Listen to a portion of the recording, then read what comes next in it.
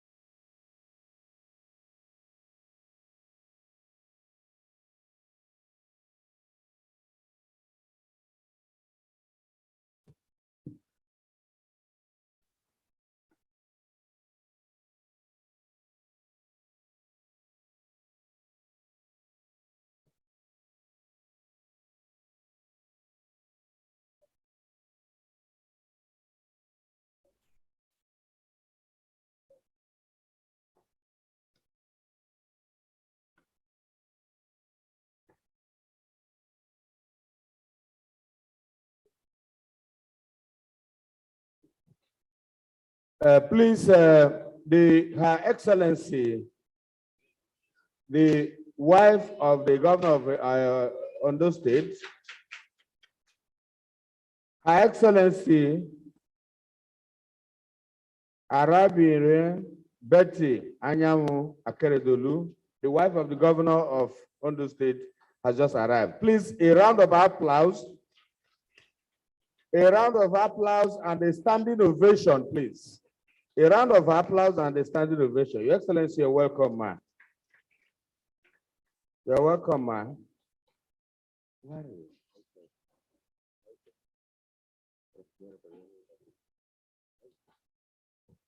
Please, may I call to the high table again the Oil Serve, the sponsor of this program for several years, and then especially for this particular year, the managing director of Oil Serve being represented here. Please come up to the high table. Please, an applause for him. If you are for this conference, please come inside and get seated.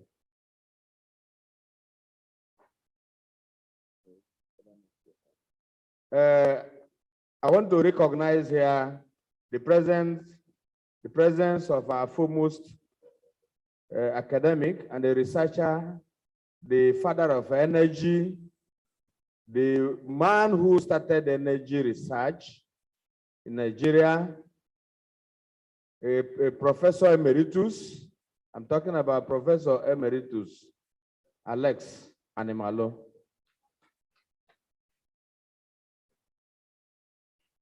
Also here is one of our very distinguished professor and a mentor of mentors, Professor Mrs. Rose Yu Osuji.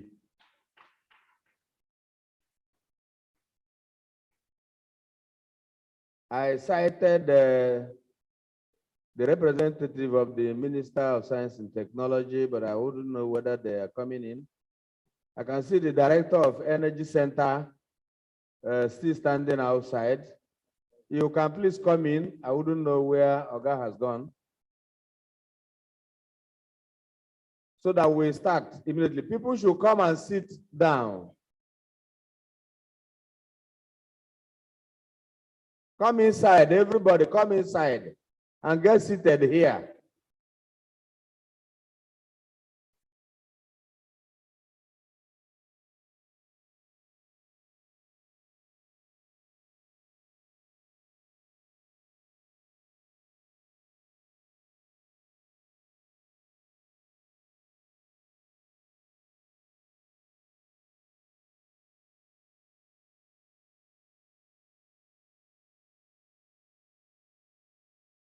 The Director of Energy Center is here live. Dr. Izuchukwu Okafo. You're welcome.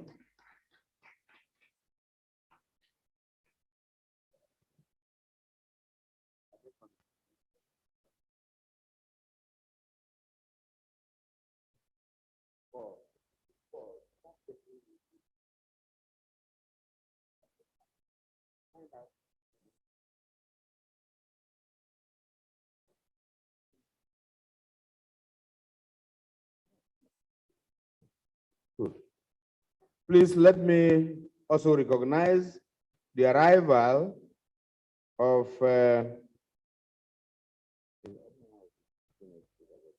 arrival of one of the speakers, a very respected professor from South Africa and a Nigerian citizen also.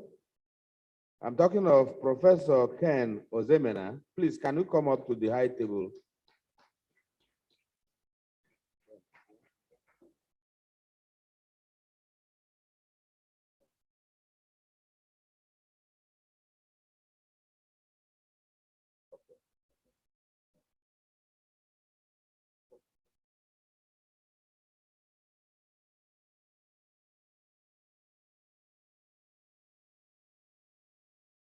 Fab. Fab. Janu. Fab. Fab, come.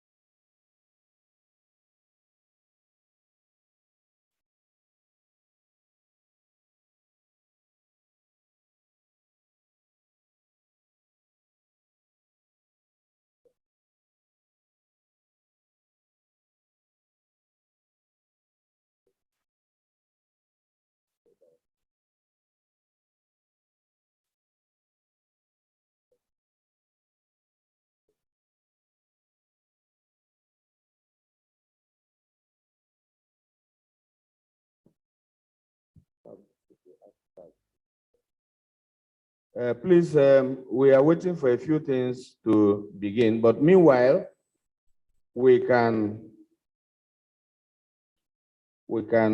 start by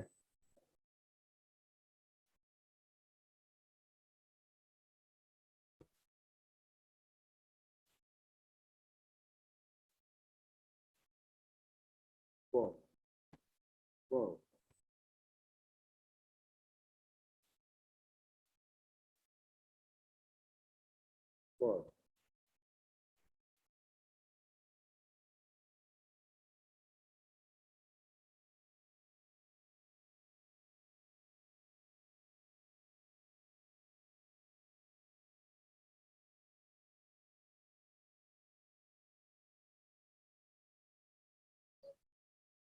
Please, where is Professor Mrs. Osuji?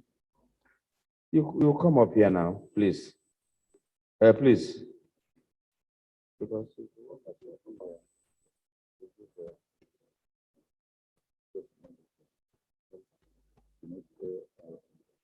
let me also recognize the presence of one of our very distinguished professors and colleagues, Professor L. Opara, UNESCO Biocenter. I think he's here now. You're welcome. You're welcome, sir. You're welcome, sir.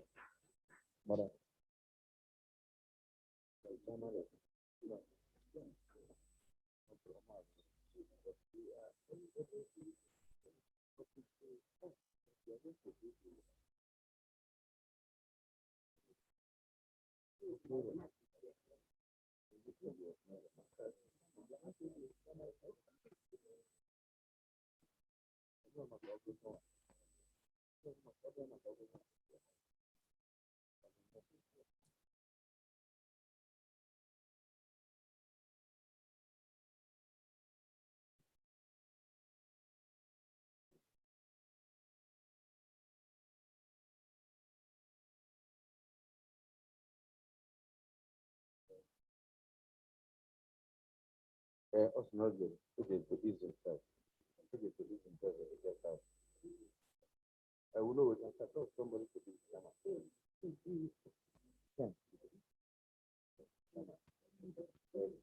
give an opening remark because that's the next thing now. The opening remark that is coming after we have done a national anthem now and the opening prayer.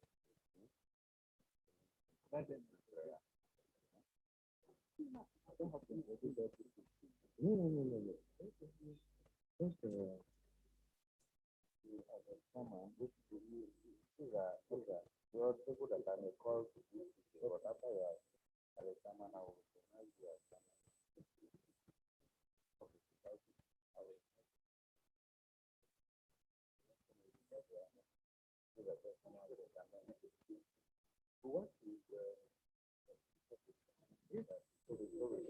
What is about okay, no problem. Ladies and gentlemen, let us welcome the Vice Chancellor. Please, a standing ovation. The Vice Chancellor is arriving. Professor Charles Igwe, the Chief Executive of this University of Nigeria, a very distinguished professor, and the very first professor from the Lion Den that has been a Vice Chancellor. You're welcome, your Vice Chancellor, sir. I think we can kick off right away, and let me invite Professor Kenneth Ozemena, who will be the chairman of this occasion. The chairman had some kind of coincidence in timing, and then he left shortly. So Professor Kenneth Ozemena will sit in as chairman of this event. And while the Vice Chancellor has arrived, the Minister of Science and Technology, here ably represented by the Director General of Energy Commission of Nigeria, Professor E.J. Bala, is arriving. Please, an ovation, please. Please give a very sound. You're welcome, the DG and the Minister. The occasion is good to go, and we can start by a national anthem, please.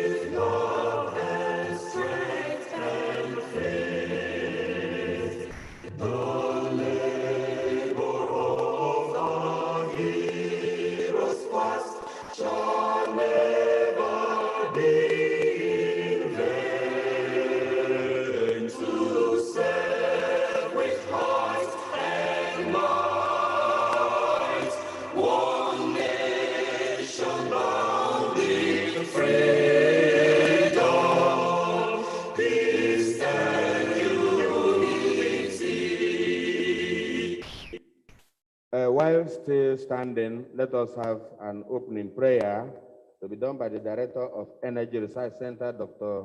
Izuchukwu Okafo. Let us pray. O God of our Heavenly Father, the creator of heaven and earth, we invite you to come and take absolute control of all the activities that we're going to do today and ensure a successful outing today. In Jesus' name we pray.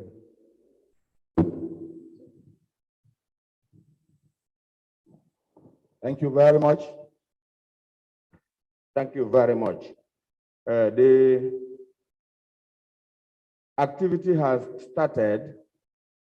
The members of the high table has been introduced, but let me also go around again and we will know who are here. Let me welcome formally the Honorable Minister of Science and Technology, Dr. Boneonu, here ably represented by the Director General of Energy Commission of Nigeria, Professor E.J. Bala.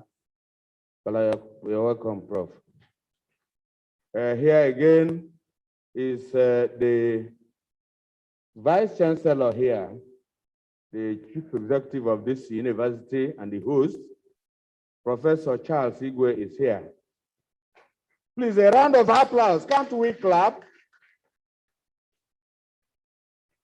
Then here seated by the left-hand side of the Vice Chancellor is Her Excellency, Mrs. Betty Anyanwu Akeredolu, the wife of the Executive Governor of Ondo State.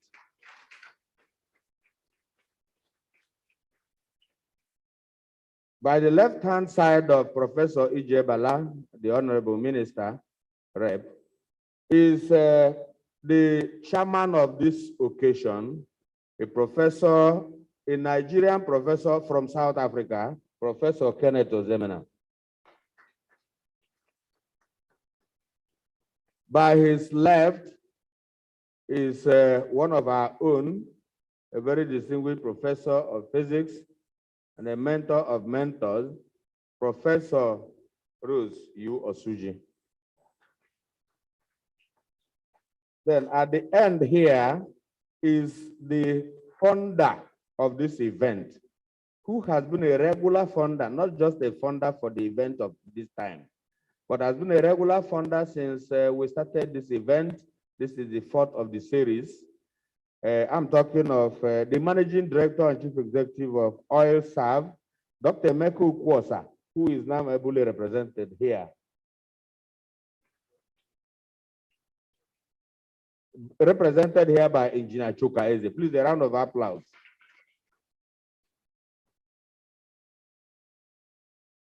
Then at my back is the Director of Energy Research Center, who said the opening prayer, Dr. Izuchukwu Okafo. By his side is one of our own, one of the officiating personnel here, Professor Paul Asogwa, a professor of physics. Then seated down here is, like I've said before, somebody who is the originator of most researches we have in energy. It's like a father of energy, and that is Professor Alex O. Animalo. Without wasting much of our time, because we have time constraints, I think we will immediately move into the event because time is quite not on our side. And then let me invite the chairman of the occasion, Professor Ken Ozemene, to make some opening remarks. Sorry,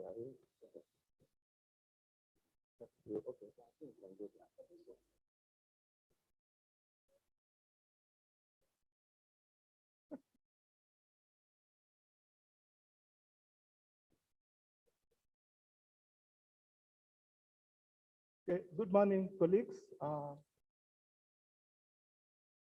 I want to welcome all of us here this morning, getting to afternoon. First of all, I would like to again acknowledge the presence of our able Vice Chancellor, whom I know very well. I'm not sure he has seen me, maybe because of this thing I covered myself with Professor Igwe. Prof, we want to welcome you. We also want to welcome our own sister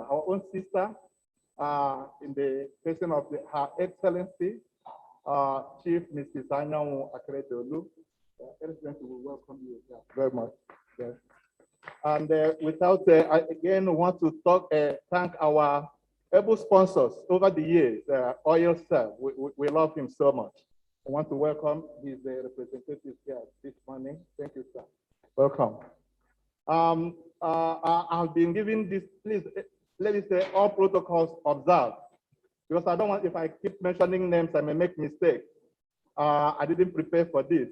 This has been given to me, but Ndi will say, oh, mbrede jamadike, okay? All right. Okay, so the chair of the occasion today, Architect Dr. Edward Nkwegu, OFR, KSJI.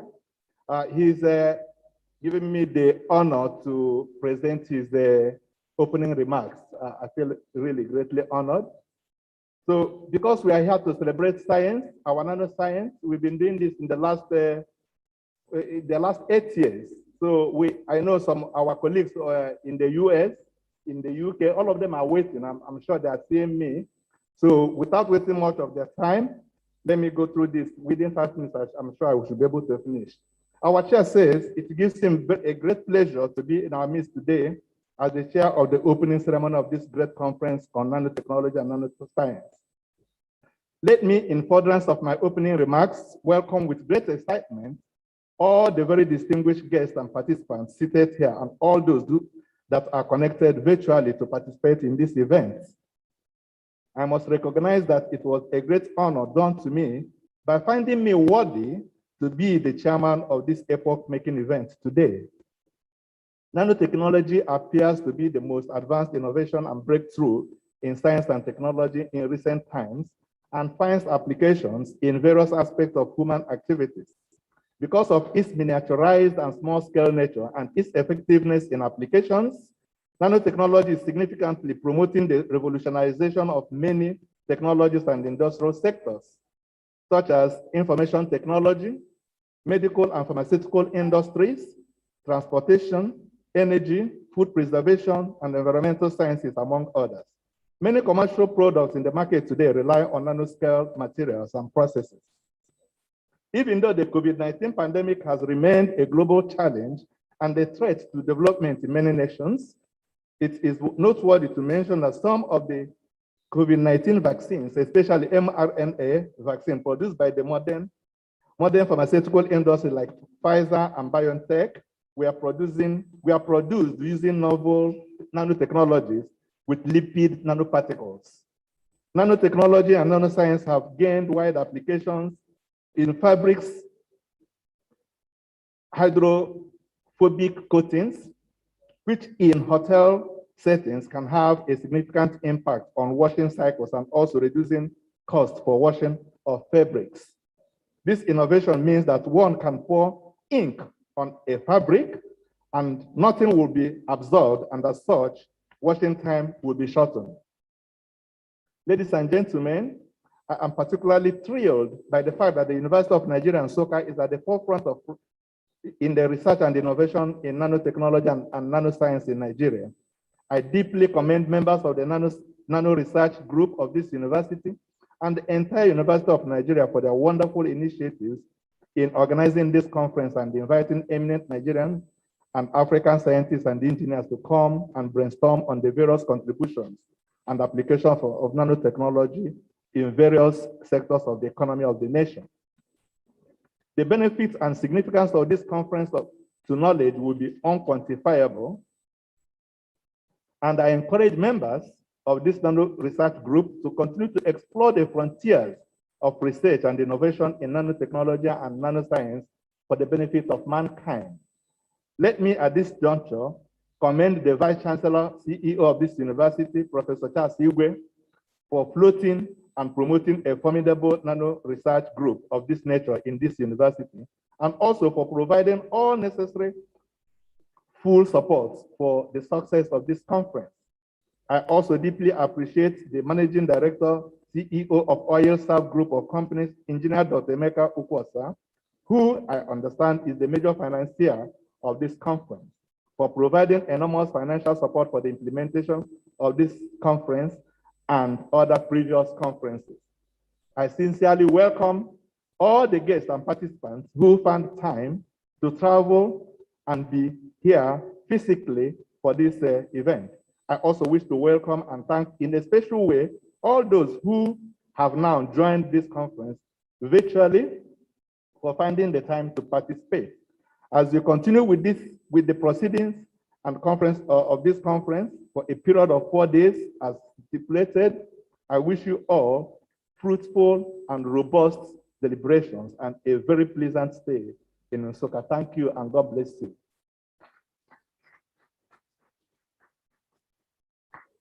So I think that is all from me. Thank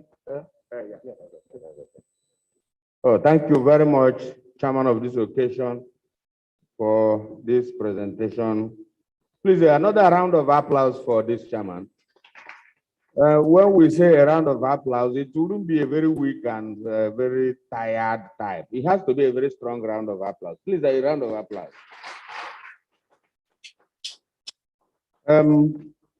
Let me also, one of the leaders or the main leader in the nanotechnology research group, who is a very great professor, though retired, will make another remark. Let me invite Professor Rose Osuji to make another remark. Thank you.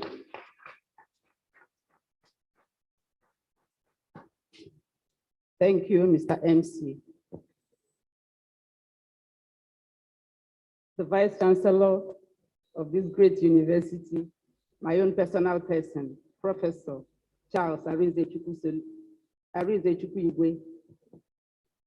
Chairman of the occasion. He was here with us, Architect Nkweogo, but he had to rush back because of the engagement with his governor of Ebonyi State. And we thank Professor Kenneth Ozemena for standing in for him.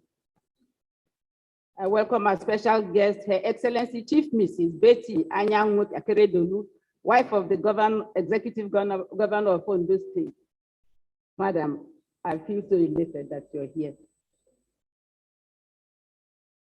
The representative of the Federal Minister of Science and Tech, our own special Professor Bala, the DG of Energy Commission, our revered sponsor, the Chief Executive of Oil Serve Group, who is our major pillar of support, the seasoned technocrat, Sir Engineer Emeka Ukwosa, hereby represented by Engineer Chuka Eze, Managing Director, Presimet, and his entourage that are here.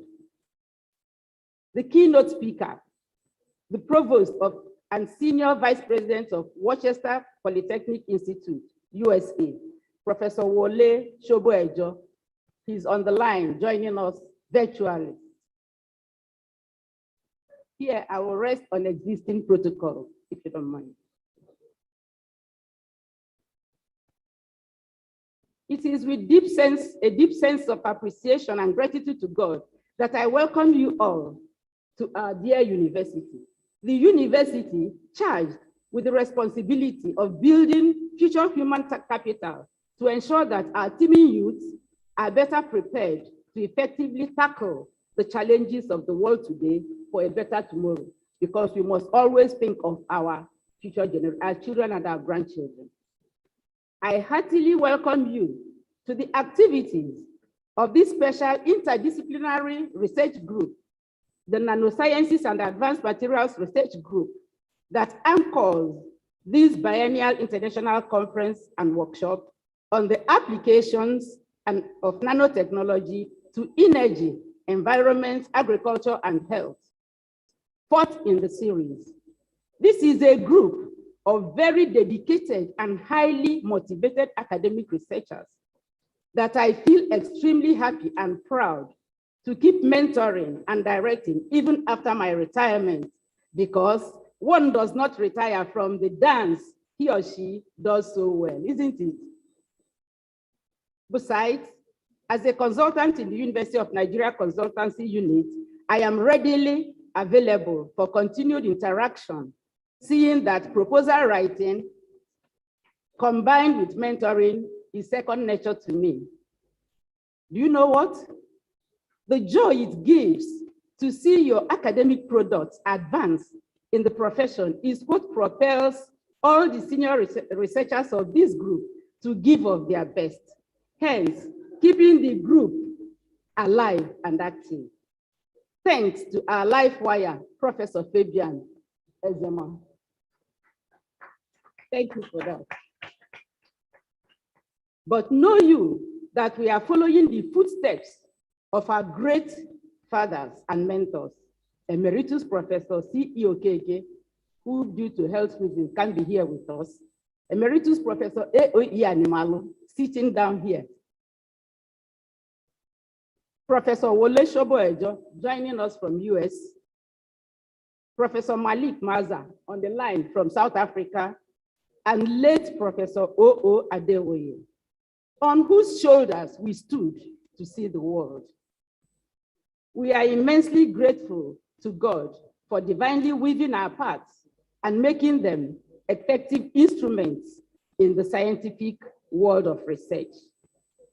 To their credit, this nano research group has lived up to expectations and is keeping the torchlight on, and also successfully passing it on to the next generation. This group has produced internationally acclaimed scientists who have performed quality research works all over the world, attracted and still attracting very competitive national and international research grants. Specifically, we mentioned the research equipment worth over $30,000 US, attracted by one of our own, dear Mrs. Chinwe Nwanya, from Future Leaders African Independent Research Fellowship, funded by UK government's Global Challenges Research Fund in collaboration with the Royal Society of London and the African Academy of Science. This deserves a round of applause. And I remark that Dr. Chinwe Nwanya, Mrs., is my product. During my inaugural lecture, which was the 107th inaugural lecture of this university on 28 April 2016, I told the university committee that we were sending out our young researchers abroad to master the art in nanotechnology. Today, we are proud to announce that our dreams and efforts were not in vain. Professor Majus Ejike Emepo has been back after 3 years postdoc research experience in South Africa. Dr. Chinwe Nwanya has been back from Itemba Labs, South Africa, through Cambridge University, United Kingdom, where she had her own postdoc experience. Dr. Sebastian Ezubu is coming from Canada with the International Research Grant, for which equipment he has attracted for us. The research which must be executed here in UNN.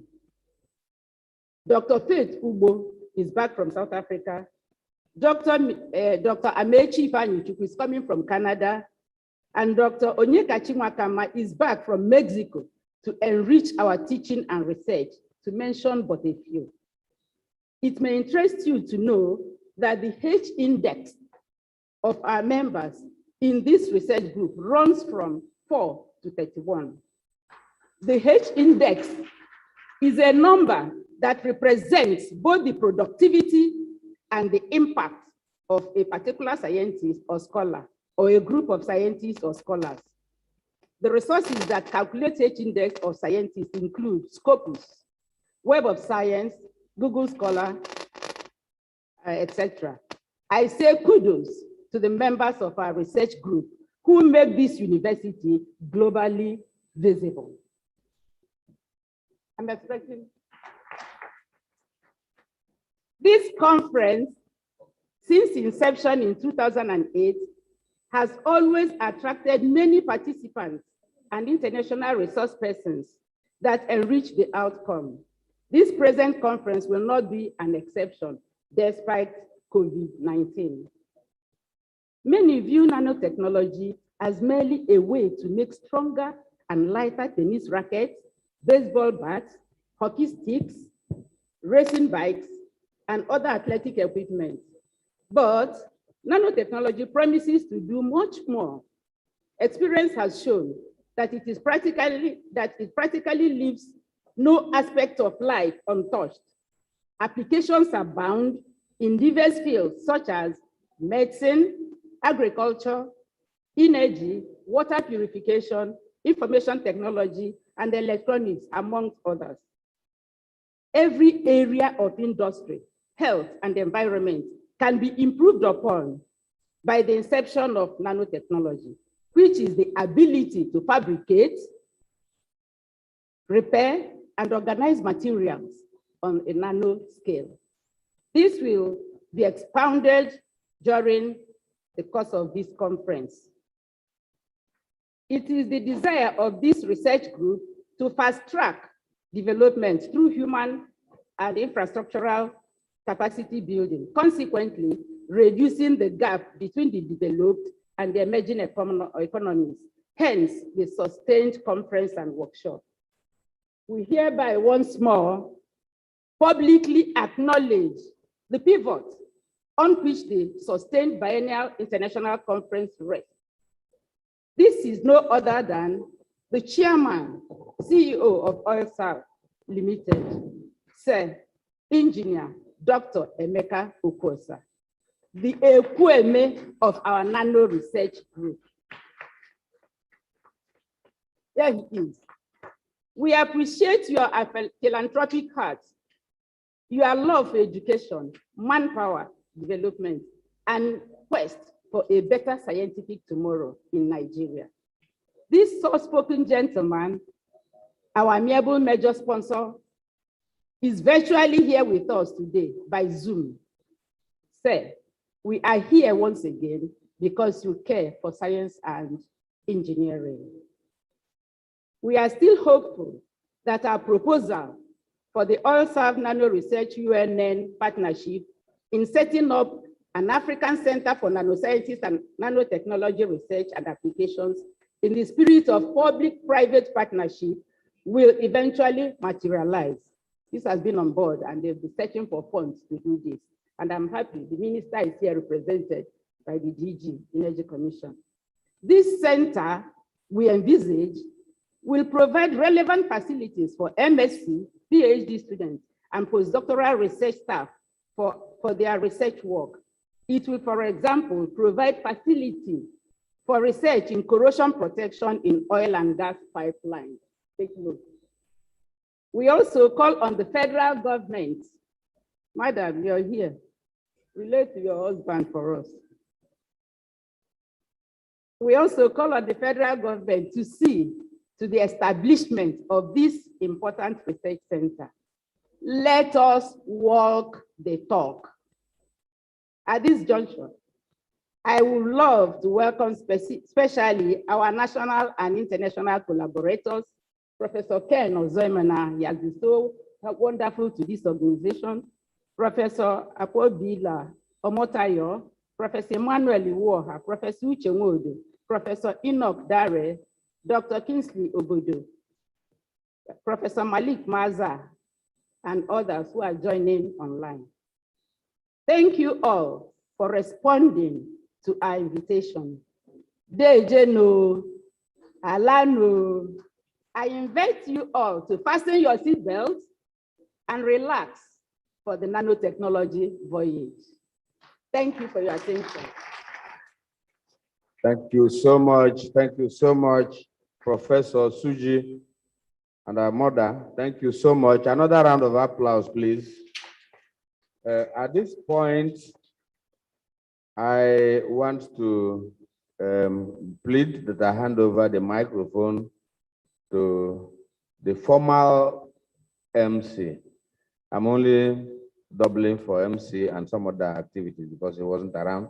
But now that the MC has come around, and that is Professor Paul Ejikeme.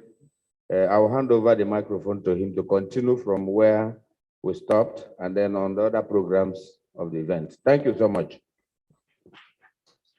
Please, a big round of applause for the former director of Energy Center, Professor Paulinus Ugoke.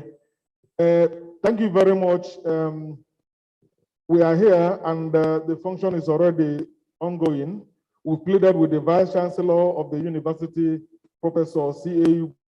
Ugwe, to give us a little time while we hook up with the keynote speaker, Professor Wole Shoboyejo, who has been on the standby to present his lectures.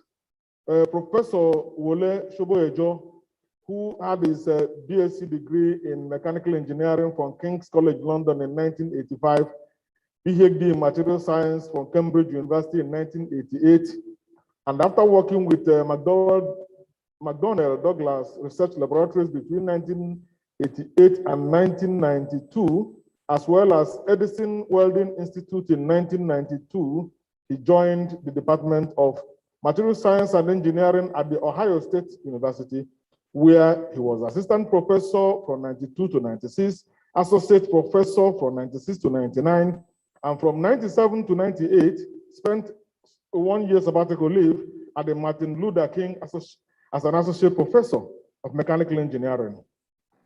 In 2011, he was appointed as vice president for academics, research and innovation at the African University of Science and Technology in Abuja, Nigeria. In this role, he introduced interdisciplinary programs in science, technology, and innovation. Subsequently, he served as the president and provost of AUST between 2012 and 2014, during which he developed the Pan-African Materials Institute, which was one of the African centers of excellence that was funded by the World Bank. Shoboyejo returned to Princeton as a professor between 2014 and 2016, and then moved to Rochester Polytechnic Institute as the Bernard M. Gordon Dean of Engineering. As Dean of Engineering, he introduced interdisciplinary communities in materials and manufacturing, BioX, and the Smart World. Since September 2018, he then moved to the Since September 2018, he has served as Senior Vice President and Provost at the Rochester Polytechnic Institute. He has also helped to establish the Global School at WPI. Shoboyejo is a member of the U.S. National Academy of Engineering, a fellow of the American Institute of Medical and Biological Engineering, a fellow of the American Society for Mechanical Engineers, a fellow of the Materials Society of Nigeria, a fellow of the Nigerian Academy of Science, and a fellow of the African Academy of Science. Distinguished ladies and gentlemen, may we welcome Professor Shoboyejo, who will deliver the keynote address. Professor Shoboyejo, your keynote address can go on. Thank you. Thank you very much for a very kind introduction. And I have to say, it's a special pleasure for me to be here as part of this conference. And before I start, I want to use this opportunity to thank the Vice Chancellor, Professor Igwe, all the distinguished people at Nsukka. I also have to tell you that as a young boy growing up in Nigeria, I was enamored by the intellectual activities in Nsukka and people like Professor Animalu, Professor Amazigo, many people that are the beacons of science in Nigeria, and if I may say so, perhaps in the world. So it's really a delight for me to be here to contribute in a small way to this conference. If I may, I'd like to share my screen and can you see my screen? Okay. All right. So like with all things, we have to acknowledge those that make the work possible. Of course, we have research support by different agencies, but it's mostly about people. And in my case, I want to thank Professors Fabian Ezema, Professor Rosa Suji, UNN conference team for what they've done to really organize this meeting for the 4th time. And I want to thank the team of people that I work with, because in some ways, what I'm going to present to you really represents the accomplishment of a team. And if you look at the names on the team, you'll see that it's largely an African team that's been trying to work on nanotechnology. Now, for me as a materials person, one of the things that I've really found is that if you look at most civilizations, you find that science and technology are the major engines of technological change. And if it's aerospace or computers or nanosensors or MEMS or biotechnology and even tissue engineering, what you find is that all of these fields are driven by advances in materials. And in many ways, they're about solving problems using science and technology. Now, in the 1990s, when I was trying to figure out what to do at the start of my career, I started to think about how we can use our knowledge jointly as Africans to solve the problems of Africa. And at that time, I was invited to a workshop in 2000 in Pretoria. That was a US-Africa workshop that brought people together to think about the kind of research that we could do collaboratively between the United States and Africa. And following that workshop, there were subsequent workshops that were organized that led to the establishment of an entity called the US-Africa Materials Institute. And that institute essentially focused on how do we collaboratively work together with colleagues, with partners in Africa to use material science to solve problems of Africa. And what I'm going to describe to you is the outcome of that 20-year effort in the next few minutes. So thinking carefully about this, I started to realize that actually we need to think about not just developing technology for the sake of technology, but developing technology that solves the problems, the grand challenges of Africa in a targeted way. And essentially decided that the way we would do this would be to bring teams of people together, to form teams that included physicists, chemists, biologists, material scientists, engineers, and even business people and policy people, where within each of the areas we identified, we try to solve the problems of health, the problems of water, the problems of energy, and the problems of sustainable housing. And so for each one of these areas, we put together groups that had at least 10 people. And we invited potential collaborators to think about the kind of group research that we could do to address these challenges. So we chose to use nanotechnology to address the challenges of cancer, energy, water purification, and sustainable housing. But we chose to do it in a way that relied on the intellectual strength of Africa and the strength that we could have through collaborations. And essentially, I hope that what you will see in this talk is an example of how we can, as Africans, work together to think out of the box about how we address our own unique challenges with limited resources. Now, a key to this was working with people, and so we invited a number of people to come to the lab in Princeton, where I was at the time. And we worked in these different areas to try to promote some growth in human capacity. Over the years, we've had 140 of those people visit. And it's interesting to see how many of those people have gone back to their various universities across Africa to make a contribution.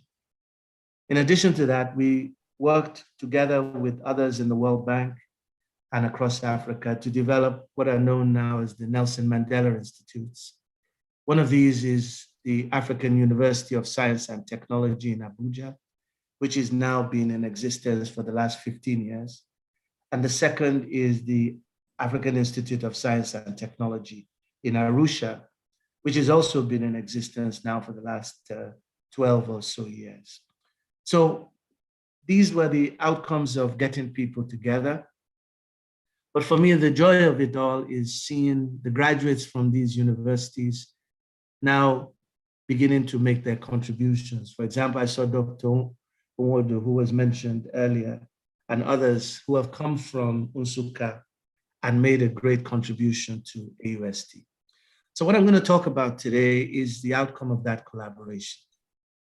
So let's start by thinking a little bit about how we approach the challenge of cancer detection and treatment. Here I'm showing you an image of a virus entering a cell. When that virus enters a cell, it interacts with receptors on the surfaces of the cell, and then it goes through a process of receptor-mediated endocytosis and enters the cell and can disrupt various aspects of the cell cycle. And ultimately, it can also be replicated to produce progeny viruses that now exit the cell by exocytosis. Now, in the same way that viruses can bind onto receptors on the cell, I can use the same approaches to attach nanoparticles or drugs to cells. And so in that case, what I need to do is I create these nanoparticles or drugs that have these specific receptors that can attach, specific molecular recognition units that can attach to the receptors on the cell.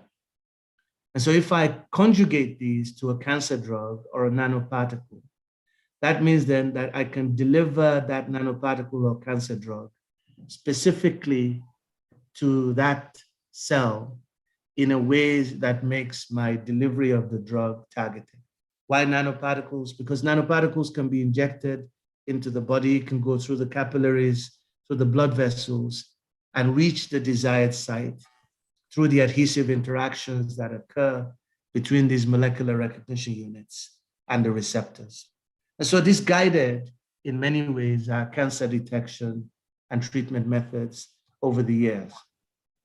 And once you get the nanoparticles into the cells, then what you now have is an opportunity to enhance the imaging of the cells, which allows you to do detection, or alternatively, to release drugs or heat into the cell, which allows you to kill the cell in a way that allows you to do therapeutics. So those two simple ideas have guided our efforts in how we have approached the challenge of cancer detection through the delivery of magnetic nanoparticles that enhance imaging, and treatment through the delivery of drugs that are targeted that enable treatment. Now, what's interesting about this is if you now start really thinking about the problem, you need to talk to people in hospitals. And so we started a collaboration with folks at the National Hospital in Abuja, where we chose to study breast cancer as it occurs in African women.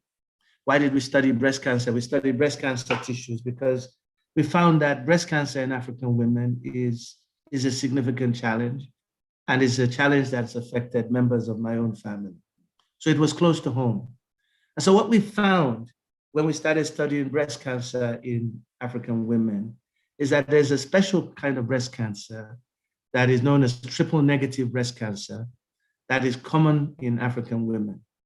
This is a cancer that does not exhibit receptors for estrogen, progesterone, and HER2, and it tends to be aggressive. So when it occurs, the effects can be such that it is an aggressive tumor and doesn't respond to typical detection and treatment methods for people that are not of African descent.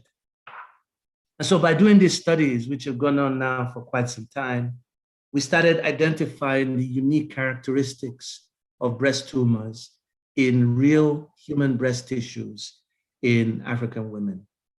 And so here's some images of normal breast tissue, grade 1, grade 2, and grade 3 breast tissue.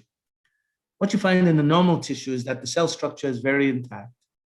But as you go through the different grades, that structure degrades. And also, in addition to that degradation, the nanoscale morphologies of the tumors change as you go from normal to grade 1 to grade 2 to grade 3 tissues. Then we found that if you do staining of the tissues, you begin to reveal the presence of a particular hormonal receptor type known as luteinizing hormone releasing hormone receptors. And as you go from normal tissue to grade 3 cancer tissue, the incidence of the LHRH receptors increases significantly. And if you quantify this, what you can basically show is that the cancerous cells exhibit higher and higher levels of receptors for LHRH receptors. So essentially, this now gives you a target that you can use to target breast cancer in African women. And unlike many of the other kinds of targets that target HER2 receptors, which are not often found in tumors in African women, this now gives us an opportunity to develop specific nanoparticles and specific drugs for the targeting of breast tumor cells and tissues in ways that can enable imaging and also treatment. So we now have an approach that is guided by the receptors that we have shown to occur in African women. This is not just from the work in Abuja, but it's also from work in Ghana, from work in many parts of Africa that show that triple negative breast cancer is the prevalent type of cancer that occurs in African women. Now, how do you target it? Then you conjugate onto either nanoparticles or drugs the LHRH as a molecular recognition unit. And the nanoparticles themselves need to be less than 30 nanometers or so in size, which enables them to go through the blood vessels, through the capillaries, through the pores. And if they are magnetic, then essentially you can now use their attachment to the tumor cells combined with magnetic resonance imaging to enable the enrichment of the images in ways that enable early cancer detection. And so we've worked over the years to develop chemical methods for the synthesis of these nanoparticles. And we use co-precipitation methods amongst others. And then in addition to that, we use biosynthesis, where we can synthesize the nanoparticles from various salts using bacteria and other approaches in ways that create nanoparticles of the desired sizes and shapes. So once you do this, then the next question is, why do these attach specifically? And so what we have shown over the years is that by measuring the adhesive forces between those nanoparticles, we find that there are significant adhesive interactions between the conjugated nanoparticles and the cancer cells. And so if I look at the LHRH-coded nanoparticles, they exhibit 4 times the adhesive interactions, which are associated with molecular interactions that we have demonstrated in molecular dynamics simulations. So these nanoparticles attach because of these adhesive interactions. And they also attach because the receptors are overexpressed on the surfaces of the cancer cells. So here are some cancer cells, and we're showing the staining of the LHRH receptors. When you quantify the receptor densities, you can show that the receptor densities on the cancer cells are about 4 to 5 times those on the normal cells. So then once the particles are attracted, how do they enter the cells? It turns out that what they do is they interact elastically with the cancer cells, which enables them to perturb the membranes. And that perturbation of the membranes then allows the nanoparticles to get sucked in and sealed in. And then they get transported following that receptor-mediated endocytosis process, where in some cases, they may breach the nuclear membrane. They typically will stay in the cells for up to 30 days, and then they are egested or excreted from the cells following an exocytosis process. So if you remember, it's very similar then to the processes that are followed by the virus. Now, once you know this, you can now begin to think about how you can do experiments to use this ability to transport the nanoparticles or drugs to then demonstrate the ability to image cancer early or to treat cancer. So to image cancer early, what you do is you have to, first of all, induce the human version of the breast cancer. And the way you do that is you inject human breast cancer cells into mice. They then induce the breast cancer within 7 to 14 days. And then the cancer will grow from a few millimeters to a centimeter or so within 28 days.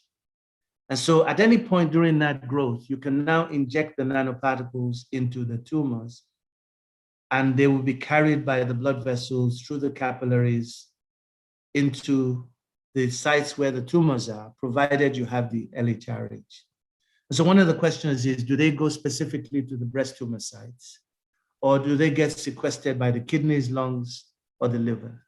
And by the way, I can also induce prostate cancers by injecting the prostate cancer cells into the mice. They would develop the prostate tumors at the accelerated life rate of the mouse. And I can also image them by injecting nanoparticles. So let's show what happens. So in this case, after 28 days, you have a 1 centimeter tumor, which is shown to the bottom left. And the MRI image of that shows that the contrast associated with that is somewhat distinct, but not very clear. So if we use a 7 Tesla MRI, and you look at that same 1 centimeter region, you now see that the contrast associated with this now enables you to reveal features that are less than a millimeter. So at this scale, what you find is that you can do things that are clinically relevant that enables you to detect the early stages of the cancer. Now, if you take microscopic sections, which are shown to the right with TEM, you can actually see the clusters of nanoparticles that enter the cells in the animal tissue in ways that confirm that the LHRH NMNPs are present in these tissues that enable you to do early detection with MRI. Now, you may then say, why not single cell? It turns out that at the level of single cell, which is about 10 microns, everybody has a mutation or two that will often self-correct. But what is relevant to real clinical detection are tumors that are hundreds of microns, sub-millimeter in dimensions, that can be detected by MRI. And so with this idea, what we can then do is use different types of MRI to image the tumors in the mice as they develop. And what you will show is that after 2 hours or so of the injection of the nanoparticles, you start detecting the tumors. And within 24 hours, the contrast enhancement increases in a way that enables you to detect the specific attachment of the magnetic nanoparticles to the receptors on the tumors. And as we go from early stage to mid stage to late stage 28-day tumors, you can see those tumors and the contrast enhancement that is associated with them in a way that then gives us the confidence that we can go from doing early stage detection to mid stage detection to late stage detection. And so what we're now trying to do is to develop these nanoparticles as contrast agents. Our target is to detect breast tumors, which are shown on the top left in African women. And we're trying to use this as a basis for doing ethical trials. And we hope that as we do these kinds of studies, that these ethical trials will enable us in an African setting and even in a setting within the United States where African-American people and Latino people also suffer predominantly from triple-negative breast cancer. We hope that this will enable us to be able to use the receptors on triple-negative breast cancer cells to detect the presence of breast cancers at an early sub-millimeter stage in ways that will enable early detection. Now, perhaps even more importantly than this is the opportunity to use the same idea to treat the cancer. So we can now, instead of using the nanoparticles, take typical cancer drugs, and we decided to study two cancer drugs. One is a drug called paclitaxel, which is often used to treat cancer across the world, derived originally from a plant and now also chemically synthesized. And then the second is a drug that was developed in collaboration with the group at Shedder Science Complex, known as protigozine. Now, these two drugs are currently drugs that are used to treat cancer, but they're not targeted. And so what we've done is to conjugate onto these drug structures, the LHRH, in a way that produces specifically targeted drugs that we have now used to target early stage, mid stage, and late stage cancer. And so what you find is the following. If you look at the image in yellow, if you just let the tumor in the mice grow without injecting any drug, the tumor will grow as shown in yellow and become large. On the other hand, if you take the protigozine or paclitaxel without the target, they shrink for a little bit and then they begin to grow. Now, if you take the protigozine with the LHRH or the paclitaxel with the LHRH, they start from some size, and within 8 days, you eliminate the tumor. And so by targeting, we create drugs that eliminate the tumor early, and they eliminate the tumor without inducing significant cytotoxicity associated with the treatment. And so what we've shown is that the use then of the targeting platform enables us to shrink the tumors more effectively. In fact, you can shrink the tumors with a lower concentration of drug, which basically minimizes the side effects of the drug. And so from this work, what we've been able to do then is to develop new drugs and new imaging platforms for the targeted detection and treatment of cancer. And we've also shown that you can use this to target other diseases, provided we take the time to identify the molecular recognition units that can bind specifically to receptors on the surfaces of the diseased cells. Now, what's interesting is that at the advent of COVID-19, we started thinking about how can we use the same kind of approaches for diagnostics and for treatment. And so in the case of COVID-19, there are different ways in which you can detect changes in the structure of the lungs due to the advancement of the disease, using X-rays, using computer tomography of the chest. But in many ways, these are not easy to find. They're relatively high cost and difficult to use. And so what we ended up doing was collaborating with a professor here at WPI in taking ultrasound as a technique for lung imaging to detect the effects of COVID-19 in the lungs. It turns out this can be done at relatively low cost.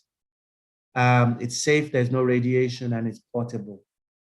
And so what we started to do was to develop then ways of doing COVID-19 screening with ultrasound lung imaging in collaboration with the National Hospital in Abuja. And this is work that was funded by the National Institutes of Health in the US to support the collaboration between our group and the group at the AUST and the National Hospital. And essentially what we developed were robotically assisted ultrasound scanning processes, shown here, where you can scan the lungs, and as a result of that scanning, you can obtain images of the lungs, which show characteristic that you can then use for imaging of COVID-19 in the body. Now, if you look at this, essentially it's a robotically assisted placement and scanning, imaging, and the demonstration of this is now going on at the National Hospital in Abuja, working in collaboration with the team there, which has people from many African countries. Now, as we think further, where we would like to go with this would be to take different COVID-19 drugs and to conjugate them with molecular recognition units that are within the lung tracts in a way that will allow us to deliver drugs more specifically, or to take gold nanoparticles or other kinds as well and conjugate them in a way that allows us to use them to enrich the ultrasound imaging. And so currently what we're working on are ways of synthesizing those structures, conjugating them.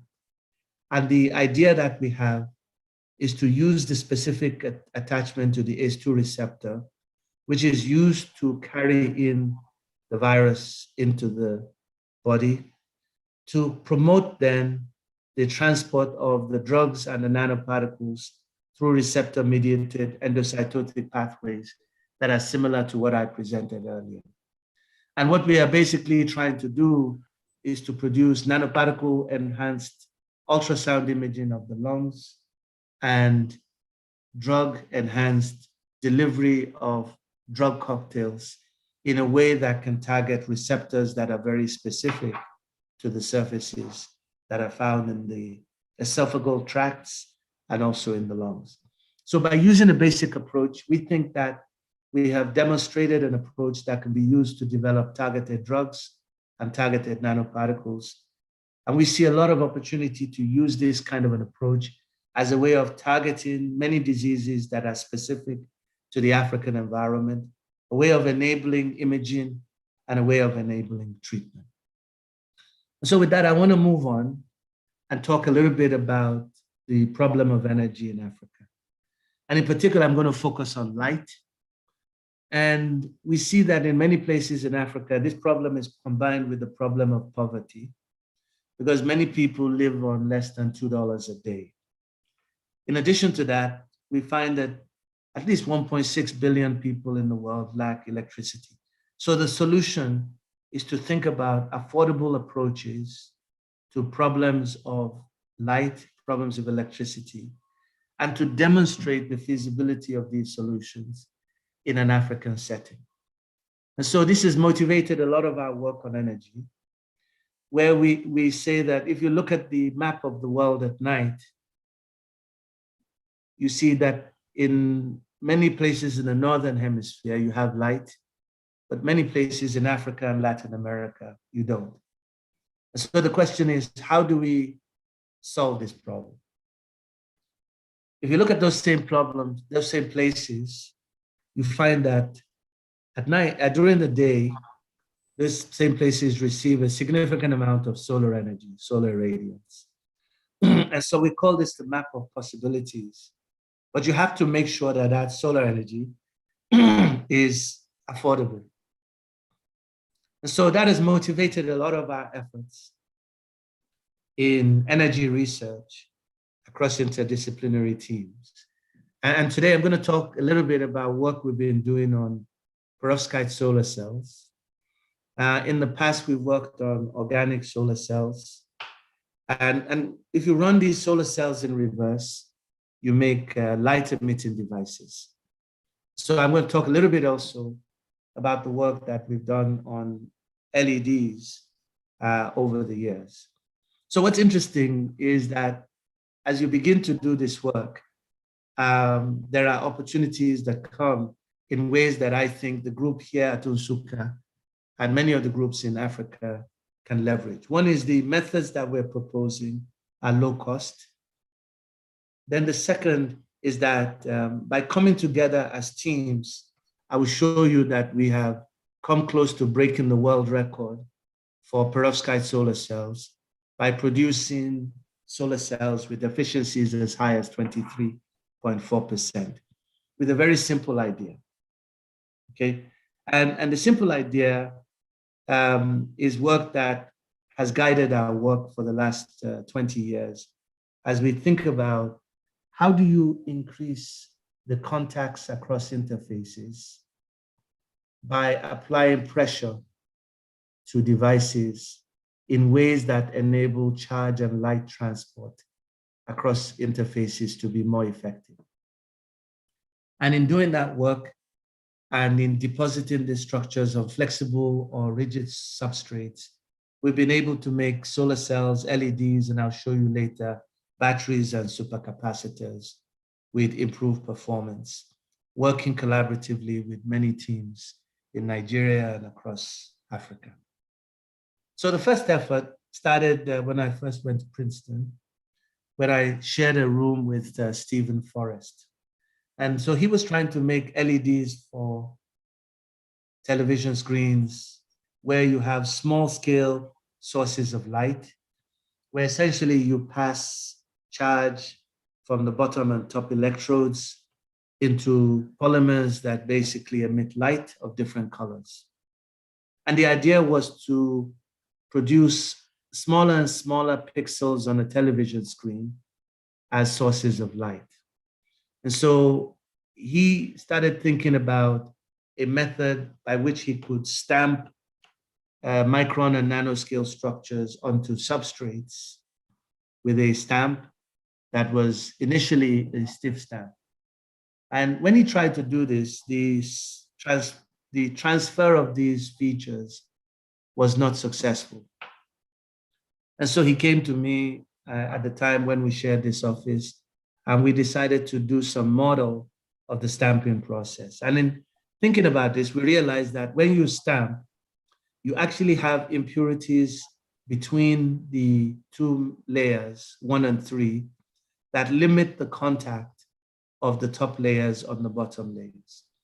So by accounting for that, we could model the effects of these impurities on the contacts between the layers. And so if you now model that contact, you can show that instead of using a stiff stamp, you need to use a compliant stamp to increase the contact across the interface in ways that promote charge transport. And if you apply too much pressure, you start pushing in the impurities and damaging the layers.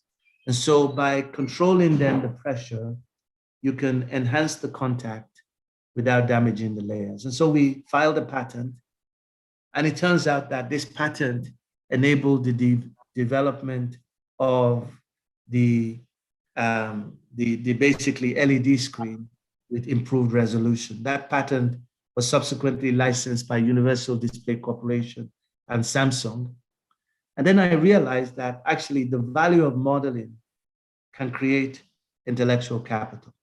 And so today, if you see Samsung LED screens, the processes by which they stamp the surfaces are guided by our patent.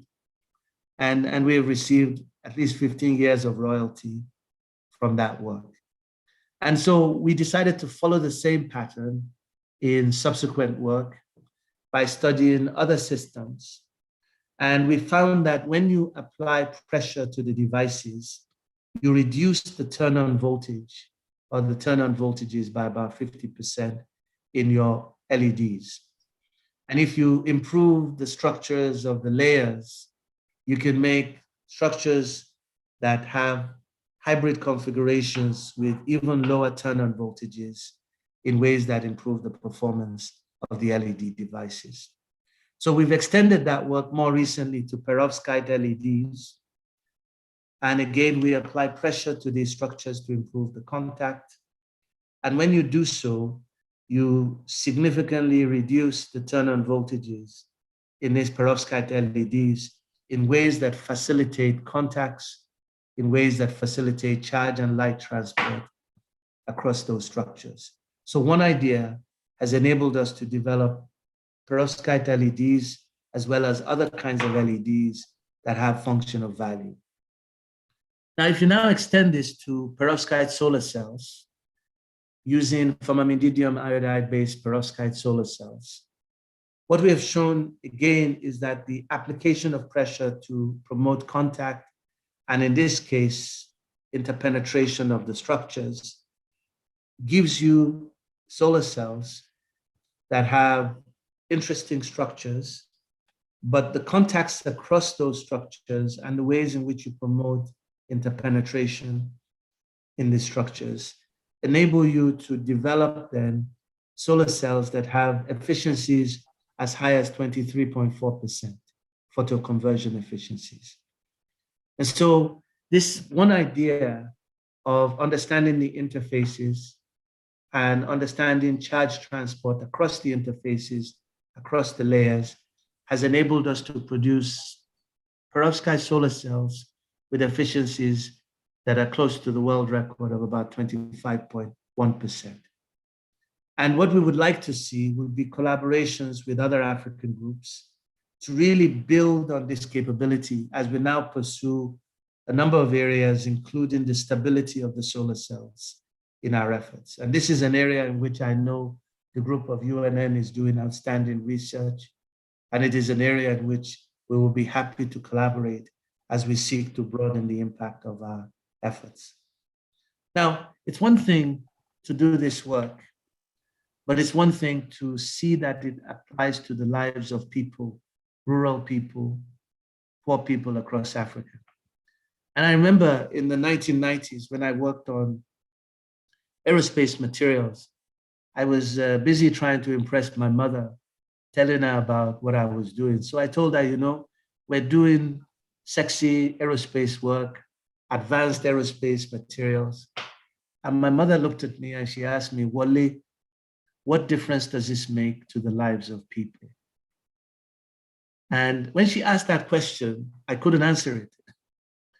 And she meant really rural people, people who live on little money. How can we make our science matter? And since that time, I've always looked for ways of developing technologies that matter for the lives of people, be it drinking water, be it electricity. And in this case, we've tested some of these ideas out at a place known as Impala Village in Kenya, where I often do studies of the impact of technology on the lives of people. And so this is a village, just like almost many other villages in Africa, where people live in homes that look like this. And when you go through that village, you see that most of the people used to get their light from kerosene lantern. And these kerosene lanterns emit fumes. So in many of those villages, many of the children will have asthma or pulmonary diseases from the fumes, and the quality of the light is not that good. And so the project that we engaged in was to convert, using low-cost LEDs and batteries, these kerosene lanterns into solar lanterns. And instead of using large solar panels, we use 2 to 3 watt solar panels that are basically used to power these lanterns. And we also took somewhat more expensive solar lanterns with LED distributions here and battery power here. And we basically developed and tested these in a rural setting where we also made these available to the people locally at a cost of $4 per month, which they will use to pay for it over 1 year. So you may say, why not give this to the people? It turns out when you give this to people, they don't value them and they don't take care of them. And their energy budget for kerosene was $8 a month. So by introducing this into the village, this is what we found. Originally, I was concerned about the quality of the light. But when I demonstrated this at 7 p.m. in that village, I realized that the light was good enough for many of the purposes for which they wanted the light. And then we introduced a financing scheme where the people paid for the lanterns on a monthly basis over 1 year. And during that period, we then checked to see how they liked the lanterns. And of course, most people found that the availability of lighting made a huge difference to their lives, and most of them liked the light. Most of them felt that their lives were much better because they had light. And then most of them also stopped using kerosene because they could get all their light from the kerosene lantern, which was solar powered. I introduced this because in our own environment, I'm sure most of us know, at least those of us that are in Nigeria, we've often associated electricity with civilization, with improved well-being. And I tell you, what this project taught me was that we can solve the problem of light, especially for rural people, using approaches like this. And as we build our capacity to manufacture low-cost capacity solar cells, we can also integrate those in ways that matter to rural people, in ways that provide, through simple systems, that we can make solutions for folks in villages, solutions for folks in towns where electricity is a major challenge. And we can also now begin to think not only about harnessing the energy, but storing the energy. And this is an area where people like Professor Ken Ozomena have done outstanding work on batteries. We've been doing work on thin film batteries and also bulk batteries. And we've been doing work applying pressure to those batteries in ways that enable charge and ion transport, in ways that also enable a new generation of batteries for energy storage for many applications. Now, for me, what's exciting about this is that we're at the onset of a revolution in transportation. And during this onset of this revolution in transportation, a lot of our cars are going to become electric. A lot of our gas stations are going to become electric, which means that we need to be in the business of making batteries, and we need to be in the business of making supercapacitors for energy storage and energy discharge. And so whether you believe it or not, all those diesel stations and gasoline stations you see today, many of them will not be there 10 years from now selling gasoline. And we need to begin to think about how we use nanotechnology to make the electrolytes of tomorrow, to make the batteries of tomorrow, to integrate those electrolytes and batteries with the structures of those vehicles in ways that will enable many of the pumping stations and many of the storage capacity within the structure of the cars to develop. It is not enough to only assemble the electric car. It's important that we form an African initiative to use nanotechnology to build the batteries of tomorrow in ways that will enable this to happen. So as we think about the future of energy, I encourage us to look at this possibility, and I encourage us to develop it to its full potential. I also encourage us to look at our natural materials such as bamboo, look at the nanostructured organization of that bamboo structure, and gain inspiration on how we can develop the nanocomposites of tomorrow. And as we look at those structures and we begin to understand them, what you find is that the understanding of how those structures fail under load gives us then the capacity to develop new, bold nanostructures that can enable us to create the sustainable buildings of tomorrow. And some of these are shown here. This kind of an idea is already being developed in many parts of the world, where people are recognizing the importance of shaping our natural materials, understanding the effects of our nanofiber configurations, and how we can use them to develop structures that matter.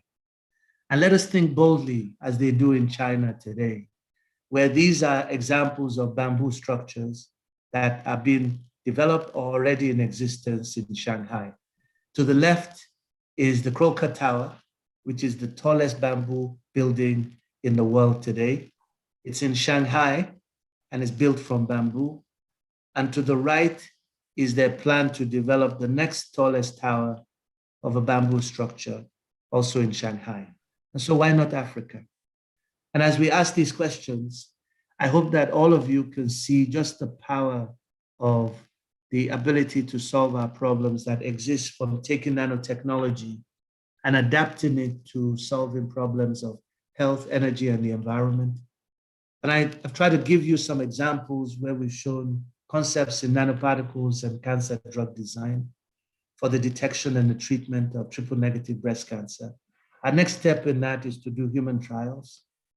And we're really hoping that as we do those human trials, we will be able to demonstrate that we collaboratively as Africans can work together between those that are at home and those that are in the diaspora to do things that matter.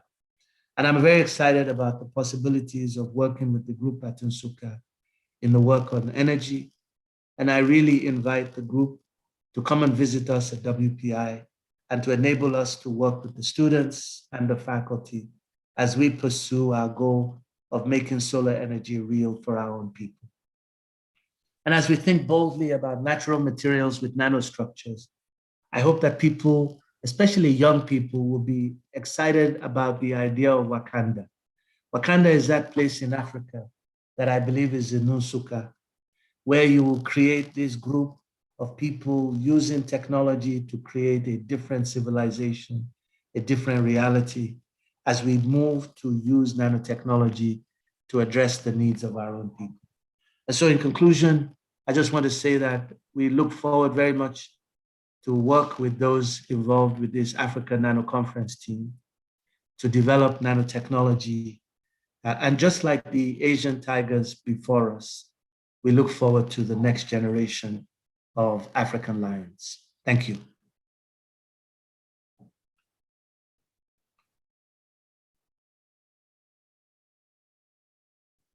You would have noticed that he touched on the key elements of this conference, health, where he talked about breast cancer, and where he mentioned he moved from chemistry to pure physics, talking about ligands and receptors. He talked about the solar cells and eventually on how the environment can be preserved. He is a consummate researcher. May we please give him another round of applause. Thank you very much. May I respectfully invite, while I invite the Vice Chancellor of the University, Professor Charles Arinze-Chukwuigwe, for a brief remark, may I please introduce the representative of the Senator, Anambra Central Senatorial Zone, Iyom Uche Lillian Ekunife, Mr. Anthony Chinonso Ofozoba. Please, may you move to the high table. He is representing Iyom Uche Ekunife, my own senator.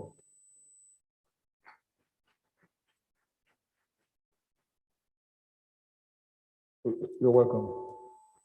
Mr. Vice Chancellor, sir, may you please give a very brief remark. Thank you, sir.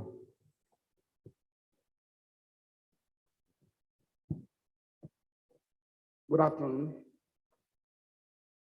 His Excellency, the Honorable Minister of Science and Technology, ably represented by Professor Bala, Her Excellency, the First Lady of Ondo State, our own lioness, and of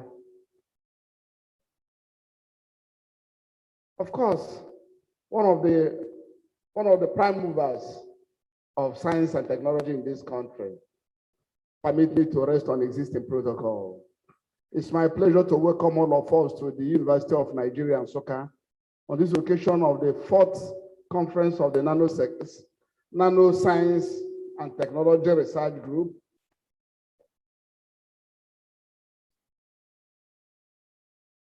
Fourth African Conference Workshop on Application of Nano Science and Technology. Nanotechnology. It's my pleasure to welcome all of you. I first of all wish to congratulate the local organizing committee of this conference workshop for a job well ably done. And I want to welcome all of us, both the sponsors, especially the OISAV, the rep of the distinguished senator for Anambra Central Senatorial Zone. It's my pleasure to welcome all of us to University of Nigeria. I'm so proud of this Nano Technology Group.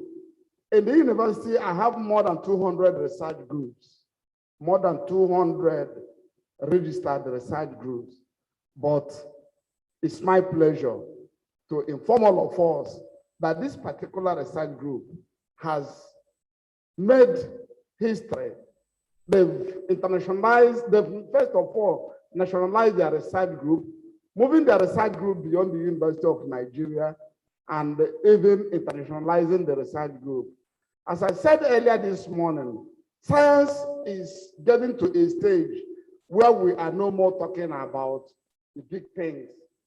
You know, moving, when I was an undergraduate of this university in the 80s, we used to go to the computer center. And in this computer center, there is one mainframe that we queue to punch our cards in the 80s. And by the time you finish your analysis, you will be breathing, patting on yourself that you've done a very great job. That so-called mainframe is less than what we call 286 at this stage. Because in 1989, the first set of tabletop computer came to this university. And those were the 286, if I can remember, with floppy disk, the flat one. And today we are talking about not only the laptop, but the one we handle on our palms. That is our telephone cells. And we are making waves with it. With that, I can see almost every person in this hall now trying to connect the whole world with a set made up of nanotechnology. It is nothing other than nanotechnology. And I'm happy that the last speaker has taken us on an excursion of what nanotechnology can do from biological sciences, medicine, agriculture, chemistry, physics, and of course, the king of the sciences, mathematics. And I'm so happy that you are here today. It's my pleasure to welcome all of us and inform you that this university will be happy to look at the communique of this conference workshop, and I will be able to utilize it in our drive for development of science and technology for the improvement of this national development. I wish to tell you that the university is making giant strides in the area of electricity generation, because this university it spends almost 80 million in electricity bill every month, as against 7 million we collect from the national government on the so-called overhead cost. And you can imagine when you equate these 80 million and 7 million, and you see what it gets to, and how then do you get to other businesses? We can only do this by improvement of our research teams. And that is why I'm so happy with what Nano Technology Research Group is doing today. Thank you for coming, and feel free at the University of Nigeria. Like I said earlier on this morning, this is one of the most peaceful universities in the whole country. The executive secretary of the NUC has made us realize that. Even the other time, the former executive secretary of NUC came here and said he was so happy with the orderliness of our students. So feel free. I'm happy that people from other states are coming, because when you listen to news coming from the southeast, and you are over there at Abuja and over there at the southwest or some other places, some of you will find it very difficult to visit southeast. And I'm happy that you are here today. You can see that we are very, very peaceful people. Thank you for coming. Thank you very much, Vice Chancellor, Professor C.A. Igwe, on the brief remark. May we very quickly, before the representative of the minister declares the function formally open, may we very quickly have a speech by the special guest of honor, Her Excellency Chief Mrs. Betty Anyanwu Akeredolu. Thank you very much.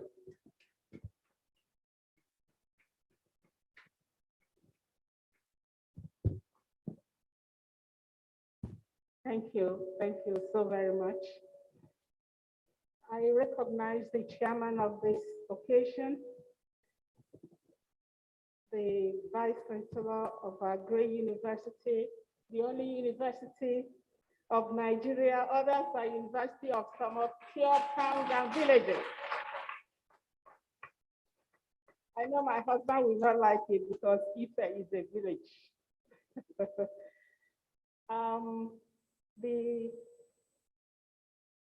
The Minister of Science and Technology, my brother, Dr. Nano, ably represented by Professor Bala, who is also a family friend. I forgot to mention that the professor, the Vice Chancellor of this university, is a very good friend of my in-law, the Atuegos. So I was surrounded by friends, and I'm very, very delighted. I also recognize it was mentioned as the primary sponsor of this.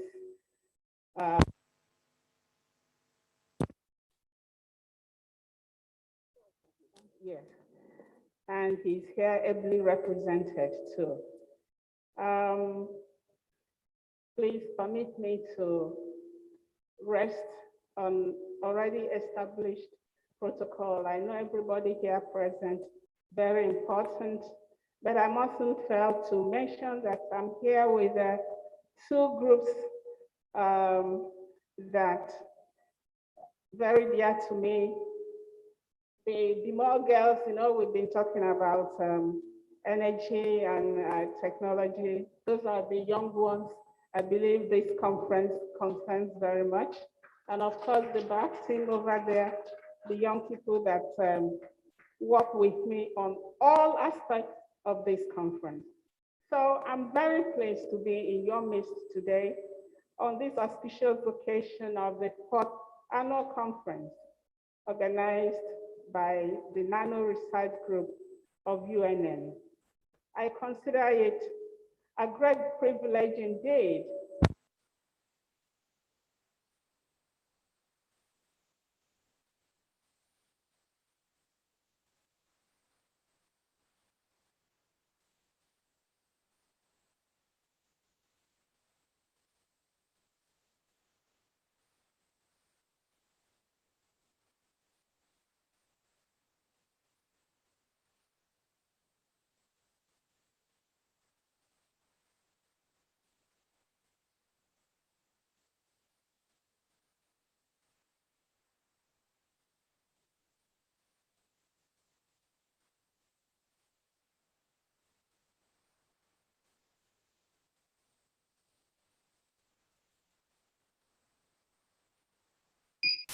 for some of us, this doesn't I'm surprised to hear them next day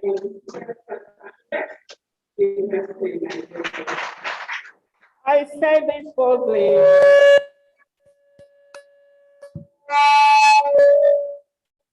I say this boldly unequivocally because I know the stuff Nsukka is made of, and this I have experienced firsthand. It will interest some of you to know that I bagged my first degree from the Department of Zoology of this great institution in the year of 1977. So I'm a grammar lioness. Indeed, the foundations of my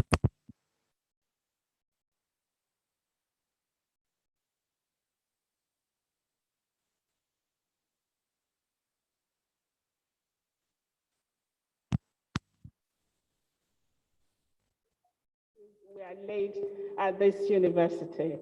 Today, Breast Cancer Association of Nigeria, BRECAN, Aqua Tech Funds Ventures, Be More Empowered Initiative, and some of my private organizations and ventures, which have relevant thematic areas in tandem with the purpose of this conference. I and my team look forward to the nanotech innovations and useful applications, which will be revealed throughout the duration of this event. The experts here today will agree with me that nanoscience is not recent and dates back to the 15th century BC, when scientists still debated about the composition of matter. However, the practical applications of nanoscience, which is also called nanotechnology, is believed to have gained more prominence in the 20th century and has been regarded as one of the most promising technologies of the 21st century.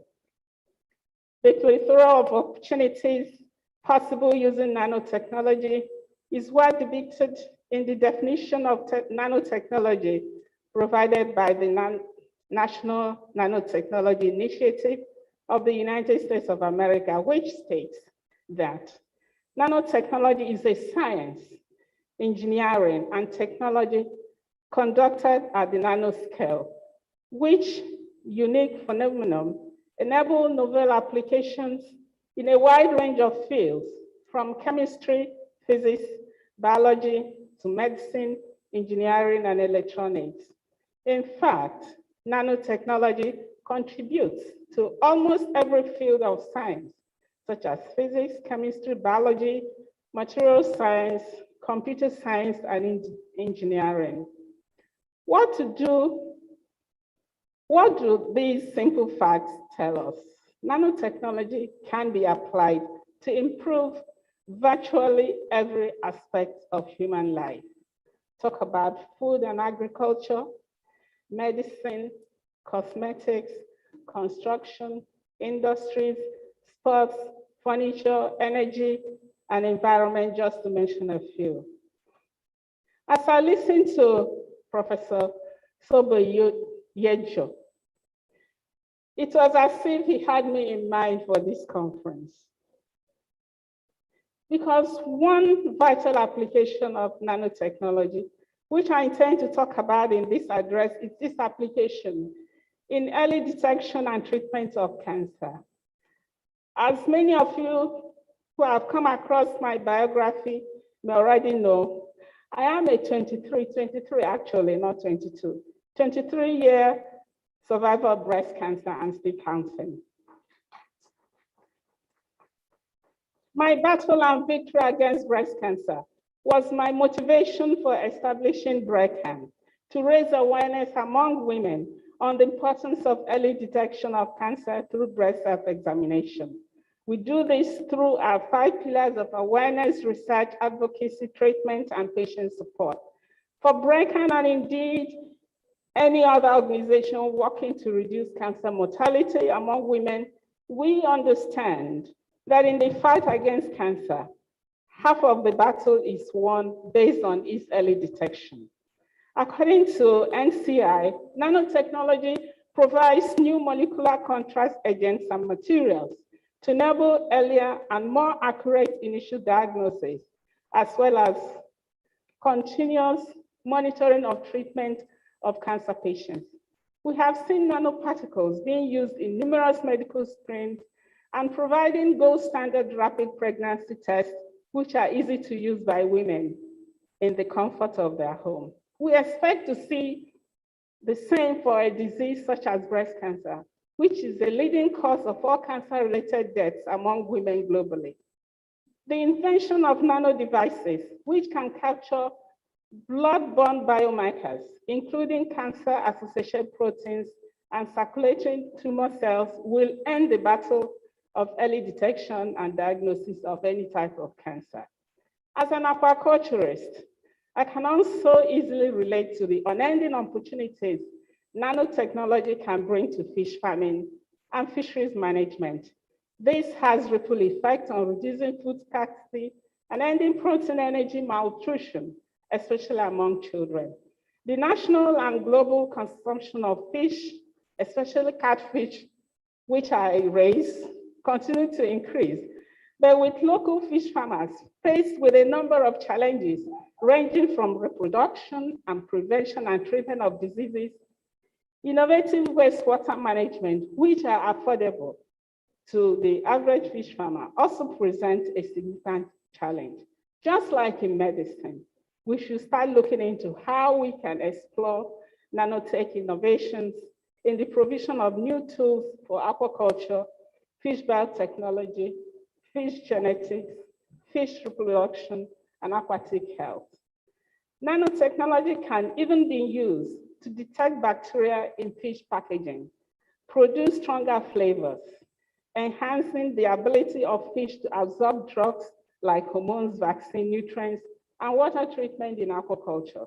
Without doubt, nanotechnology can revolutionize fish farming. Perhaps one of the most debated topics of 21st century is climate change and global warming. Since the Paris Agreement in 2015, many nations, although willing, are unable to cut down on greenhouse gas emissions for a number of reasons. For example, the African continent is still largely run by fossil fuel dependent economies.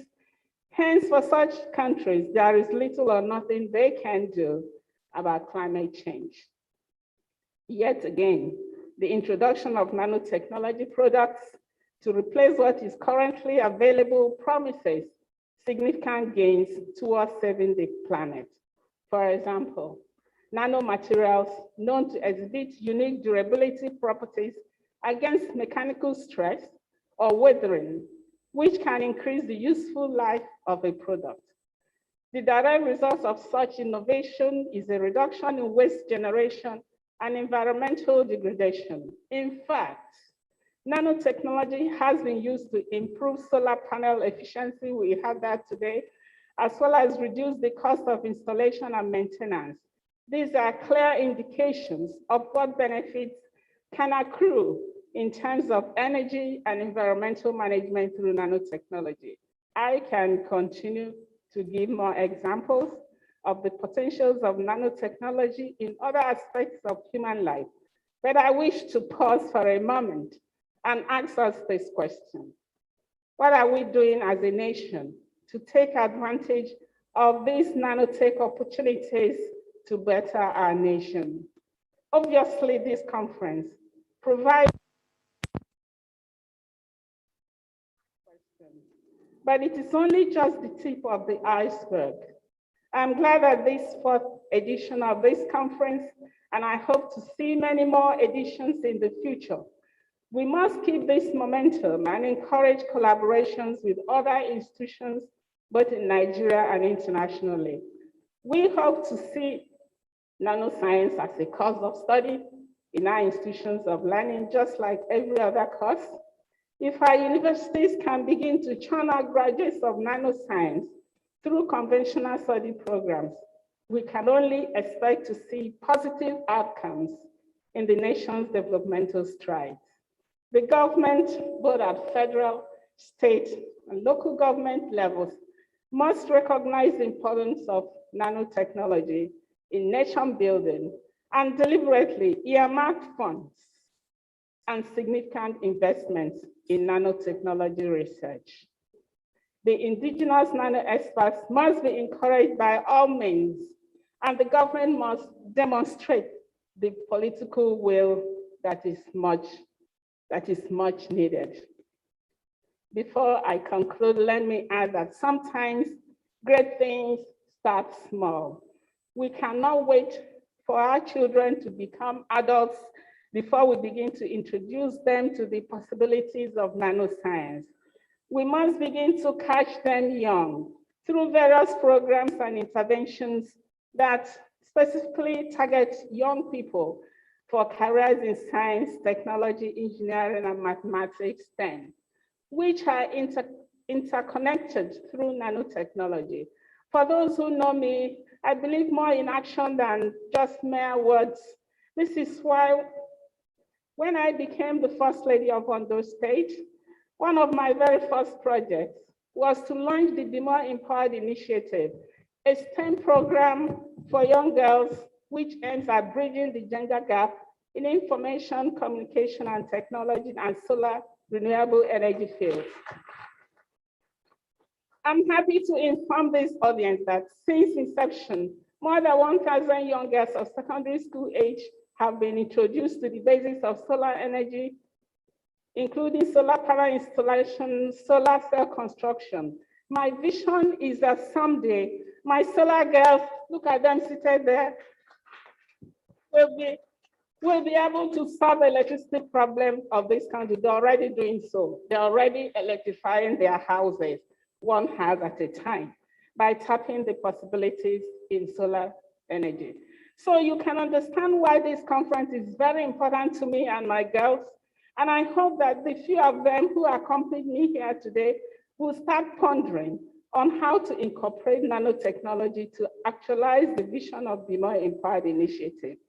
The same goes for my other organizations, Breckham, Aquatech Farm Ventures. We hope to foster relevant collaborations in nanotechnology research to improve the quality of our work to achieve organizational goals. Finally, it is my utmost desire that the proceedings of this workshop are made available to the academia and organized private sector, as they both represent veritable means the other regions of the country and even professionals outside the country can know what amazing work the UNN is doing around nanotechnology. I think you should clap for yourself. Before I end this speech, I need to appreciate Professor, the guest lecturer that spoke virtually, how he made his lecture so simple. Anybody who is racking his or her brain, what is this nanotechnology? I think you all, had a good grasp of what it's all about. It's so simplified, and I appreciate him for that. So once again, congratulations on your third edition of the Nano Conference, and I wish you all fruitful deliberations throughout the duration of this conference. Thank you all for listening. Another round of applause, a bigger one for Chief Mrs. Akeredolu. It may interest you to know that Chief Mrs. Betty Anyanwu Akeredolu had received several awards for her dedication and selfless service to humanity at both home and abroad.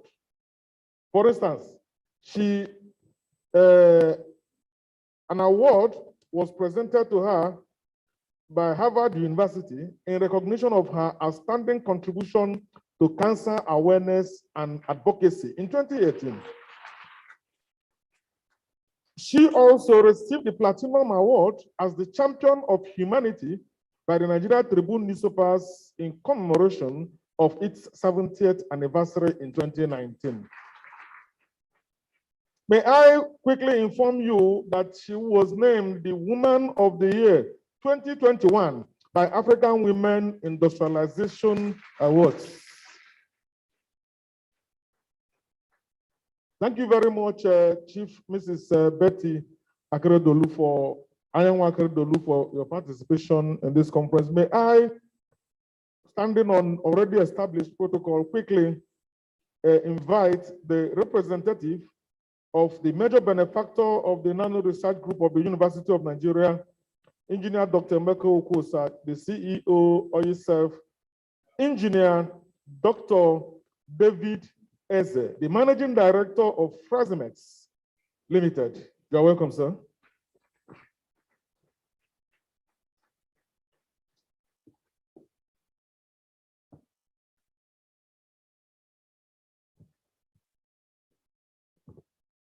Thank you very much, sir.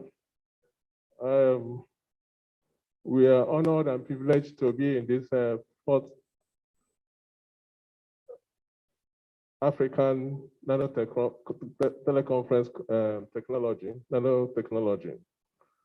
I would like to recognize His Excellency, the Minister of Science, here ably represented by Professor Bala. And I want to recognize Her Excellency, the wife of the Governor of Ondo State, Mrs. Betty Anyanwu Akedelu. Thank you very much, Ma. I would like to recognize the Vice Chancellor of this noble university, the only university in Nigeria, in the person of Professor Charles Igwe. You're welcome. I will not fail to recognize the chairman of this occasion, Dr. Edward Nwekegu. Thank you for organizing this. And the sponsors and organizers of the conference, in the person of Professor Rose Osuji and Professor Fabian Ezema. I want to thank every one of us that have contributed to make this conference possible. I recognize all the learned gentlemen and ladies. I recognize all the professors, all the scientists, and all the students that are here present. Permit me, please, to stand on the existing protocol. I'm here to represent the sponsor, the major sponsor of this program, the initiator of this program, in the person of Engineer Dr. Sir Emeka Okosa. He is the chairman and group executive officer of OISAF Group Limited. He has been, this program and this initiative has been very, very dear to him. He has been, in addition to sponsoring this program, he has maintained physical presence and supporting of this program. I would like to announce and let you know that unfortunately, due to some other engagements, he could not make it physically to be here. But I'm sure he's connected and he's with us here. It is interesting to know that this is a great occasion, and I want to thank and appreciate the University of Nigeria and Nsukka for taking this initiative. It is very, very commendable, and it is something that we need to collectively propagate because of the relevance in national development. I would like to specifically, before I go to read his speech directly, I would like to greet the great lion and lionesses. Great lion and lionesses. If you're interested to know that I'm a lion myself, I graduated as the best electrical engineering student in year 1995, and I'm very, very home to be here. Thank you for bringing me here. I will want to quickly respond to Professor Osuji. When she was making her remark, he did mention about the research center, a discussion that has been ongoing. I would like to respond to you that yes, the chairman is still very, very much interested in that. And specifically, he has given 2 issues to address. And I would like to use this opportunity to relate that to you and to the Honorable Vice Chancellor. There are 2 specific areas that is very key to him. One is the sustainability of nanotechnology research and development. This requires government funding and interlink support from private sectors.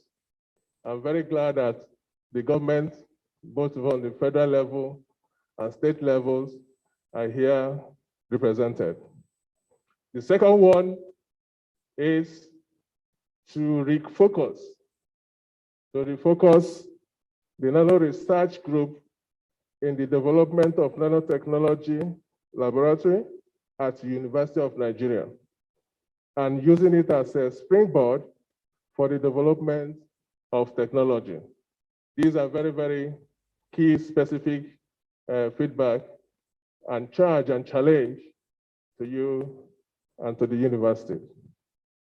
I will not fail to recognize those that are connected virtually. Thank you for making our time to be there. With no particular order, appreciate the last speaker, Professor Weston, for the very enriched and insightful presentation.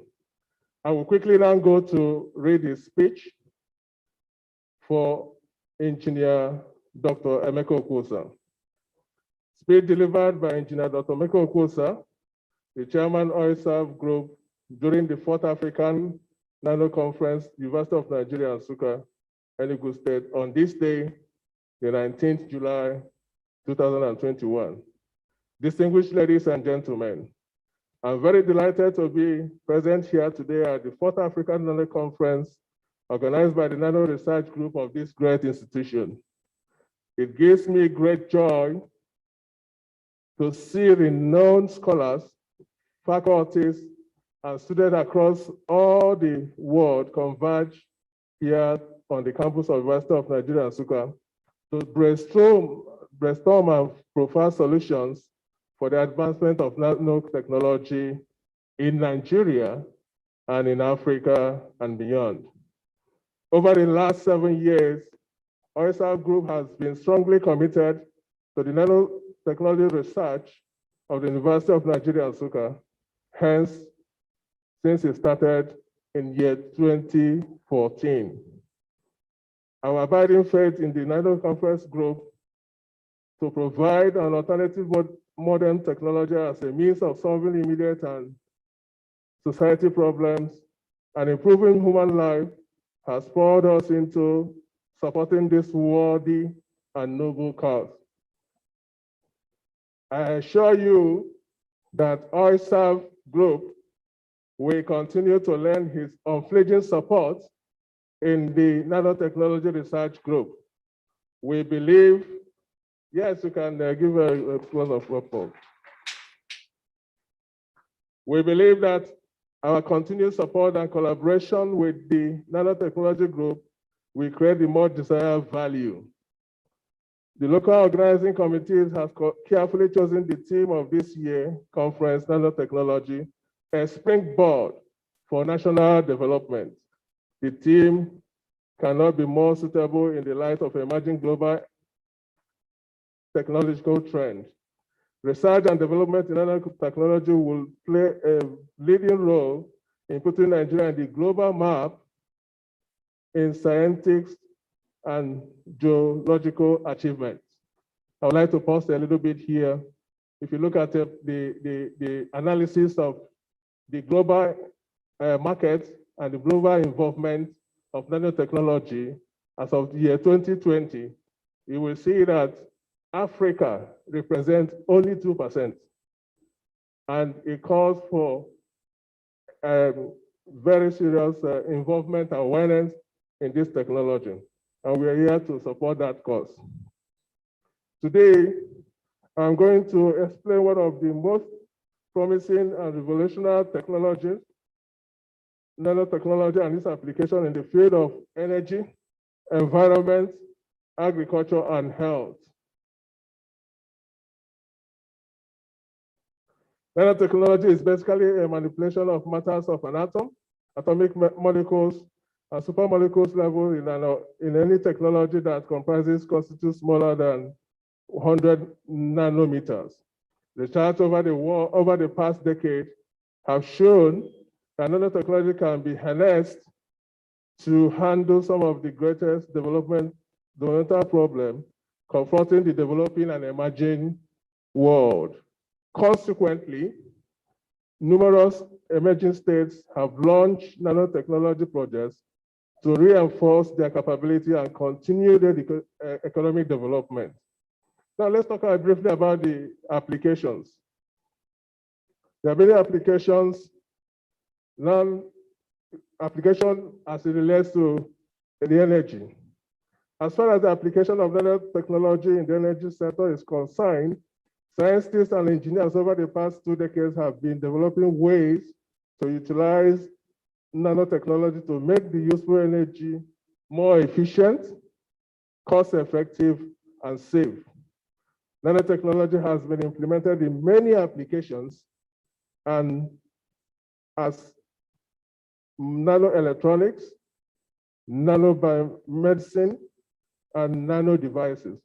Just like the Vice Chancellor has mentioned, that most of the devices we use here are all product of nano. In energy, nanotechnology provides the potential to enhance energy efficiency across all the branch of industry and to economically leverage renewable energy production through new technology solutions and optimize production technologies. Energy sources. Nanotechnology is useful in the intensified use of solar energy through photovoltaic systems. You talk about energy conversion. The energy yields from the conversion of chemical energy through fuel cells can be stepped up by nanostructured electrode catalysts and membranes, which results in economic application possibilities in automobiles, buildings, and operations in mobile electronics. You see that application also in energy distribution. Nanotechnology optimization of superconductor materials for lossless current conduction. You also see the engagement in energy storage. Nanotechnology can improve capacity and safety of lithium-ion batteries. Professor Weston briefly said, he said this is the time for us to go into the business of batteries. Thank you very much, Professor, for that insightful presentation. There are other applications that you can see in health. Nanotechnology can be applied to address health issues in the developing world. As present, nanotechnology is turning out to be the vital driving force behind innovation in healthcare and medicine, with a range of developments counting images technologies, drug delivery system, implantable devices, biosensors, and nanoscale therapies. Nanotechnology holds huge potentials in the prevention, in the diagnosis, and the treatment of COVID-19. Studies by various researchers and professionals have revealed that nanotechnology could help in the fight of COVID-19 through different approaches, such as listed below, in the design of protective equipment, in the high specific sensitive nanosensors, in the development of new drugs, in the development of nano vaccines, in the design and development of materials that could help enhance the speed and sensitivity of virus detection and development of more efficient and safe treatment of vaccines. Again, Professor Weston did a very good presentation to give us a detailed highlight and great work they're already doing in that field. Applications in environment. Nanotechnologies offers potential economic, social, and environmental benefits.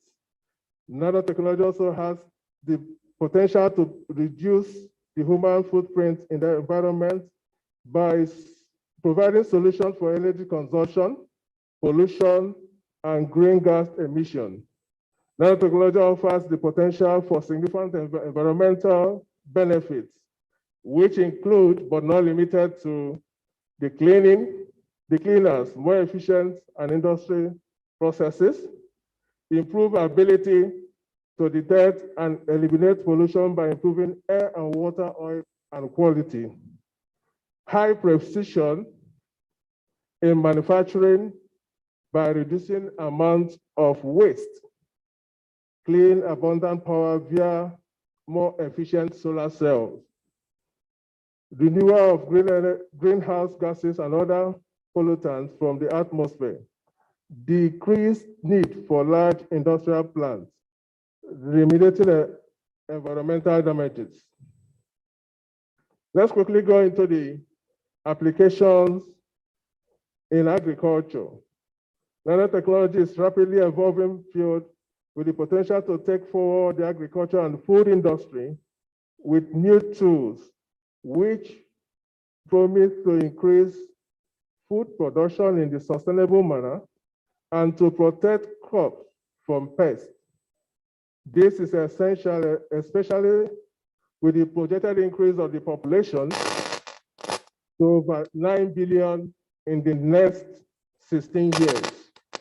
For a sustainable national growth, agriculture is very important, and the application of nanotechnology to agriculture is very important. Considering the increasing rate of population, in the next 16 years, the world population is expected to be at 9 billion. In the next 20 years, it's expected to be at 10 billion. And the use of nanotechnologies in agriculture is very key for sustenance and for enhanced agricultural products. So it's very, very important that we look carefully and more intense in this area so that it doesn't pose serious problem and if food is not enhanced, food production is not enhanced.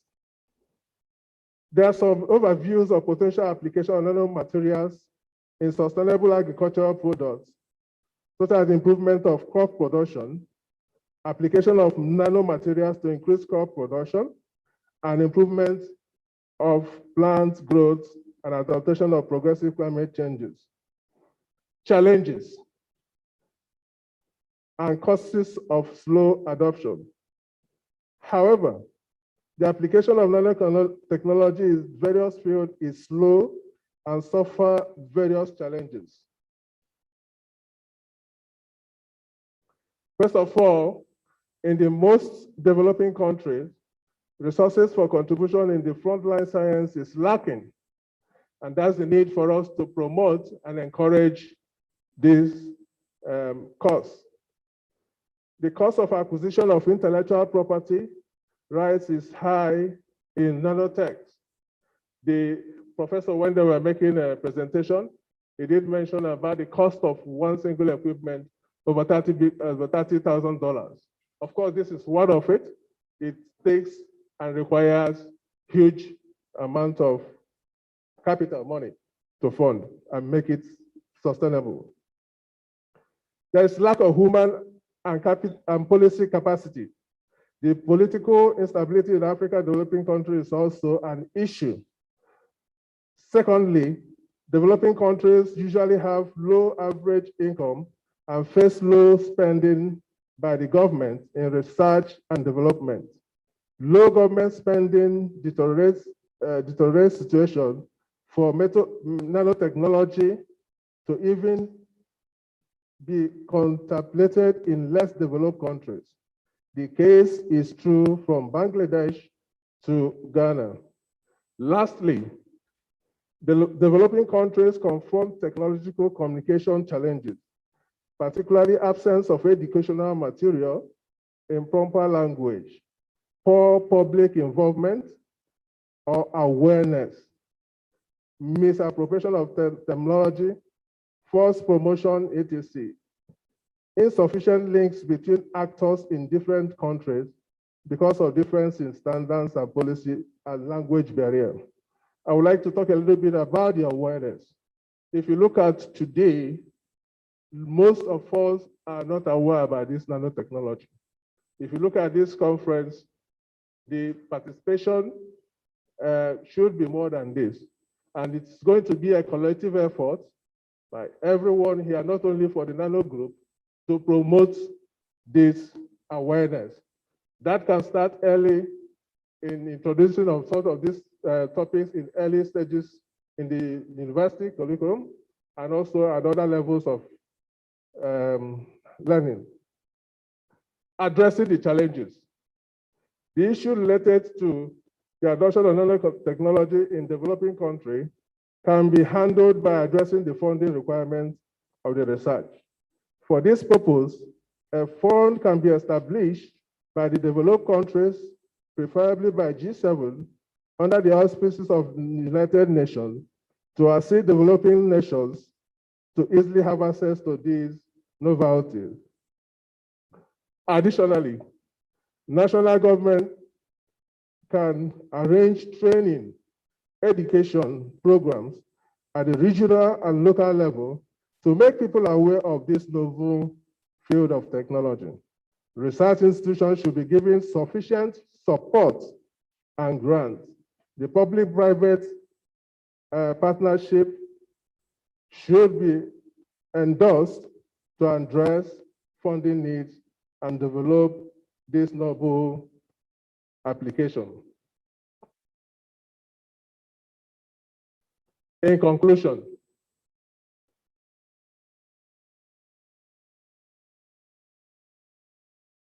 nanotechnology can indeed address all the critical problems which the developing nations face currently. With the help of application in the energy sector, such as the PV cells and coal liquefaction, the energy demand can be solved. The efficient and cost-effective energy can be produced from harnessing sunlight and producing steam from it using nanotechnology. In the context of environment, nanomaterials such as gold nanocatalysts, nanoabsorbents, and nanoscale metals oxide can mitigate environmental pollution, resulting to the improvement of soil, water, and air. In the context of agriculture, nanocapsules such as silver nanoparticles and quantum dots can reduce use of crop protection products, minimize loss of nutrients in fertilization, and upsurge yield through enhanced nutrient management. Lastly, in the case of healthcare, nano devices, nanomedicine, and nanoscale therapies can be used to address health issues such as viral infections and diabetes. However, with the exception of India and China, the adoption of nanotechnology in the developing world is sluggish owing to these factors: lack of funding, and illiteracy. There's a lot that we need to do in this area to provide funding for this great innovation. We need to educate our young ones at various levels to be aware of this great technology. This can be addressed by funding from the developed countries along with the dedicated education programs at national level. Nanotechnology in the future of the developing world, nanotechnology is the future of the developing world and is vital to close the gap between the global south and global north, and well as the increase in people's standard of living to ensure sustained economic growth. Distinguished ladies and gentlemen, I want to re-emphasize the unflinching support of our chairman, the group executive officer of OISAF Group to this great technology and great event. Thank you very much. Thank you very much, Engineer Engineer Chuka David Eze, the representative of Engineer Dr. Emeka Okwosa, the CEO of OISAF. Thank you very much. Like I said before, with the rearrangement in the program, before the representative of the minister declares the function formally open, we'll have Jonathan Brown, the team leader of basic and applied research, who joined this conference online. Can we have Jonathan Brown? Jonathan Brown, just to say hi to those of us on this part of the world where the conference is taking place physically.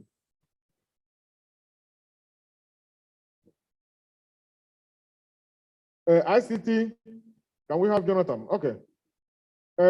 Jonathan, you are welcome to this conference, and may we have your brief remarks as the conference proceeds. Thank you. Yes, thank you very much. My name is Jonathan Brame. I represent the U.S. Army.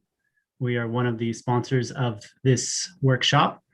I regret that I cannot be there in person. I tried very hard, but between COVID and visa issues, it was not to be. So I send my regards from the U.S. Army.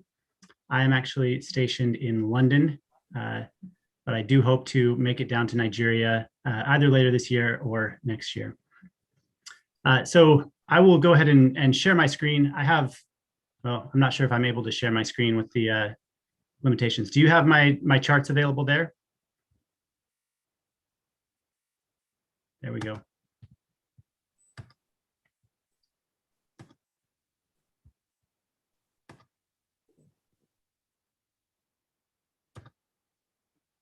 So as I mentioned, I'm from the US Army. We are one of the sponsors of this conference. The US Army is very interested in all types of technology, nanotechnology in particular. We had hoped to sponsor the conference last year in the fourth annual version of the event. Of course, due to COVID, it was pushed back. My purpose here in this very brief talk is to give an overview of how the US Army is looking to support research and development in Africa, in nanotechnology, and in many other areas. So I'll tell you a little bit about that. And then on Wednesday, I have a technical talk calling back to some of my own personal research in the areas of nanotechnology. So thank you again to the organizers. Thank you to the distinguished guests and the other attendees of the conference.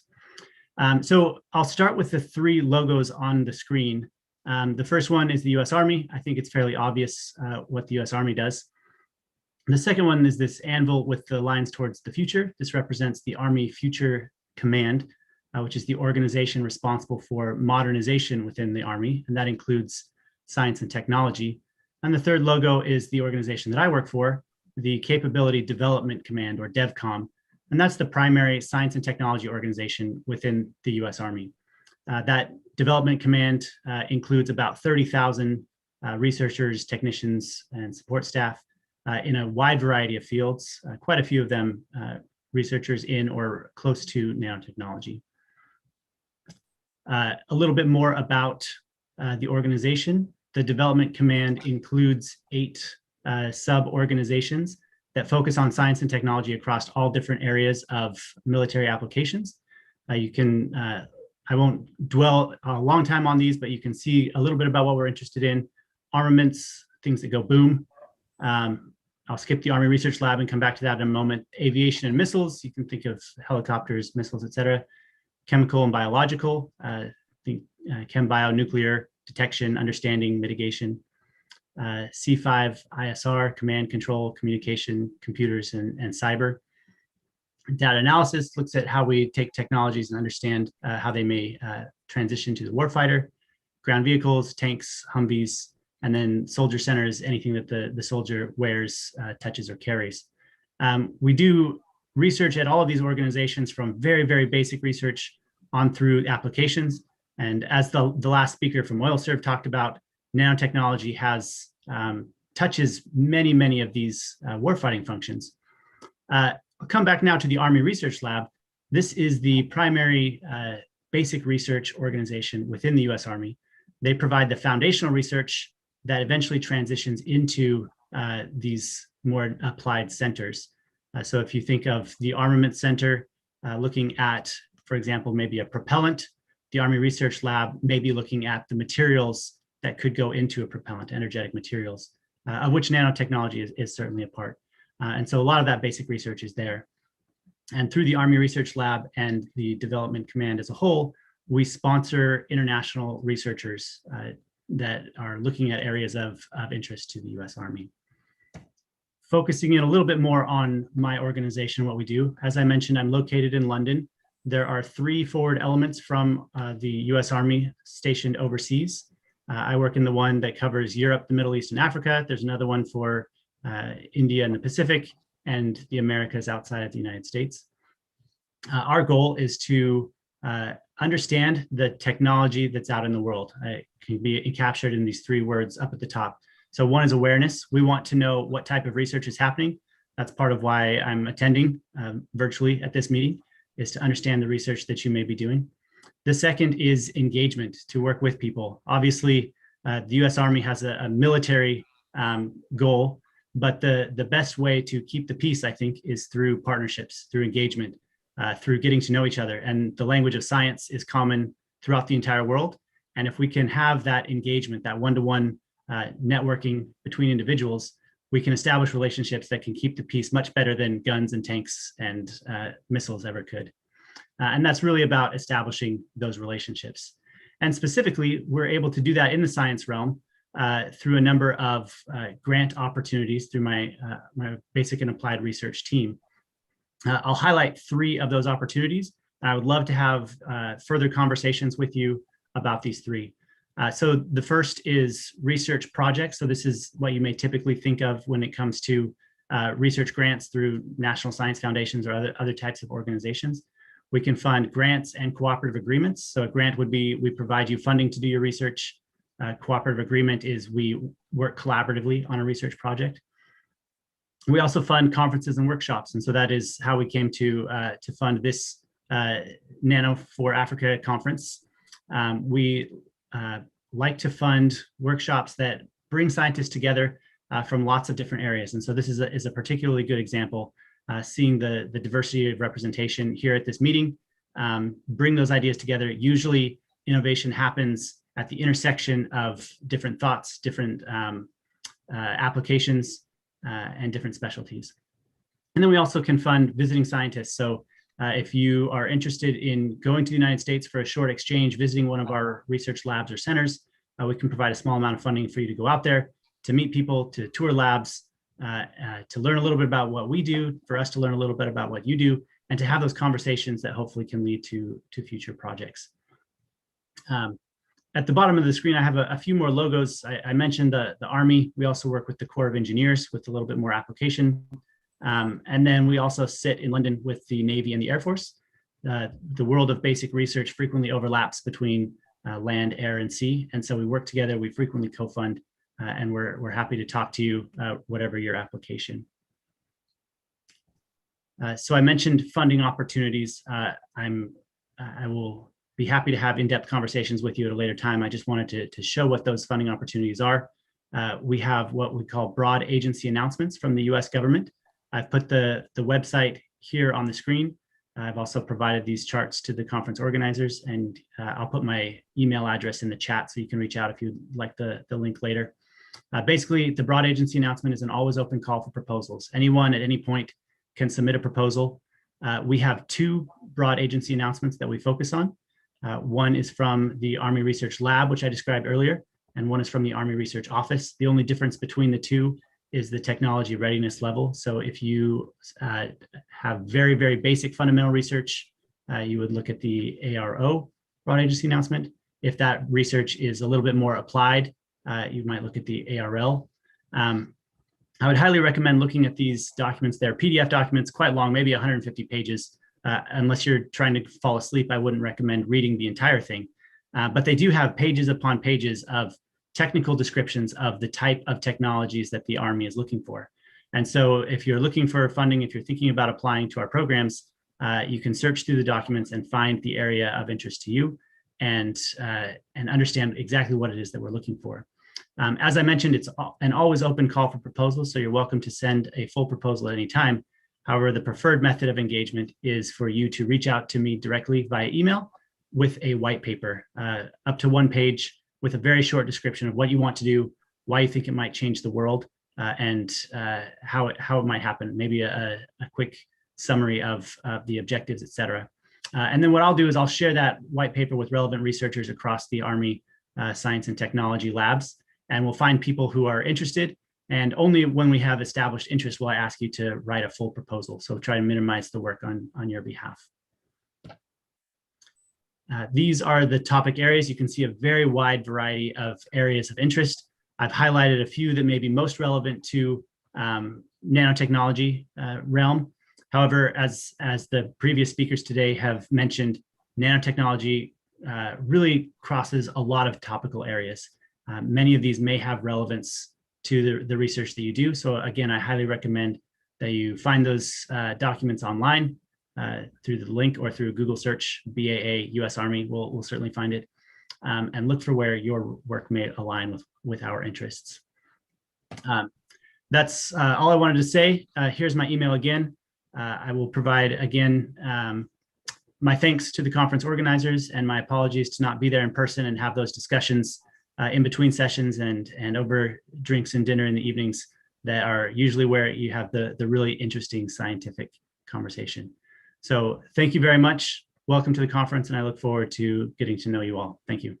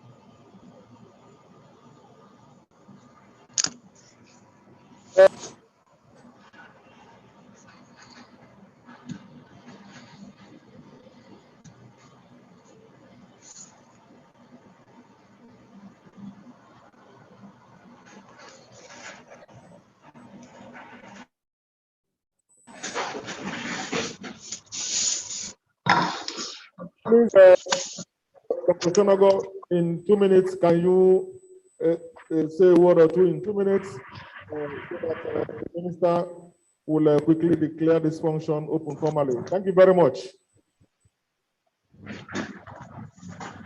Thank you, sirs and madams. Permit me to stand on all existing protocols. It is with obvious pleasure and humility to be afforded this opportunity to address the august audience of African intellectuals, captains of industry, also to share my views on how nanotechnology is shaping the future of our nation and the world at large. And specifically, in my case, in electronic waste management in Nigeria. I'm speaking in my capacity as an active industry player in the electronic waste management and recycling industry and passionate crusader for the salvaging of our environment from the debilitating effects of harmful and improper e-waste practices across Nigeria. I will also be sharing the eTerra experience with this distinguished audience of how we are driven by a cause to do something about the worsening threats of the e-waste crisis, the global e-waste crisis, but from Nigeria's perspective, to set up Nigeria's premier e-waste recycling and data destruction company, and how we have been at the vanguard of promoting a self-sustaining circular economy approach for electronics processes and products in Nigeria, including the treatment and management of electronic waste or e-waste henceforth.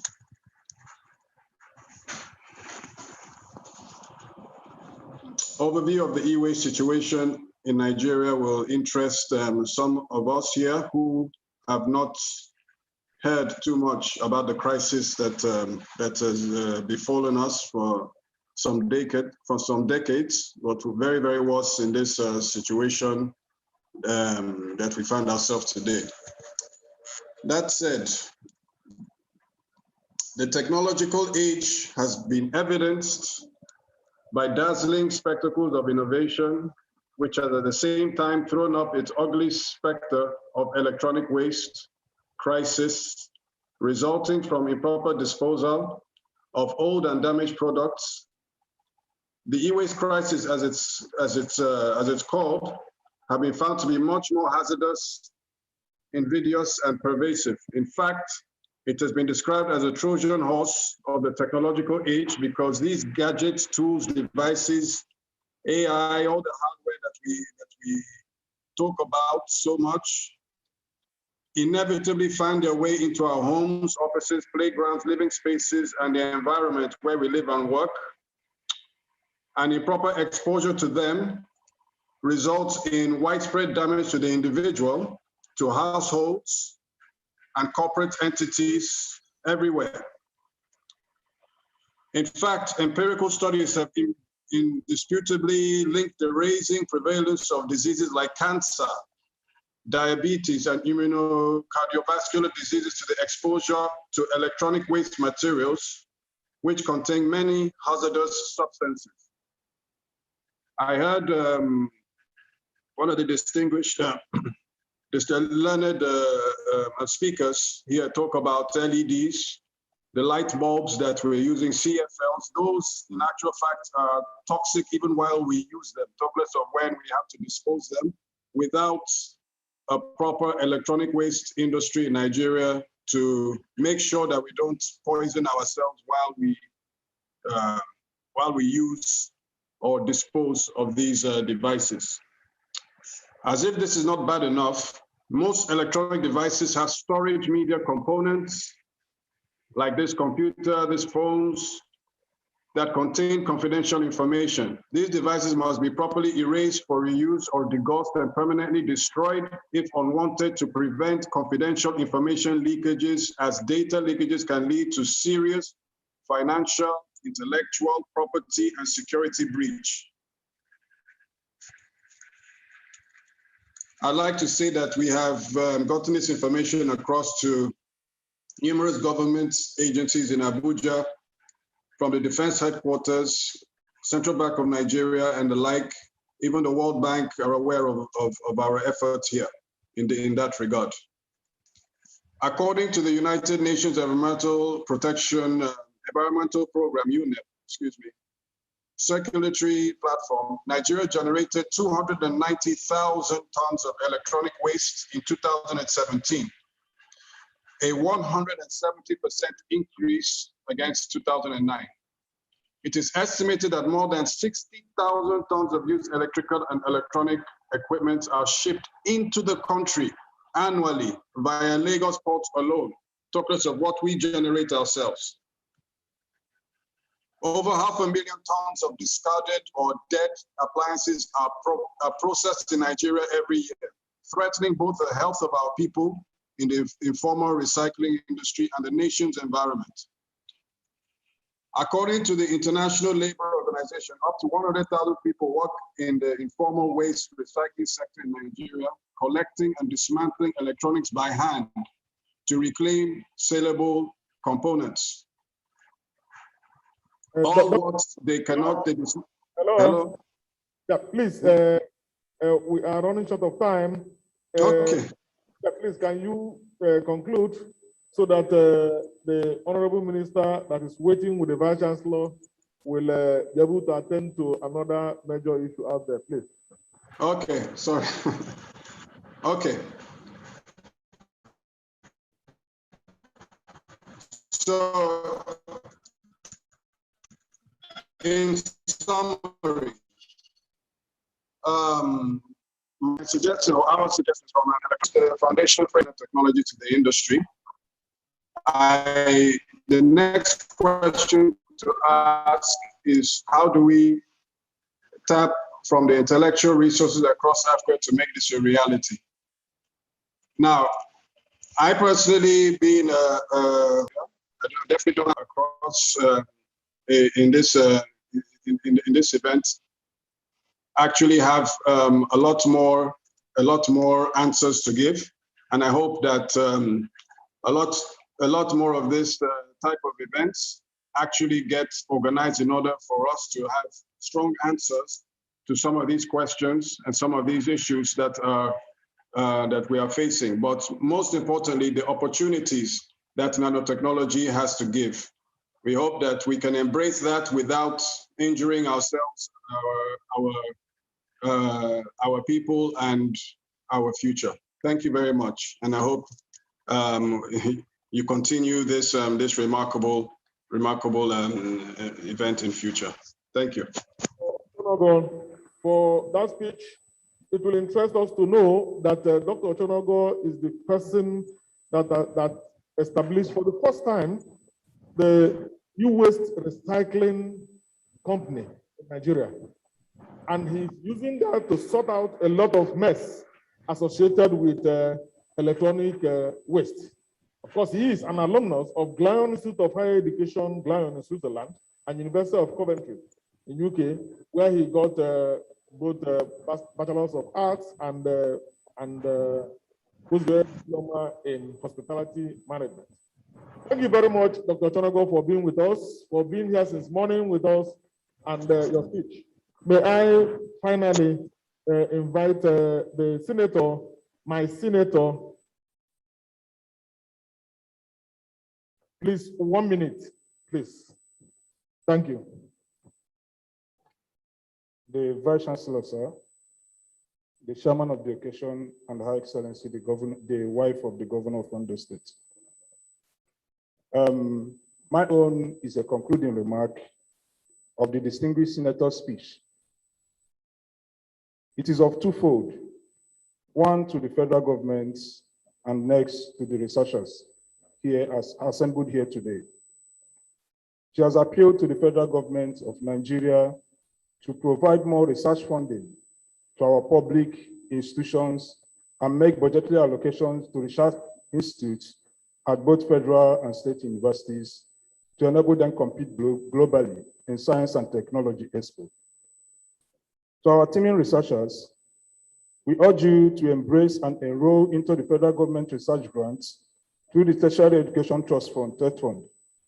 Recently, the Executive Secretary of TET Fund, Professor Suleiman Elias Bogoro, revealed that the agency has committed over 9 billion naira to the National Research Fund aimed at promoting applied research and innovation in the country. This research intervention, according to him, are awarded to all public tertiary institutions and research institutes to drive socioeconomic development of Nigeria in an increasing global, competitive, and knowledge-driven economy.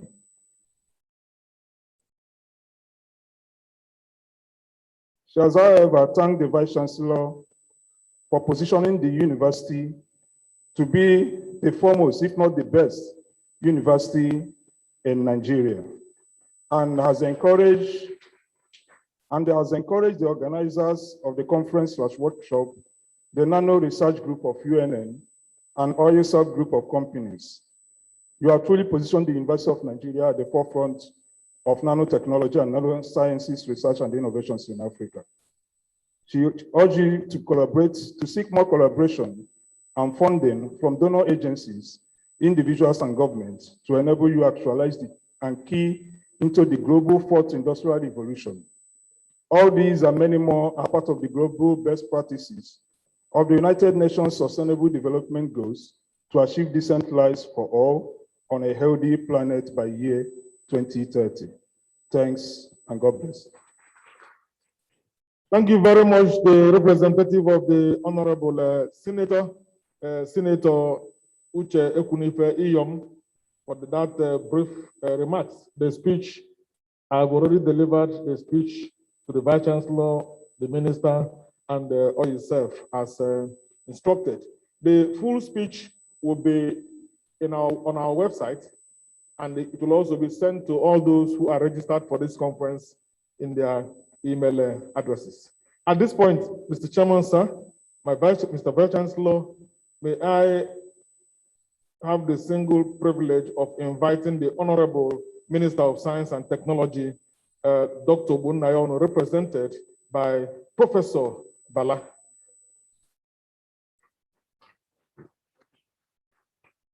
Thank you very much. We are all tired. You don't bring people over 60 and keep them sitting down for over 2 hours. But I'm representing the minister.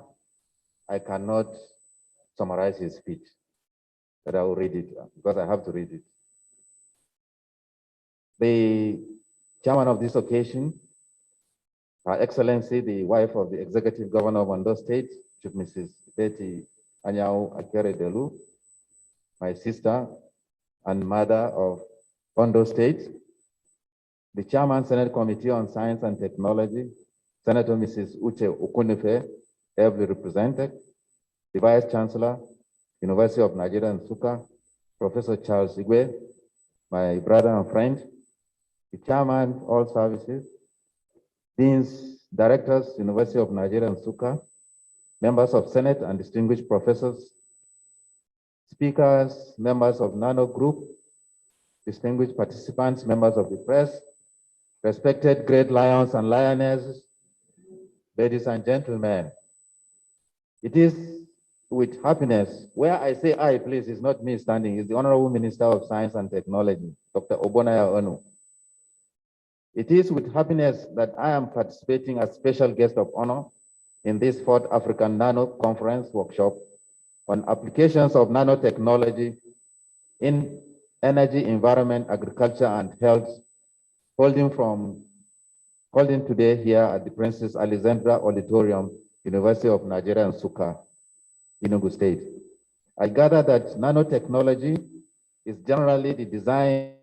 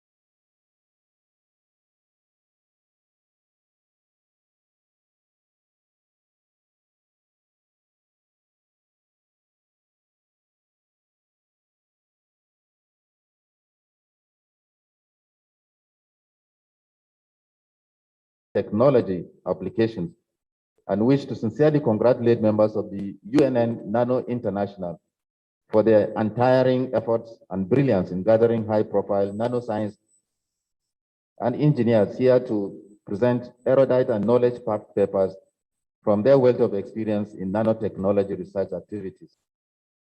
The theme, which is on applications of nanotechnology in energy, environment, agriculture, and health, can also be extended to other sectors of the economy, such as information and communication technologies, security, medicine, transportation, food safety, and many others. I'm convinced that the invited speakers will extend the areas of application of nanotechnology beyond the 4 sectors mentioned in the conference theme and do justice to it going forward. I understand that the conference has been designed to be a combination of virtual and limited physical interactions because of COVID-19 pandemic, which is still ravaging some countries and which has constrained some foreign and local participants from traveling to the venue of this event today. However, it is my full hope and belief that by the time this activity comes to an end, many Nigerians, especially participants at this conference, would have acquired enormous knowledge to be able to contribute to the solutions of our various challenges in energy, agriculture, and health using nanotechnology. I have no doubt that nanotechnology is beginning to take shape in Africa, and Nigeria in particular. It presents opportunities to solve the continent's myriad of problems, ranging from food production and storage to disease control and environmental remediation. However, many challenges, including funding, power, and political commitment, are expected surmountable obstacles along the path of breaking into the wall of miniaturization. As you may be aware, our national policy on science, technology, and innovation encourages building institutional capacity and capabilities in new and emerging technologies, as well as collaborative research and development activities among industries, the academia, and research institutions. Consequently, the Federal Ministry of Science and Technology has identified nanotechnology as a viable STI, science, technology, and innovation tool in the roadmap of technologies which the country must embrace if it is to be reckoned within the 20% of technologically advanced countries in the world as envisioned in the National Science, Technology, and Innovation Roadmap 2030.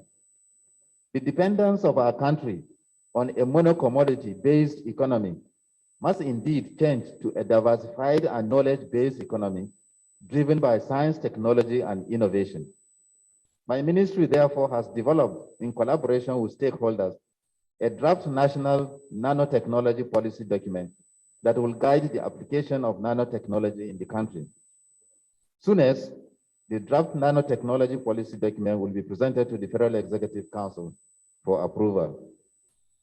Ladies and gentlemen, I'm happy to inform you that the current administration of His Excellency President Muhammadu Buhari, GCFR, has shown strong political will to recognize and support the role of science, technology, and innovation in the development of our country. Hence, for the first time in the history of national planning, has science, technology, and innovation been fully acknowledged as the major instrument for sustainable national economic and social development, as was articulated in the Economic Recovery and Growth Plan, and also the Economic Sustainability Plan 2021. Indeed, and recently, Mr. Chairman, Mr. President has announced through the Vice President that a 0.5% of our gross domestic product, GDP, will be set aside to support research and innovation in the country towards actualizing the Nigerian 2050 agenda. In the same vein, the Presidential Executive Order 5, an initiative of my ministry, which was signed by Mr. President, is aimed at planning and execution of projects, promotion of Nigerian content in contracts and science, engineering, and technology. It seeks to put Nigerian professionals at the center of all economic activities in the country. I urge you all as participants at this conference to avail yourself of the opportunities this Presidential Executive Order number 5 offers to all professional bodies and individuals. I wish to congratulate the organizers and participants at this epoch-making event, while encouraging all to tap into the knowledge offered by this occasion for successful exploitation for human development. I also understand that this research group collaborates with the All-Serve Group of Companies Limited to host this event. Let me commend in a special way the Chief Executive Officer of All-Serve Limited, Engineer Dr. Emeka Okosa, for his devoted cooperation with this research group for a long time, and by extension, his contributions to the development of our great country in several other ways. I must at this point appreciate the Vice Chancellor of this university, Professor Charles Igwe, and the management of this great university for promoting and sustaining the required enabling environment for research activities, including the nanotechnology group, to flourish in the university. Ladies and gentlemen, let me in a very special way also appreciate the chairman of this occasion, Dr. Edward Nkugu, and also the beautiful wife of His Excellency, the Executive Governor of Ondo State, Chief Mrs. Betty Anyao Akeredolu, for finding time to be part of this neat conference. Finally, while I assure this conference the support of my ministry, it is now my privilege to declare open this conference, and I wish you all fruitful deliberation. Thank you, and God bless Nigeria. Honorable Minister.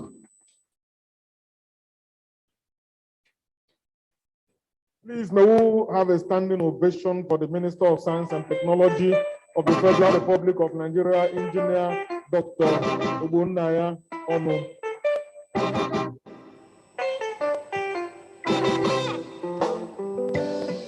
Thank you very much. As we move to the next event very quickly, which is group photograph and tea break, we will invite the members of the high table to move first to the front of the PAA, where the group photograph will take place, and some other persons may join from there, at the end of which the Vice Chancellor, Professor Charles Arinze Igwe, will, who has been with us since morning, a very rare thing to find a Vice Chancellor come here and sit down for nearly 3 hours. We want to appreciate him. We want to thank him very sincerely for doing that. And we pray that he will continue to have the strength to walk in that stride. Please, may we move to the, okay, may we move down to this space so that the group photograph will be taken there. We also want to appreciate the Acting Director of Energy Center, who has been here with us since morning. The Minister, the Vice Chancellor, the wife of the Governor, and other members of the high table, the professor from Wits University in South Africa. We are waiting for you down here to join in the group. Director of Energy Center, Acting Director, the representative of the Senator, Oil Serve Group.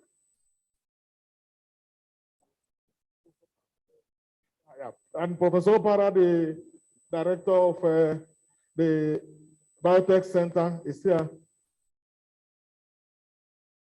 Professor Fabian Ezama should be in the group photograph. Yes, you are the coordinator of the group.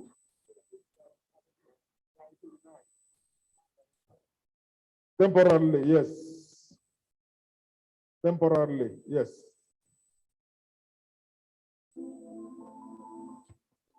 Do that quickly. Temporarily, yes.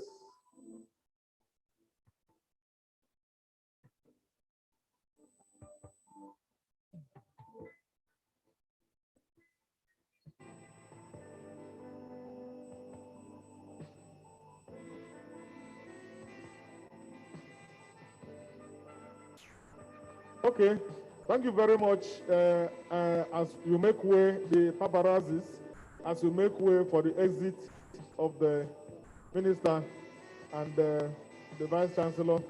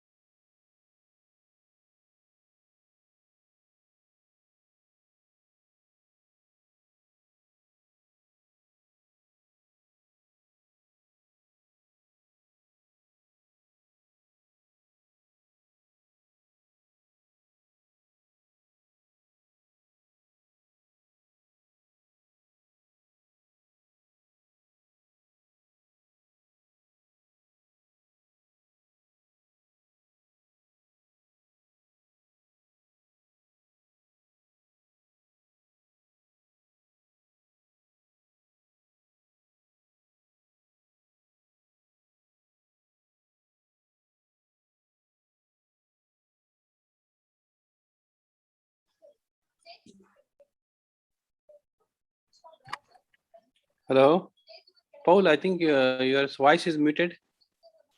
Thank you. Hi. Hello. Hello.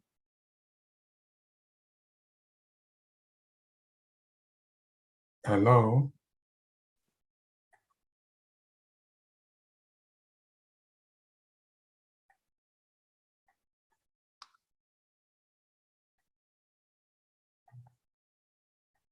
Where is this?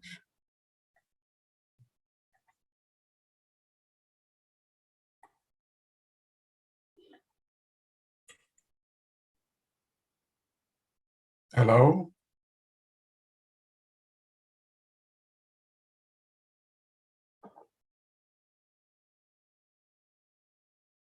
I think we hear you. Oh, you hear me? Okay. Good afternoon. My name is Emmanuel Iwa from the University of the Western Cape in South Africa. My topic today would be engineering functional materials for electroenergetics and electrochemiluminescence. And first of all, I want to thank the organizing committee, particularly Professor Izema, for this invitation. And I also want to thank all the people who are present for being available to listen. So I would have an introduction, and then other content will be engineering material photovoltaics, 3D printed titanium electrode for bipolar electrochemiluminescence, and acknowledgement. I am aware that the time is short, so I'm just going to be very brief and give just simple one or two examples.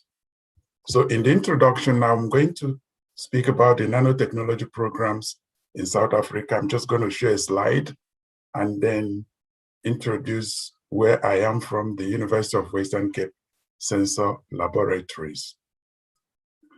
So nanotechnology has been a program which South Africa has been engaged in since its preliminary discussions in 2003, and there has been a lot of initiatives and programs, in order to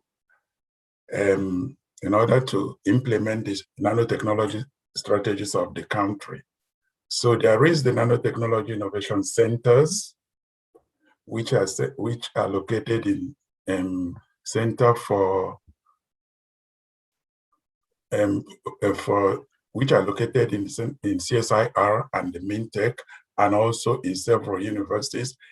National Nanotechnology Equipment Program, through which the National Research Foundation and the Department of Science and Innovation funds nanotechnology equipment. I've heard a lot about the difficulties in getting equipment, so there has to be a national program for that. Then there is nanotechnology flagship projects, which deals with all the various areas of nanotechnology that were mentioned today by previous speakers: energy, water, environment, and then technology, electronics, and so on. So there are flagship projects all funded by the Department of Science and Innovation through the National Research Foundation. Then there are South African Research Chair Initiative chairs on nanoscience and nanotechnology. There are 6 specifically, related to nanoscience and nanotechnology. Then there is National Nanoscience Postgraduate Teaching and Training Platform, which was convened in 2008 and has produced 180 Masters in Nanoscience graduates since 2013. So I'm from the University of Western Cape Sensor Laboratories. This is a center of innovation and research and a center of excellence in electrochemistry and electrochemical technology. And we have about 11 laboratories as listed here. So this laboratory is located in this 4th floor of the Chemical Sciences building of the University of the Western Cape. And so this is just a view of the sitting place. So the laboratories, these are for the lecturers and the postdocs, and these are for the researchers, PhD and master students. And these are the experimental laboratories. Behind there are the instrument laboratories. So the center is well equipped, possibly one of the best equipped centers for electrochemistry and nanoscience in the continent. So I'm going to talk about, one of the things I'm going to talk about is engineering nanomaterials for photovoltaic energy. So this would be an example of what I want to give on the energetics. I wanted to give something on supercapacitors trees and so, but I know that other people are going to talk about those type of energy. So I'm just going to talk about this engineering material for photovoltaic energy. So I'm going to look at the work we are doing with caesterites, which is a mineral. Why am I talking about photovoltaic or solar energy? Because currently all the solar panels and all the commercialization is based on high purity silicon, and there is this intensive research effort to replace this crystalline silicon, which is very, very expensive. So the caesterite, this particular project was funded by National Research Foundation of South Africa, Blue Skies projects, and the European Union Horizon 2020 Infinite Cell project. So it's a multinational project. So the caesterites supposed to be copper, zinc, tin sulfide, or selenite, or telluride, but mainly the sulfide. This mineral is these elements are not that very expensive. They are affordable. So it could be environmentally friendly to invest on using this to replace silicon. And some of the work we've done here, this is the publication we have in 2021 in Nanomaterials and Journal of Materials Research and Technology. So why caesterites? Now we think about the power conversion efficiency. If we say this is a solar energy material, for example, silicon, crystalline silicon, which absorbs the solar energy and then converts it to electricity. So the power conversion efficiency of silicon solar cell is 15 to 20%. Then the power conversion efficiency of caesterite theoretically is been estimated to be up to 7 to 12%. And some laboratories have reported even this 12%. And again, castorates are minerals, naturally occurring minerals that are abundant. So,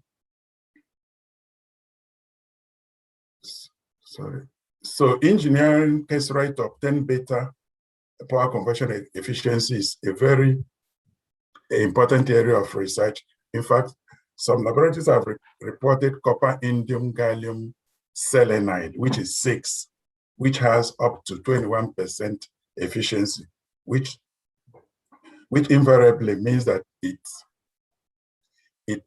actually competes with that of silicon. However, indium and gallium and selenium are very expensive metals. So if we can just eliminate one of them, and that is what our research is about. So what our approach is to do band gap engineering.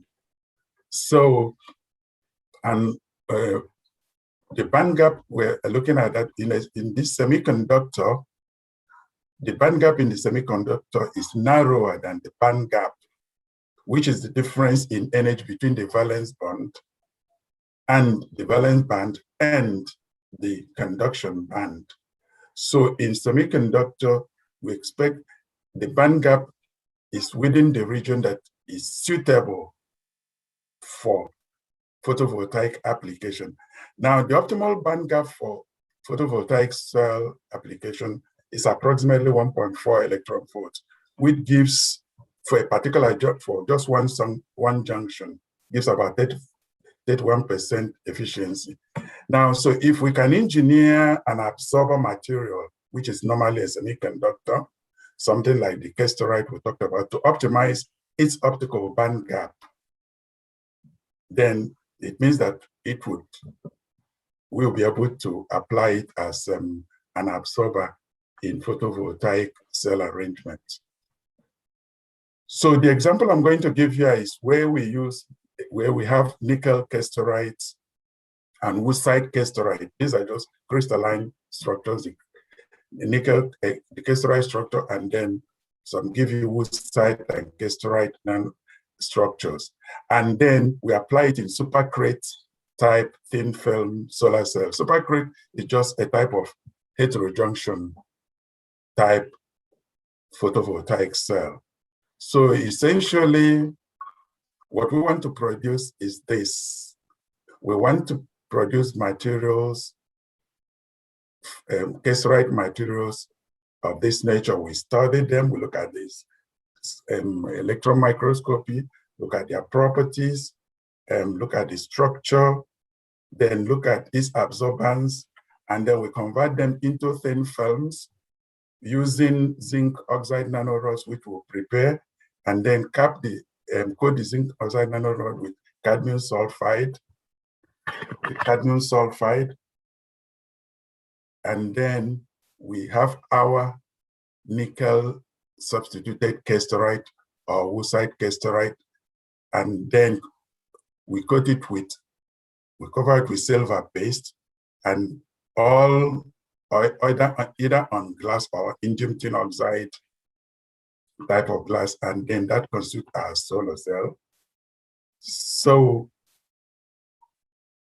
what we've done here is we have produced a couple of castorites using copper, zinc, tin, nickel, zinc, tin sulfide, nickel, zinc, aluminum sulfide, nickel, zinc, gallium sulfide, nickel, zinc, indium sulfide. And we looked at their crystalline structures, we looked at their nanostructures they range from 4.56 nanometers for the nickel, zinc, aluminum sulfide to 32.2 nanometers in particle size. So this we characterize using Raman, and so we're able to be sure that we produce the materials of interest. Now, so we looked at these materials. The materials we produce are two types. They're either the castorite structure or a mixture of castorite woodside structure. A mixture of castorite woodside structure. So in particular, we see that the castorites, are the zinc tin sulfur, and the nickel zinc tin sulfur also gave us the castorite structure. So I don't want to get into too much details on this. So these are I'm just showing you the different materials. So A here is the structure of the copper zinc tin sulfide. The B is nickel. Nickel is the one that gives us hexagonal rods, nickel zinc tin sulfide. And here we have the nickel zinc aluminum sulfide. And here we have the nickel zinc gallium sulfide. And this is the nickel zinc indium sulfide. Now, what is important about this is that they were actually not stoichiometric. You know, they were not stoichiometric. And the only one that was very close to being stoichiometric was nickel zinc indium sulfide, which is this one. So to produce this, to produce the solar cell, in this type of supercrite solar cell, we require what we call the light window, which is zinc oxide nanorod.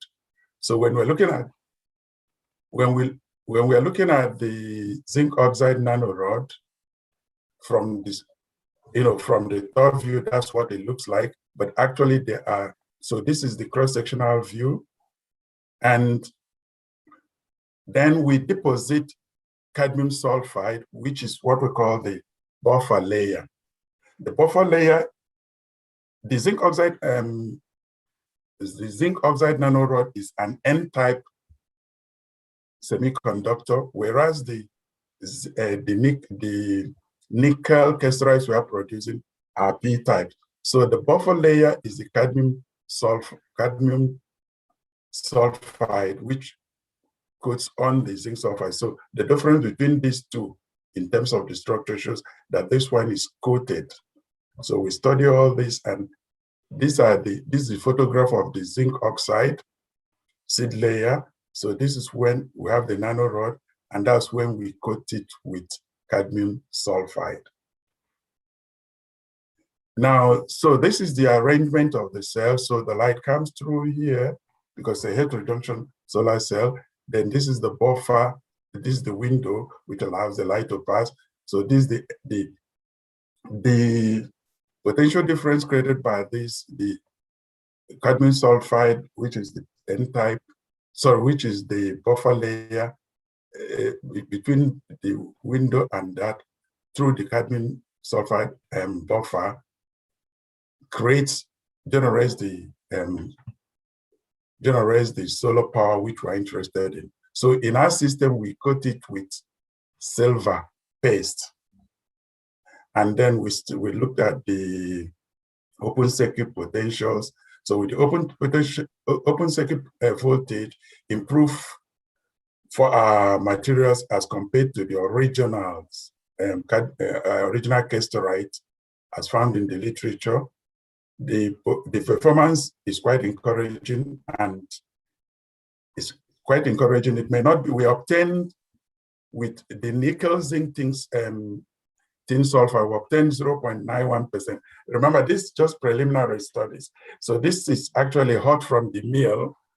We're still trying to optimize this system, but we were able to get an efficiency of 0.91. And then the least one is the Indian one that gave us 0.22%. So going to the next, according to our table of content, going to the next, which is 3D printed titanium electrode for bipolar electrochemiluminescence. This work is funded by European Union Horizon 2020 Iranet program. So the principle is bipolar electrochemiluminescence. I'm going to explain electrochemiluminescence in a minute. And then we have gold-coated 3D printed titanium bipolar electrodes. So this work has been recently published in Chemical Communications, I think in May, and then Frontiers in Chemistry this year. So in wireless, so the bipolar, we also call it wireless electrochemiluminescence. So what happens in electrochemiluminescence is that a lumini-4, a material that luminesces, reacts with a co-reactant, or itself can annihilate itself, but by decomposition, but that reaction produces light. And that light should be proportional. The intensity of the light is proportional to the concentration of the lumini-4. So we can use this principle and apply it in analytical chemistry in trying to detect, analytes both in the environment or clinically. But why this is different, this system is different in that we are not using the normal electrode system, the normal 3-electrode system. We just apply very high voltages on these conductors, these electrodes, and then because they are very high, they will charge the particles we have inside here. This nano, it could be nanoparticles, it could be carbon particles. We could coat them with any particular active layer, depending on the reaction we want to occur. So we coat them, we have these particles, they are charged, and the individual particles will become bipolar. One end of them will become positive, the other end will become negative. So that's why we call it bipolar. So we don't do the electrochemiluminescence directly on the electrode, on the electrodes that are carrying the current, but we do it in the particles that are in between electrodes. So that's why it's called wireless or contactless electrochemistry or electrochemiluminescence, and it involves electrified particles. So we've shown example, this is conventional electrochemiluminescence where we are using particles, and this is the bipolar one. This is a typical cell of ours where we are using carbon particles, and we see in this, we can see the bipolar electrochemiluminescence light increasing with concentration of the electrified carbon particles. And this is also the normal electrochemistry, and then this is the ECL if we use conventional, but this is the bipolar. So usually the intensity of the bipolar is higher by at least one order of magnitude than the intensity of the normal or the conventional electrochemiluminescence. So here I'm just showing you this slide. Here we applied it in the immunosensor for cardiac troponin 1, which is a biomarker for myocardial infarction. And this work has been published in Analytical Chemistry. So one good thing about that bipolar electrochemiluminescence is that it can increase the linear range, of a sensor or of an electrode through which you can use it to observe. So the commercial troponin ELISA gives you 27 picogram per mil, and this one can go as low as 0.3 because it's extremely sensitive.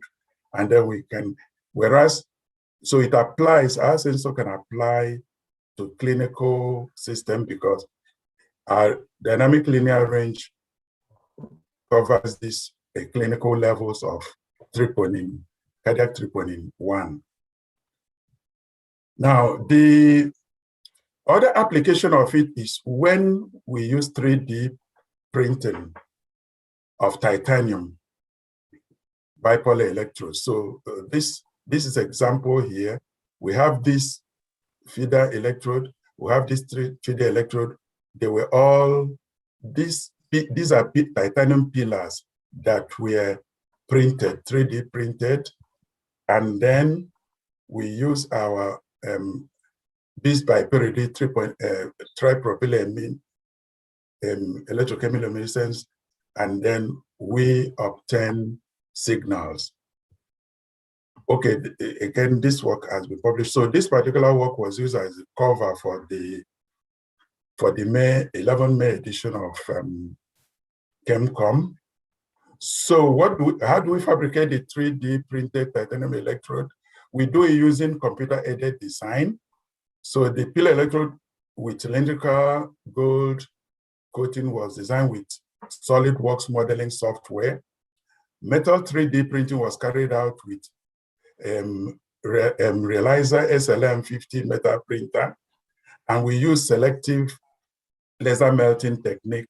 I'll not bore you with the detail, but what happened is that we have a focused high energy laser beam fused with linked titanium alloy powder on a printing stage in a layer by layer fashion to create an array of 25 vertical round posts spaced evenly on a square base. So what do I mean by that? So this is the square basis we're talking about. So at this point, that's where we grow. So it's a total of 25. That's where we grow the pillars, the titanium pillars. Then we coat these pillars.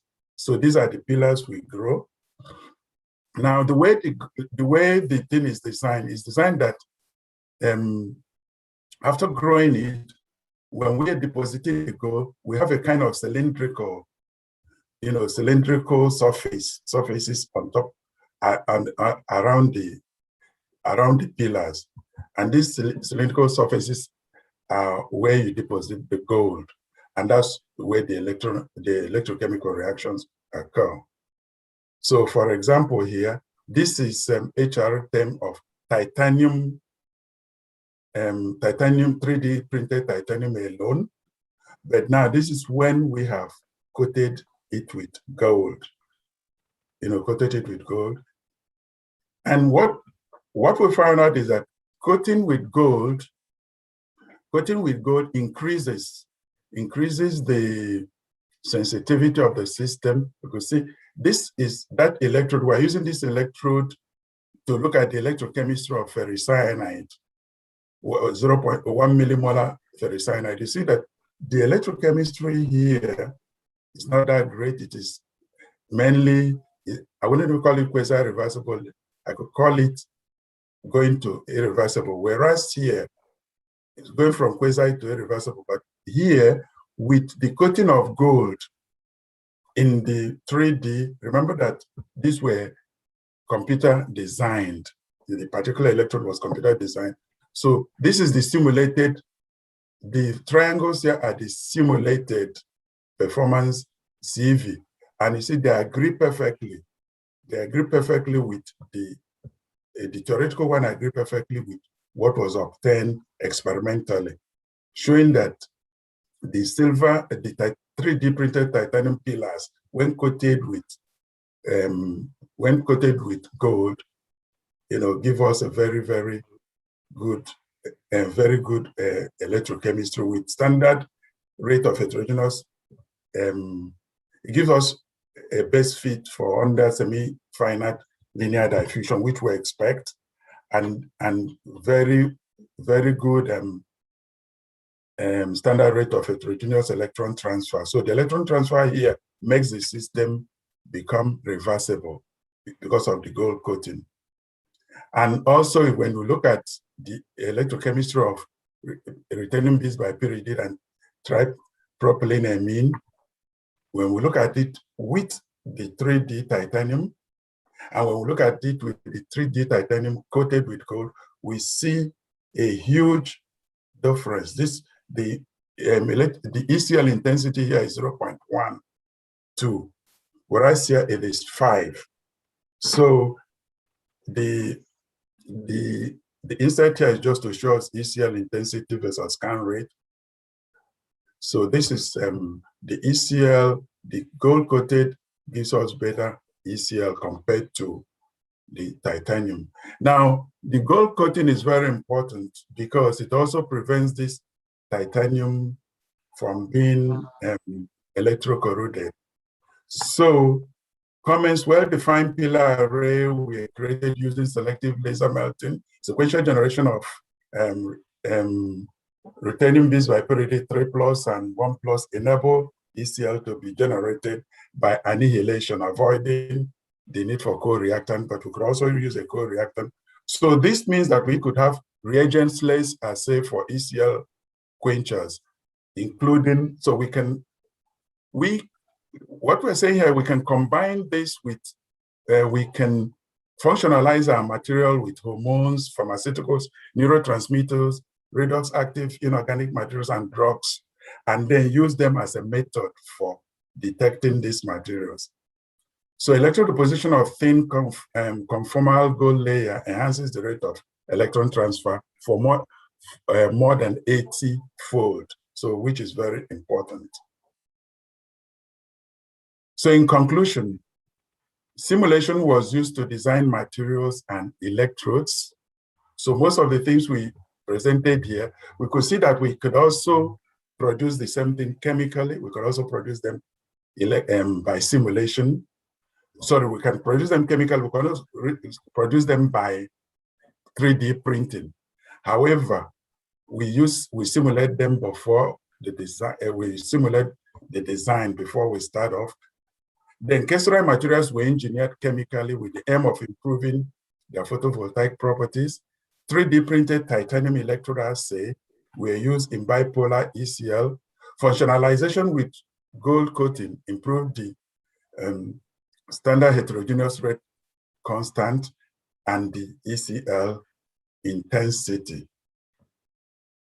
Acknowledgement. I want to acknowledge the National Center for Sensor Research at Dublin City University, with whom we collaborated on this project. Then particularly in the area of the bipolar ECL. Then Intelligent Polymer Research Center at Center of Excellence for Electromaterial Science, particularly Professor Wallace of Wollongong University, for the softwares, including COMSOL, for modeling our results, and then for the printing. Then Sensor Lab, that is where most of the work was done.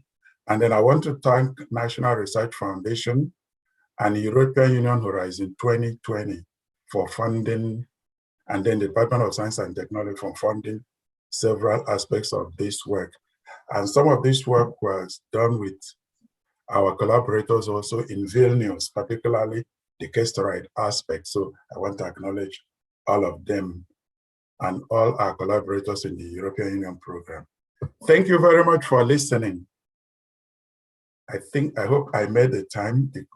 It's open for discussion. Thank you.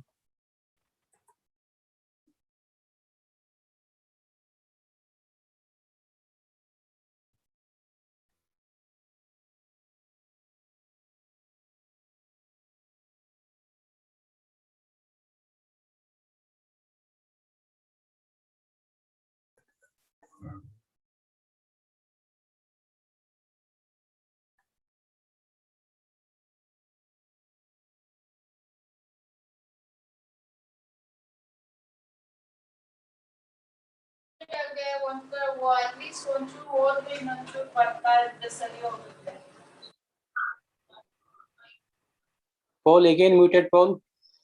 Thank you, Professor Emmanuel. Okay, thank you. Nice to see you. Nice stuff. Thank you.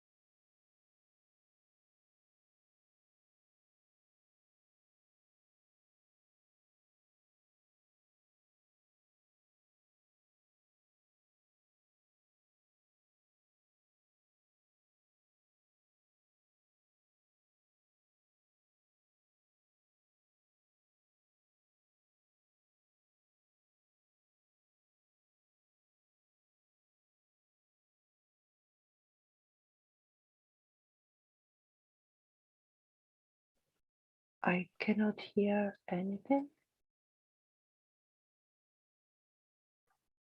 Clara, I can hear you. I think Now you it's should just fine. Now you it's should just fine. start your thing. Now it's fine. Okay, perfect. Do you see the slides? You can just start your own. I think it's difficult to hear people at the conference itself, so you can start. A bit louder, maybe? No, you're fine. Okay. The voice is fine. Okay. Can I start? Are you Yeah, fine? you should start. That's how I started. Okay, good. So thank you very much for this invitation. It is very, I'm really honored to be with you today. And as I indicated, so I'm affiliated to the Department of Engineering Physics at Polytechnique Montreal. I'm a physical chemist by training. I've been invited by Professor Fabiana Zema, and that is also a collaborator in several of the initiatives we have ongoing on campus at Polytechnique on sustainable electronics and eco design. I think I go a bit fast, if you allow me, in the sense that the day has been already full. So the class, and I think we had the proof that nanotechnology is really a transversal, if you want, perspective. So we saw the different classes of materials where the concept is pertinent.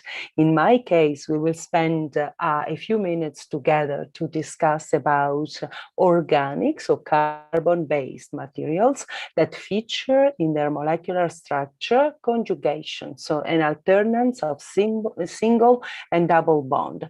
And this conjugation actually permits us to have a non-trivial electrical response. So if usually we think that plastics or carbon-based materials, they are like, insulators at the electrical level. We will see that when you have this type of conjugation, you can use them as metals after certain doping, of course, semiconductors, or actually as a dielectric, as insulators. Now, what interests me, there are 2-3 key concepts. It's the end of the day. I try to not to be heavy, but what interests me today is organic electronics, but considering the sustainability point of view. So these materials are extremely, now there is the booming field of bioelectronics, where you exploit the fact that they can have electronic transport, but also ionic transport because of their mechanical softness, electronic transport because of the conjugation we were discussing. But in my case, more than the electronic, the ionic transport properties or the mechanical softness, what interests me is that if we consider, as the colleague, 2-3 colleagues before me mentioned, the question of e-waste and the accumulation of e-waste, it means, the lack of a reasonable scenario for the end of life of electronic device. Or if we think about the elements quite often critical that are currently used in the electronic sector, or if we think about the embodied energy, so the energy that is hidden during fabrication, that is spent during fabrication here we have a little interference.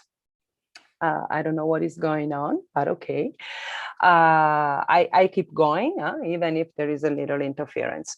So if we consider as a third element this energy that is embodied into electronic devices, so the high energy that we pay to fabricate the device, if we consider these carbon-based materials, we can say we can foresee the biodegradation scenario at the end of life. And so we don't have a trivial accumulation of waste.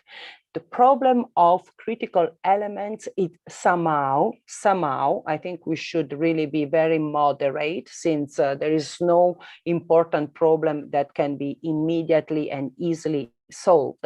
But I mean, the fact that we are carbon based, so we use abundant elements, kind of help us to avoid the use of these critical elements in the periodic table. But also the fact that since they can be solution processable, so they can print over large areas, maybe we can also limit the embodied energy in the device. So we don't need high temperature, we don't need high vacuum. So now, let me tell you something that is important also if one day we want to establish this inter-university collaborations or collaborations between different research groups. These are concepts important for the Canada Research Chair. I'm the older, but also for an initiative that is ongoing in Canada. So it's funded by NSERC, that is our public agency for the research in science and engineering.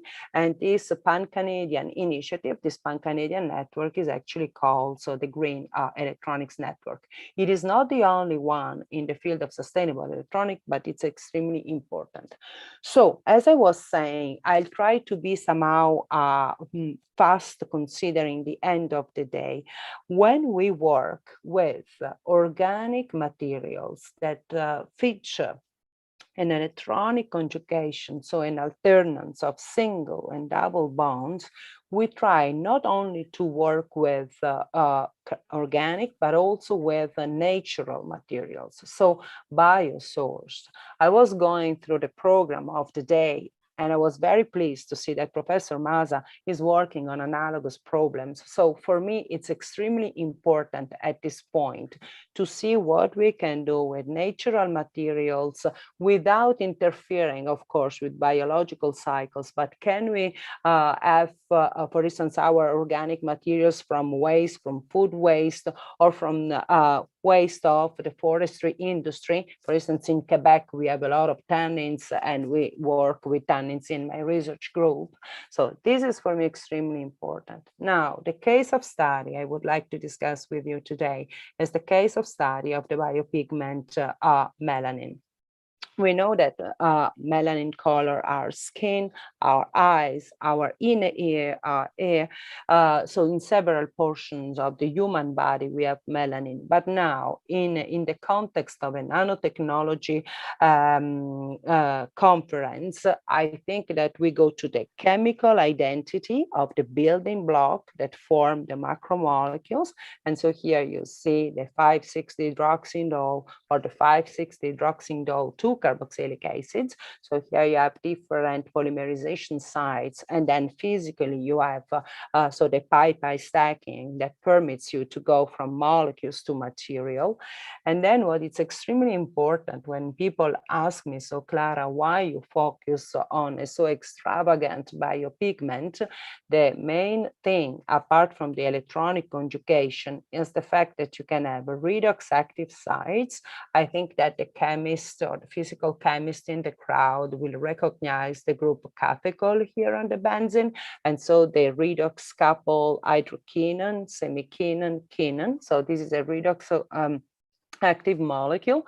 So for sure, we expect an electroactivity. And we have here illustrated the proton-assisted electron transport. And then apart from this redox activity centered, if you want, on the hydroquinone, quinone groups, we also have, as I was saying at the very beginning, the electronic conjugation. And so the electronic conjugation triggered since the end of the 60s, beginning of the 70s, a study of this biopigment as amorphous organic semiconductors, okay?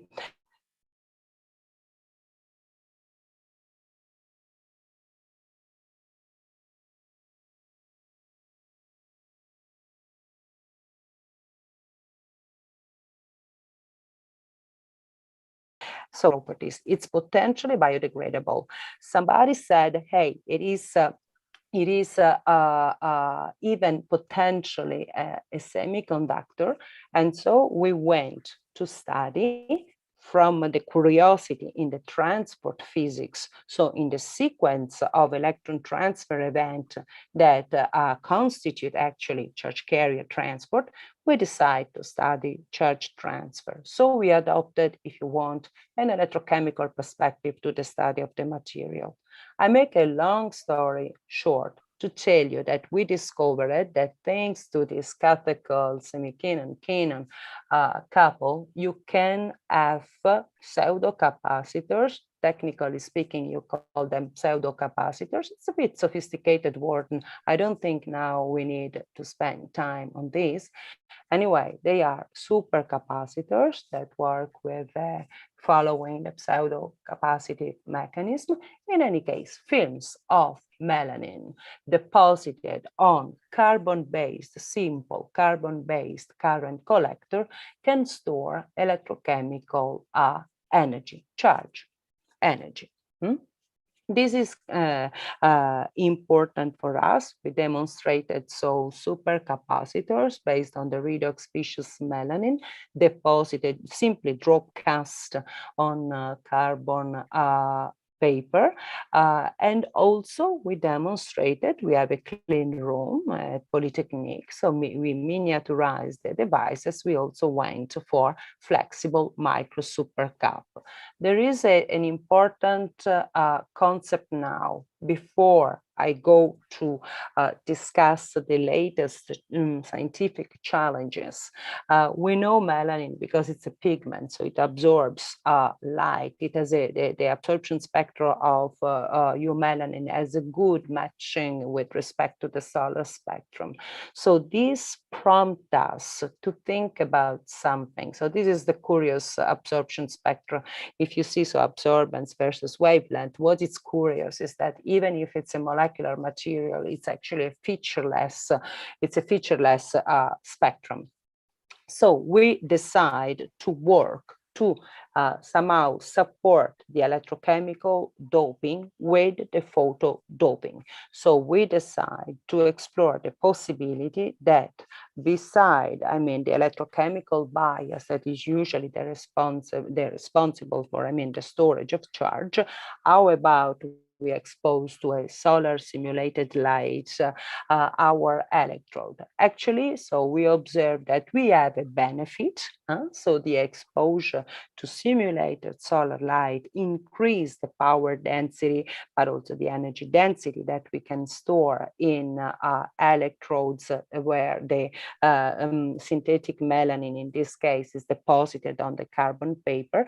And so we are not at the point to call this technological solution, if you want, a solar battery. I think it's more rigorous to call it a light assisted storage in melanin electrodes. If you want, you contact me by email and we can discuss about the difference. But in any case, we show that melanin is one of the materials that are eligible to combine electrochemical doping and photodoping to increase, the energy that is stored. Now, continuing this philosophy, and here I have to tell you that, so I was at the AMRS in 2019, so discussing a lot with theoretical chemists there at the Nelson Mandela Center, and also interacting with ICTP in Trieste. So we really need theoretical chemists with us to study, to explore the library of available electroactive natural materials. For the moment, as I was telling you before, so I'm based in Quebec and we're full of tannins of the forest industry for sure. So we are extending the current studies with the melanin family to the tannin family, and actually results are really interesting in the sense that tannin members of the tannin family, like the tannic acid or the catechin, can again store charge with exploiting again their catechol, so the hydroquinone redox couple. So it is important to recognize that polyphenol, if you want, or anyway, catechol-based organic molecules, they really have a potential in terms of electrochemical energy storage. Now, I try to, as I was saying, to converge with the concept that this is really one of the most important. So, natural materials, quinone-based natural materials have so the advantage that they are abundant, they are carbon-based, and so in principle, it's meaningful to study the biodegradation route at the end of life of the devices. And they can be solution processed. I'm not saying that they are all of them soluble in environmentally friendly solvents, but in principle, adjusting, for instance, mixing different solvents, they are solution processable. And so it's possible to conceive their printing as opposed to high embodied energy routes typical of the electronics, of conventional electronics. Okay, so I invite you to read this ACS relatively recent articles where we compare the performance of tannic acid and catechin on carbon paper, possibly galvanostatically treated, but is also treatment that happens at room temperature in aqueous solutions at a relatively mild pH. Two concepts I want to deliver now before leaving you.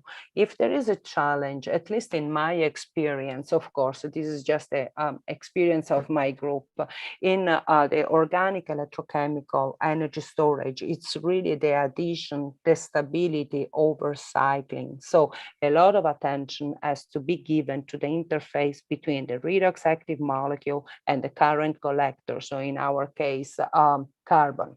And so sometimes chemical treatments are needed to increase the surface area of the carbon, to have a surface doping that make the surface more wettable with respect to aqueous electrolyte, okay? So a tremendous improvement in the storage has been observed by treating with sulfuric, phosphoric, and nitric acid the surface of the carbon paper. Here it's just, it would take a little bit more much time, I think, but these are scanning electron microscopy images of samples of tannins on carbon paper or melanin on carbon paper. For the melanin that is in the bottom here, this figure C, we recognize the typical spherical structure of the melanin globules. For tannins that doesn't have this typical structure, it's necessary to stain the sample. So we don't only stain in optical microscopy, but even in electron microscopy, we stain when we have organic sample on organic substrate, but we stain, of course, in electronic terms, so with heavy atoms. So these are samples treated with silver nitrate. Anyway, this is to show you the coverage of the carbon paper, and here are XPS X-ray photoelectron spectroscopy spectra that show the elemental composition of the current collectors after the treatment. So up to now, I think, and here the performance. So sorry if the screen is completely disturbed. I apologize, but I really didn't do anything. And yeah, but apologies, of course.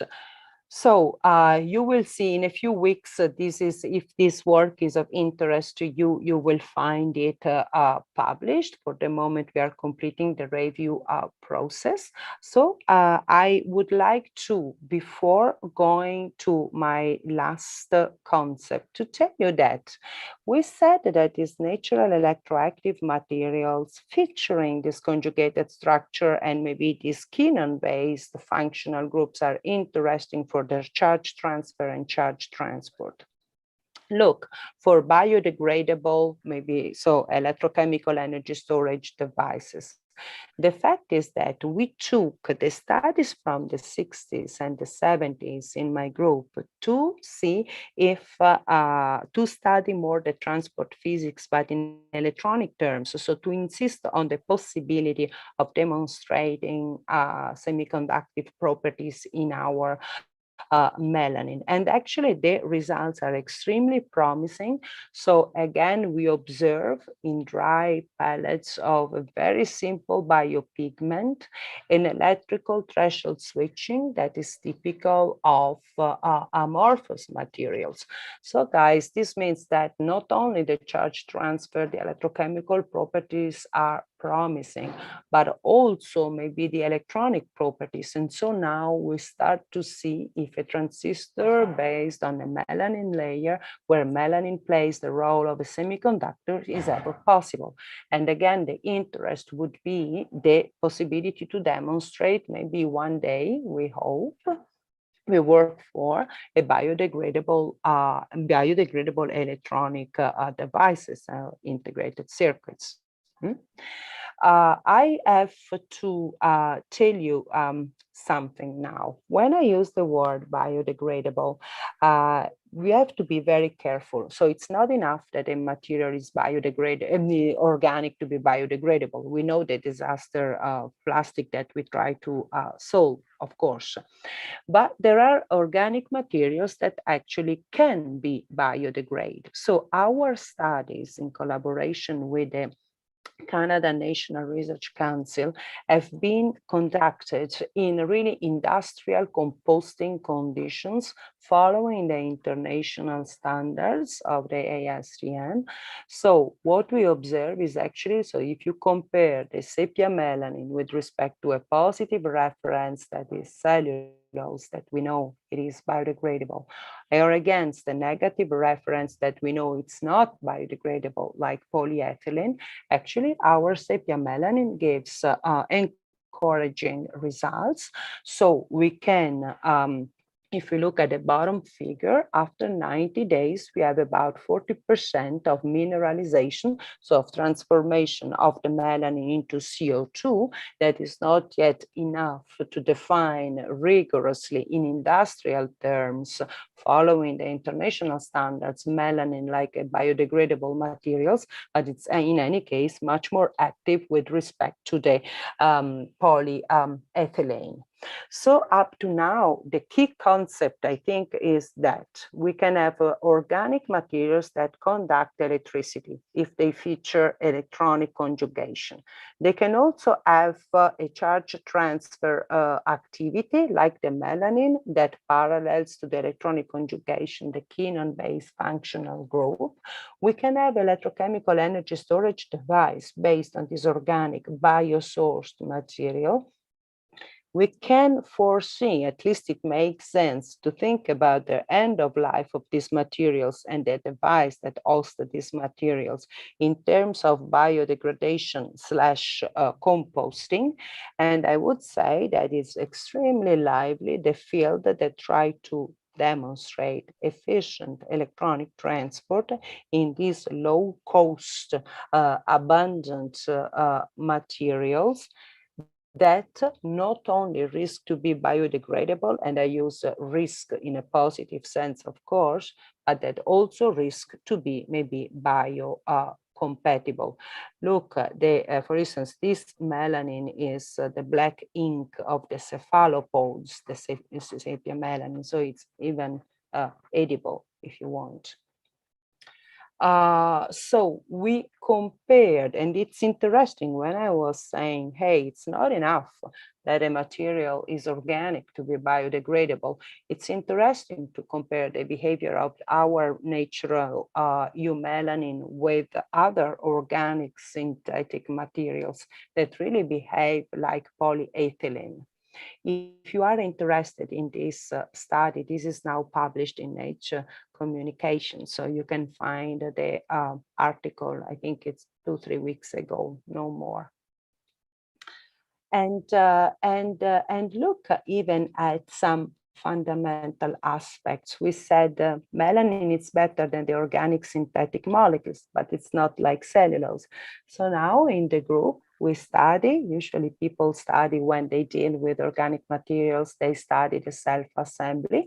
In our case, we are more studying the destacking, the disassembly, because we have to know after the life, the useful life of the device, how to open the materials and make them available for the enzyme. The enzyme have to attack at the end of life the material.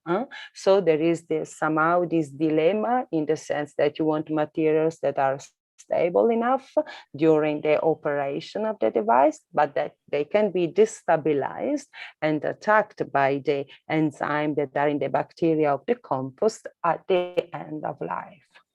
So if you allow me, I think the key concept that I wanted to deliver today are that materials extracted from natural sources do exist.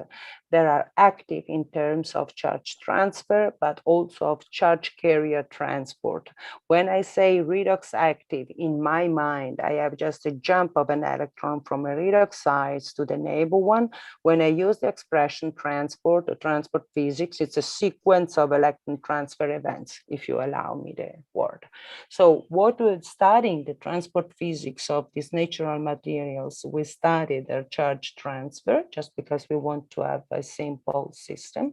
And actually we observe that we can store energy using the redox activity. It is also possible to support the electrochemical energy storage, exposing the electrodes to solar light because the biopigment, they have an optical absorption that properly matches with the solar spectrum. We are now working on the exploration of the semiconductivity of this material. That means so exclusive electronic transport, if you want. And so we dream that maybe we are working on this with other 5-10 groups at the international level. Maybe in a few years from now, we will be able to have compostable electronic devices, compostable organic batteries, and maybe also compostable integrated circuits, without, of course, being in competition with the silicon-based electronics. No way. It's always a question of being complementary and to propose a different solution for the enormous problem that is, the electronics nowadays. Thank you very much for your attention, and please feel free to contact me by email or even WhatsApp. Professor Izema knows that it's better WhatsApp than the email. We swim in the emails usually. But I mean, I really would like you to know that we try to do our best in Montreal to work in the field of sustainable electronics and eco-design with 2-3 pan-Canadian and international initiatives, and the UNESCO chair under review on a similar theme. So I hope to work with a few of you in the years to come. And thank you very much again for the opportunity. Thank you very much.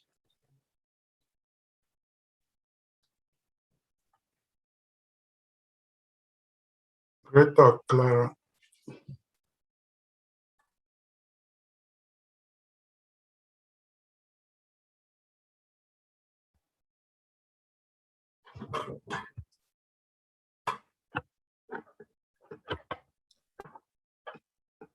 We are not hearing you, sir.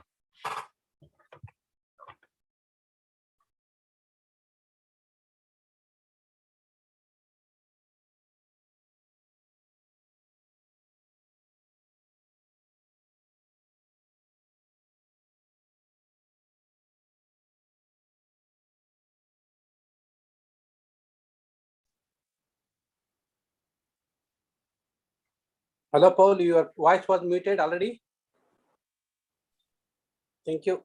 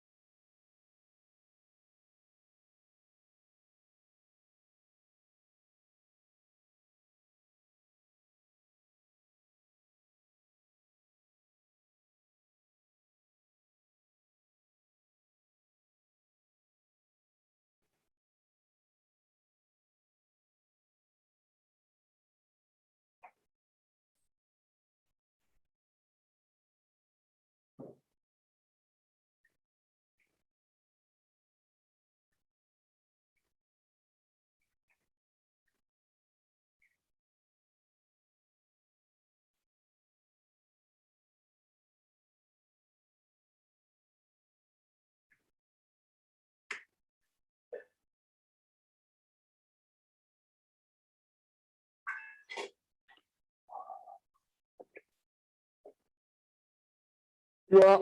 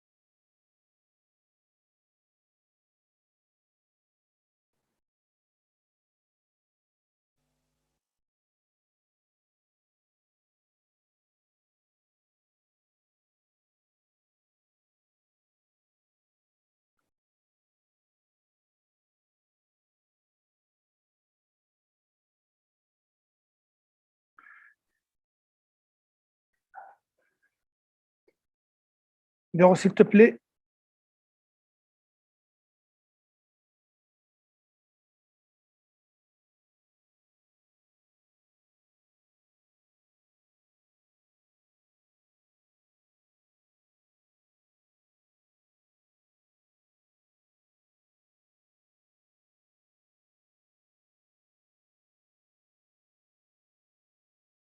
Unmute.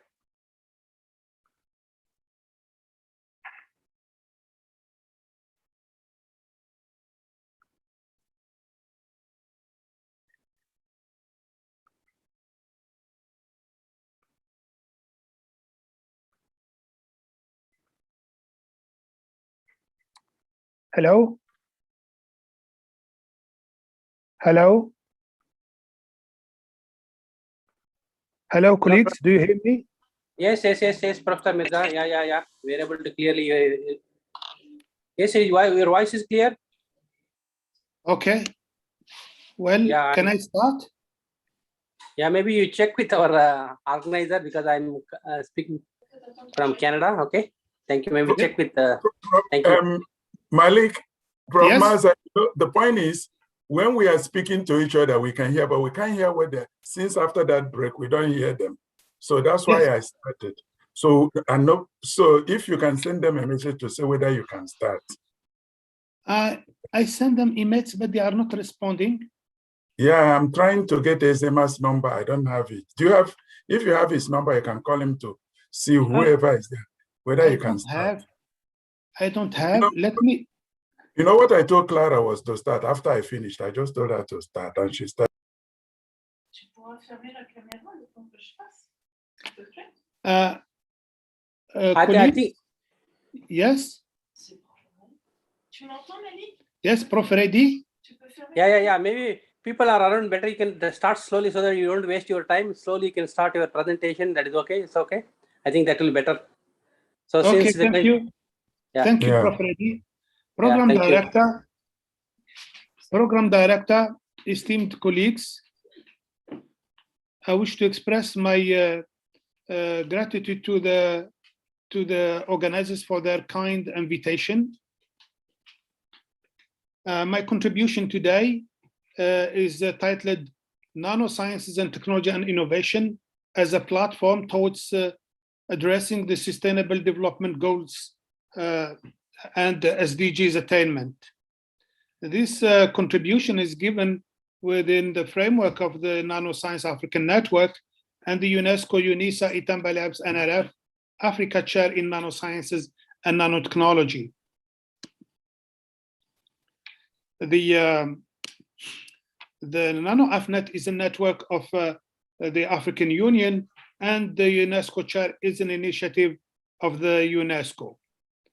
The two platforms have in their vision and mission do target the African continent specifically. While the UNESCO Chair is based in the Johannesburg, in the Gauteng province, the Nanoscience African Network is based in Cape Town, in the Western Cape, where my colleague, Professor Emmanuel Iwa, is also based. And the mission and the vision of the two initiatives are to address the human capital development and the preparation of the workforce of tomorrow in the field of nanosciences and nanotechnology. The outline of my contribution is split in 4 components.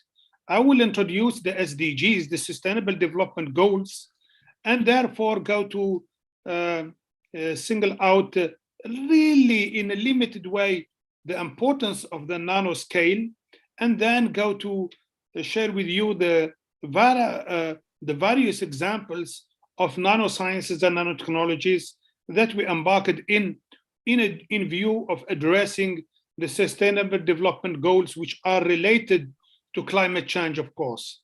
And therefore, if time allows, I will go to conclusions and trends. In terms of the Sustainable Development Goals, as you are aware, colleagues, climate change signature is everywhere. I mean, well, just my previous colleague, Prof. Clara Santato, who is from Canada, when we speak about Canada, we think about ice, snow, and so on.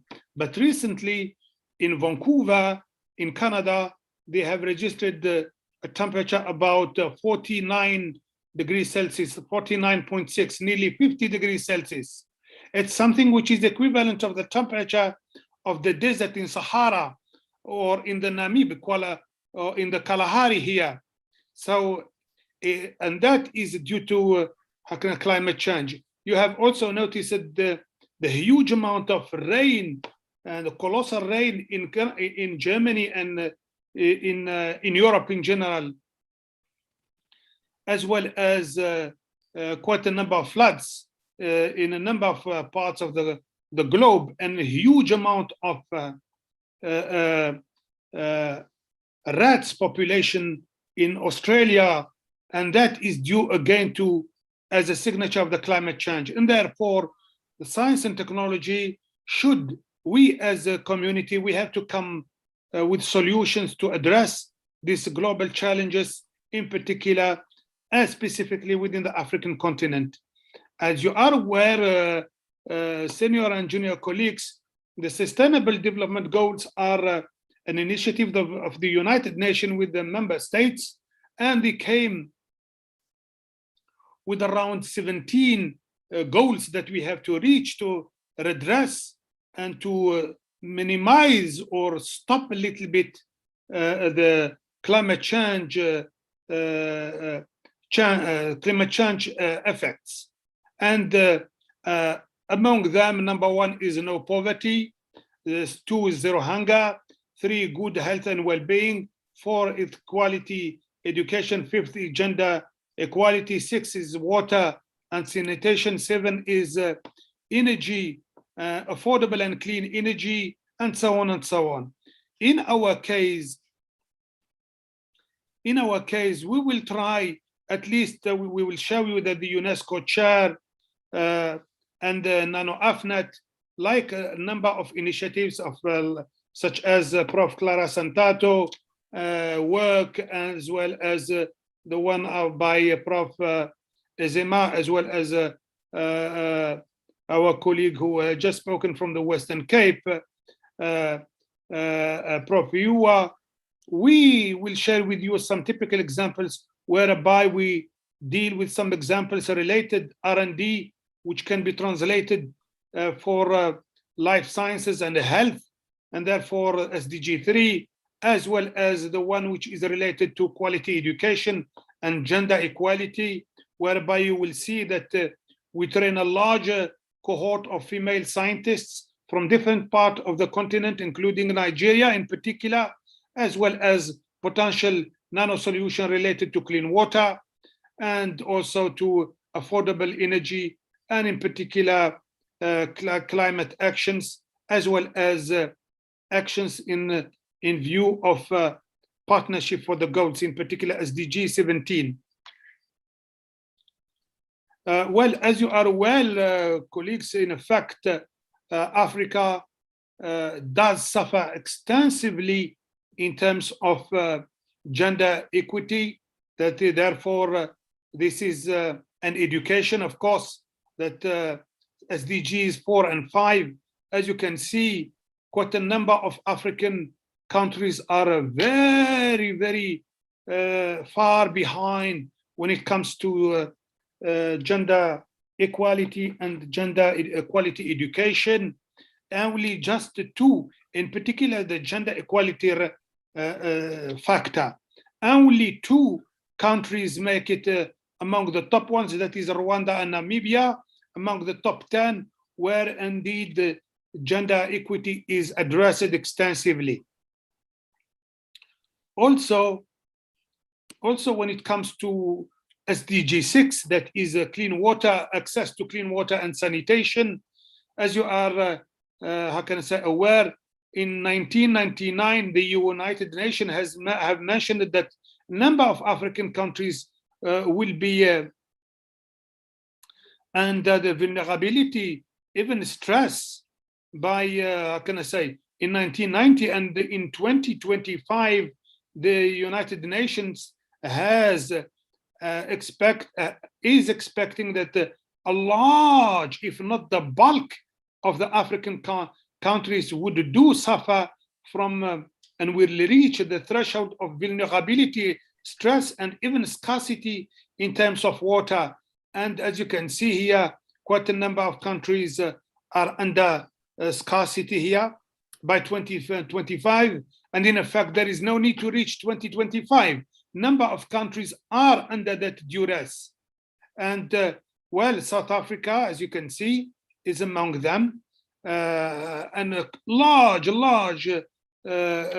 number of African countries will be by 2025 under huge duress in terms of water, and the scarcity and the stress in water will generate a huge exodus from the rural area to urban areas, and therefore a large population with a large density of population per meter square and per kilometer square, and therefore you can expect a rise of viral and bacterial related health issues.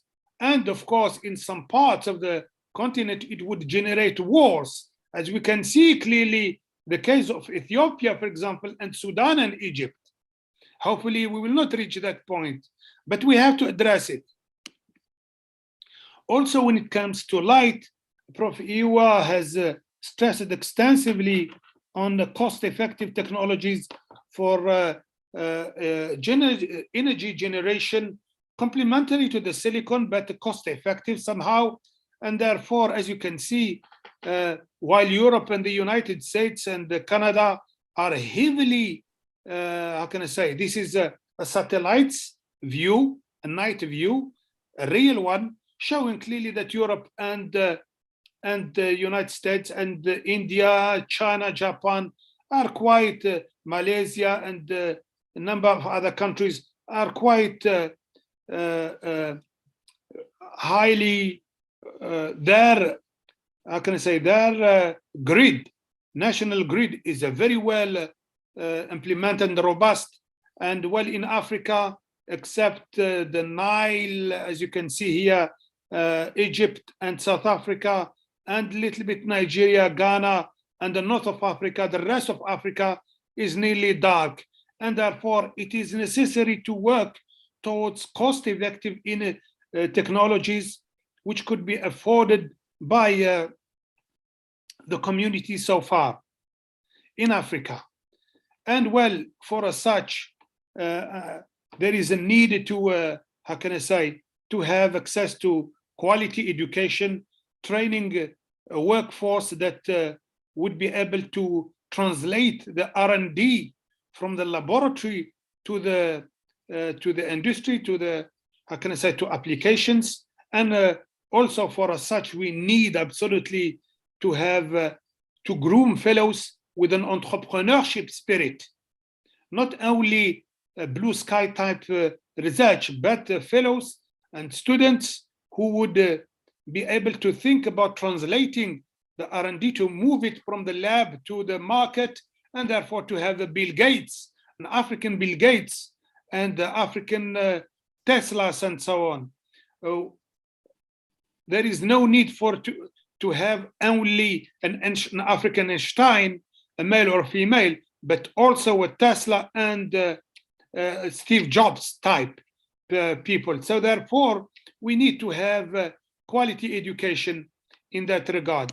And I will start, fellows, certainly my colleagues have highlighted about the importance of the field of nanosciences, but just to share with you, please, in a simple manner, why it's important to go to the field of nanosciences and nanotechnology.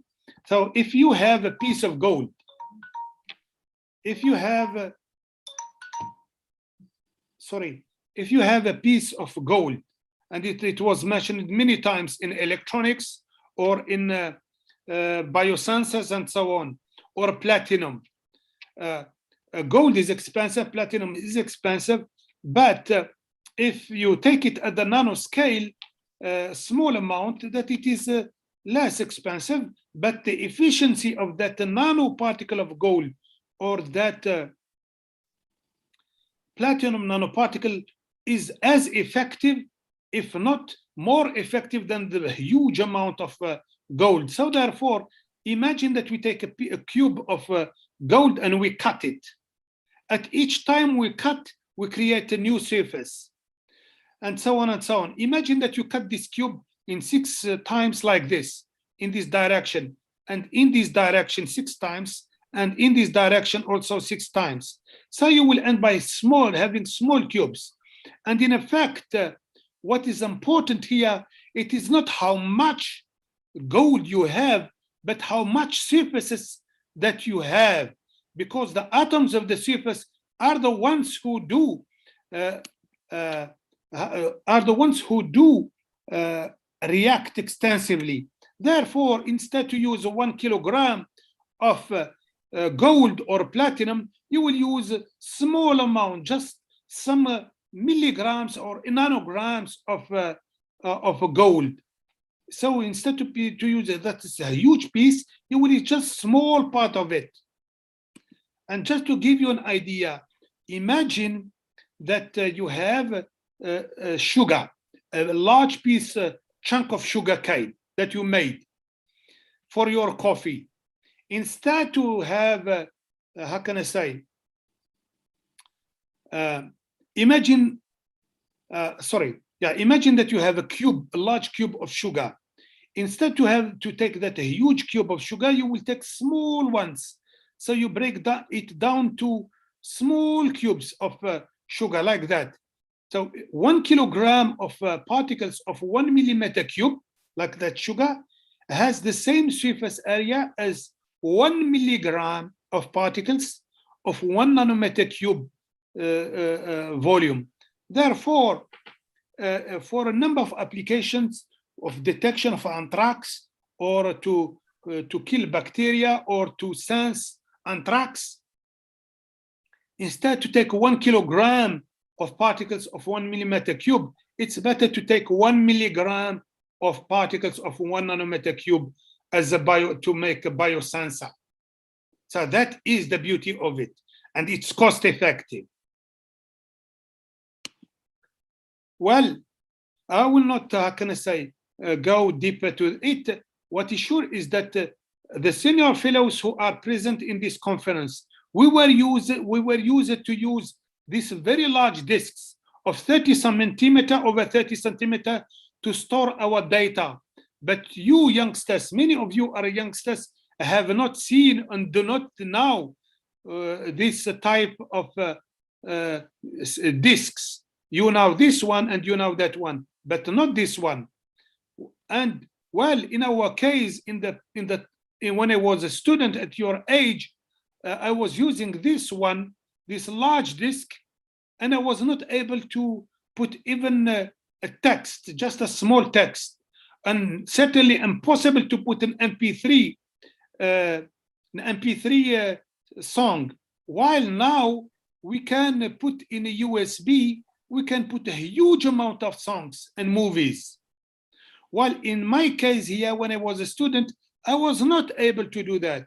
How it came that the disk that I was using was 30, it's like a book size, and I was not able to put an MP3, while here it's smaller, and I can put a huge amount of information, a huge amount of music and movies.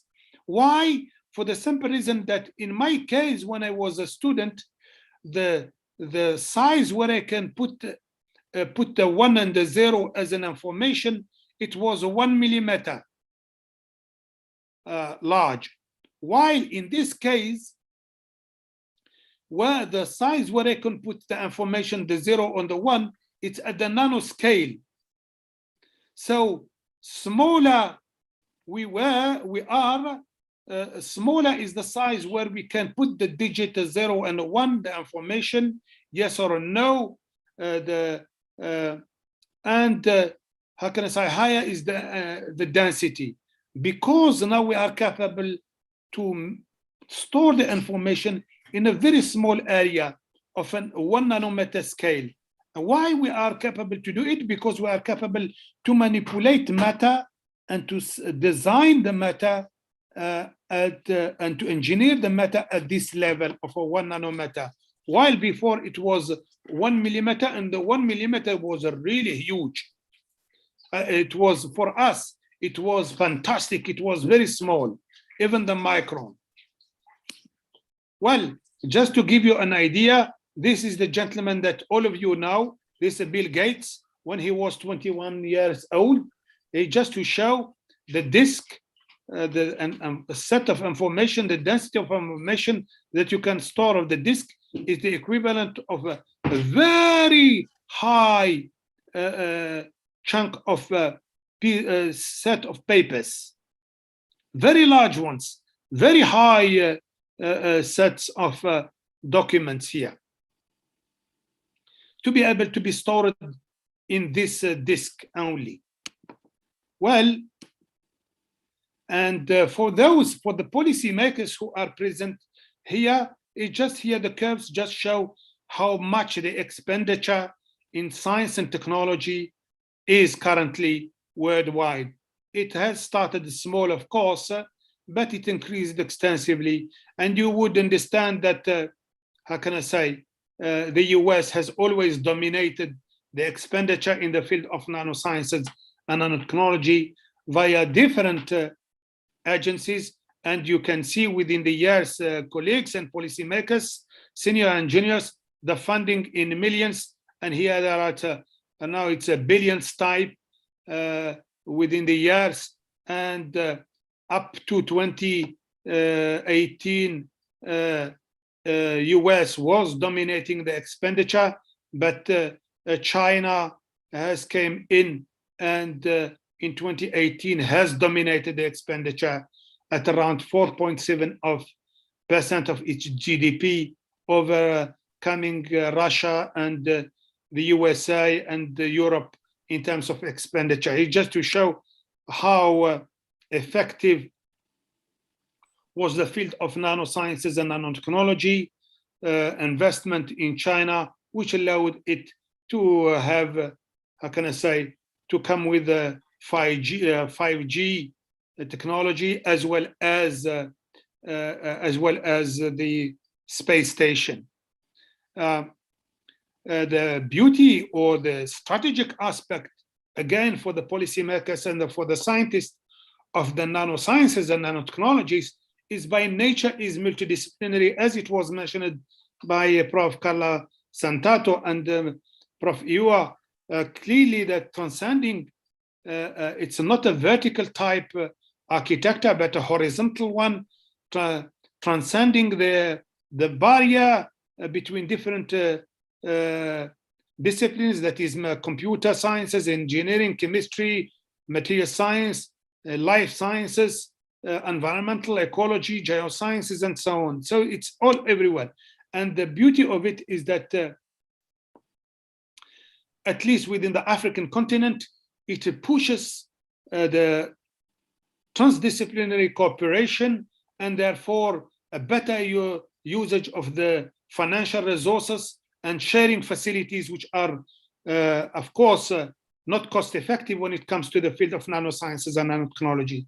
And here, fellows, I would like to share with you a typical examples that we are carrying it within the framework of the UNESCO chair, as well as the Nano AFNet, involving a large cohort from the African continent, from different parts of the continent, North of Africa, East of Africa, West of Africa, Central Africa, and the Southern Africa. And Prof. Ezema and his team are among those who do, with whom we have a very robust and sustainable cooperation within the years. And here, for example, a field of nanomaterials within which we have involved quite a number of fellows from Cameroon, Nigeria, and Senegal in particular in this case here.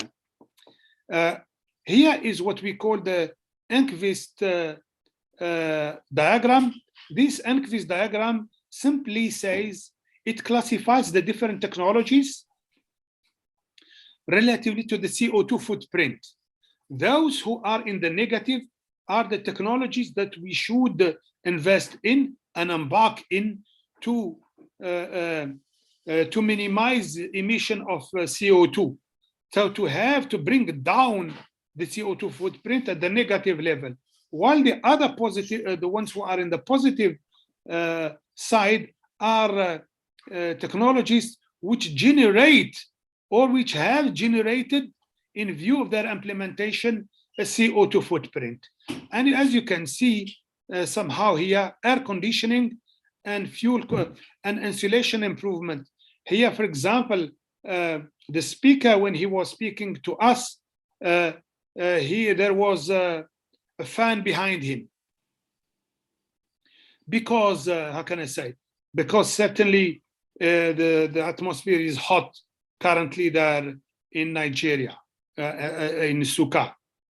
So we embarked in technologies which are related to air conditioning, at least smart air conditioning.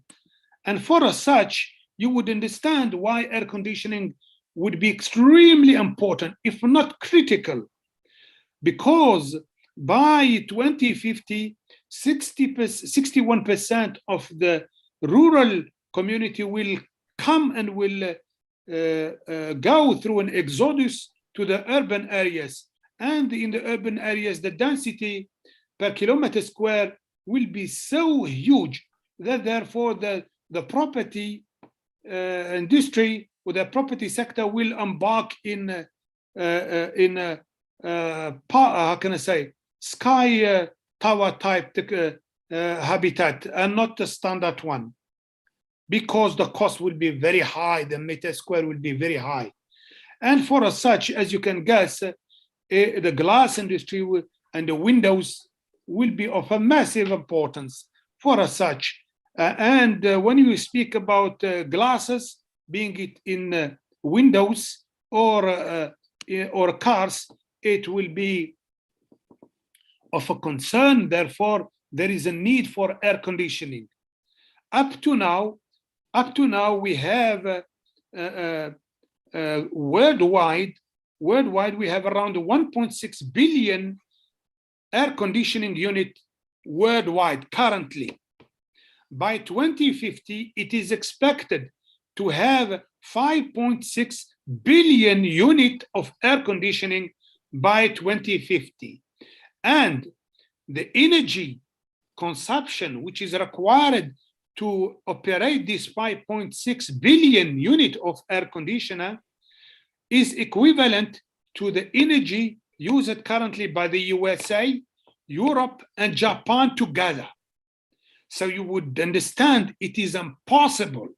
It is just impossible to generate such a huge amount of energy just for the air conditioning, knowing that without expecting these values, these expected values are not related to the change of the temperature of the climate.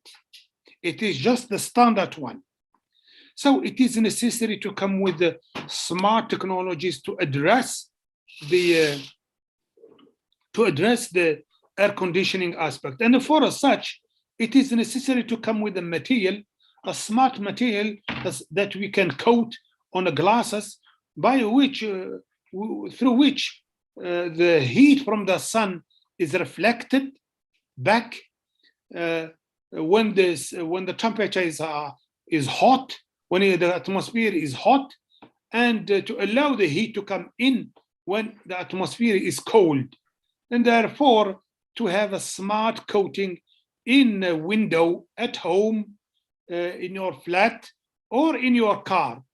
And this heat is quite dominating the spectrum, the solar spectrum, colleagues and fellows. It's 52% in the infrared. And this, how can I say, this would, this intensity would not stop. It will continue like that. So it is necessary to stop this, to regulate this heat.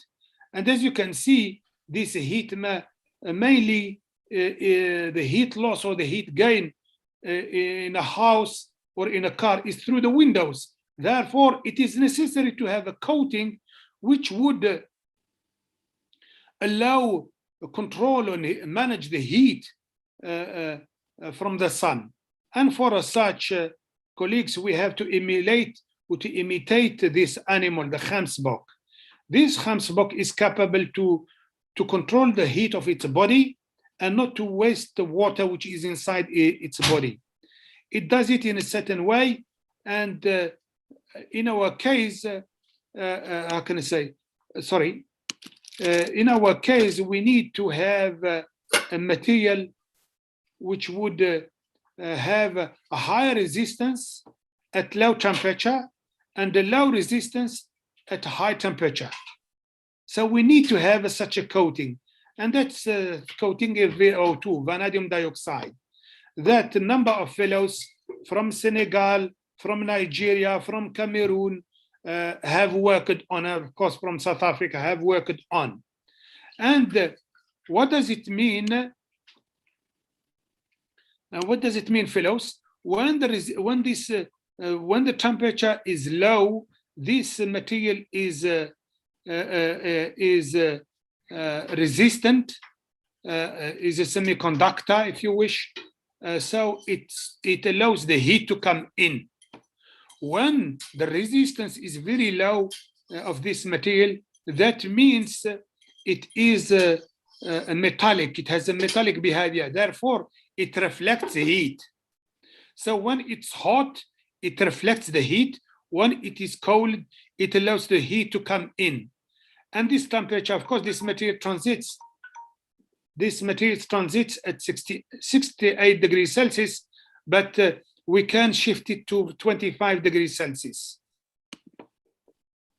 And as you can see, senior engineer fellows and participants, is that this is a transmission, the optical transmission of a glass window coated with this material VO2. As you can see, at a low temperature, here is the visible and the UV part and the visible part, and here is the near infrared and infrared. As you can see, at low temperature, at around 20 degrees Celsius, the heat, the infrared, are transmitted. As you can see here, it's around 70% in transmission. So the heat from the sun is transmitted. When it is hot, the infrared are reflected, as you can see by this curve here. The infrared are reflected. So with the glass window coated with this material, when it is hot, the heat from the sun is stopped. Okay, it can go to zero even. And when it is cold, it is transmitted. And the typical case of it, as you can see here, is a toy house with uncoated glass window, and the other one with the glass window coated, and with a thermometer inside, and illuminated with a lamp. This lamp is equivalent of 1.5 sun. As you can see, the glass, the glass which is not coated transmits the heat, and the temperature measured inside the room of that house is 42 degrees Celsius, while the one which is coated, the temperature is 33 degrees Celsius, nearly 10 degrees Celsius difference. So here the room is cold, while here the room is hot. So here it shows clearly that this material can act as a smart coating, which allows smart air conditioning. So this is the type of materials that one could expect in the near future to coat our cars and our buildings. And there are other applications in small satellites and so on. The other example that I would like to share with you, if you remember, colleagues, in that Enquist graph, one of the techniques which is one of the technologies which is extremely important is technologies which would allow fuel efficiency in commercial vehicles. So we have to target this one. And fuel efficient vehicles, as you can see, both of them are in the negative. Therefore, these are the ones that we have to invest in. And for such, we have to come what we call next generation of coolants, nanofluids. And this is in relation to respond to SDG 9 and SDG 11. And just to give you a typical example, in your car, you have the engine. And what you do, you put water in your radiator and you put ethylene glycol close to the radiator also.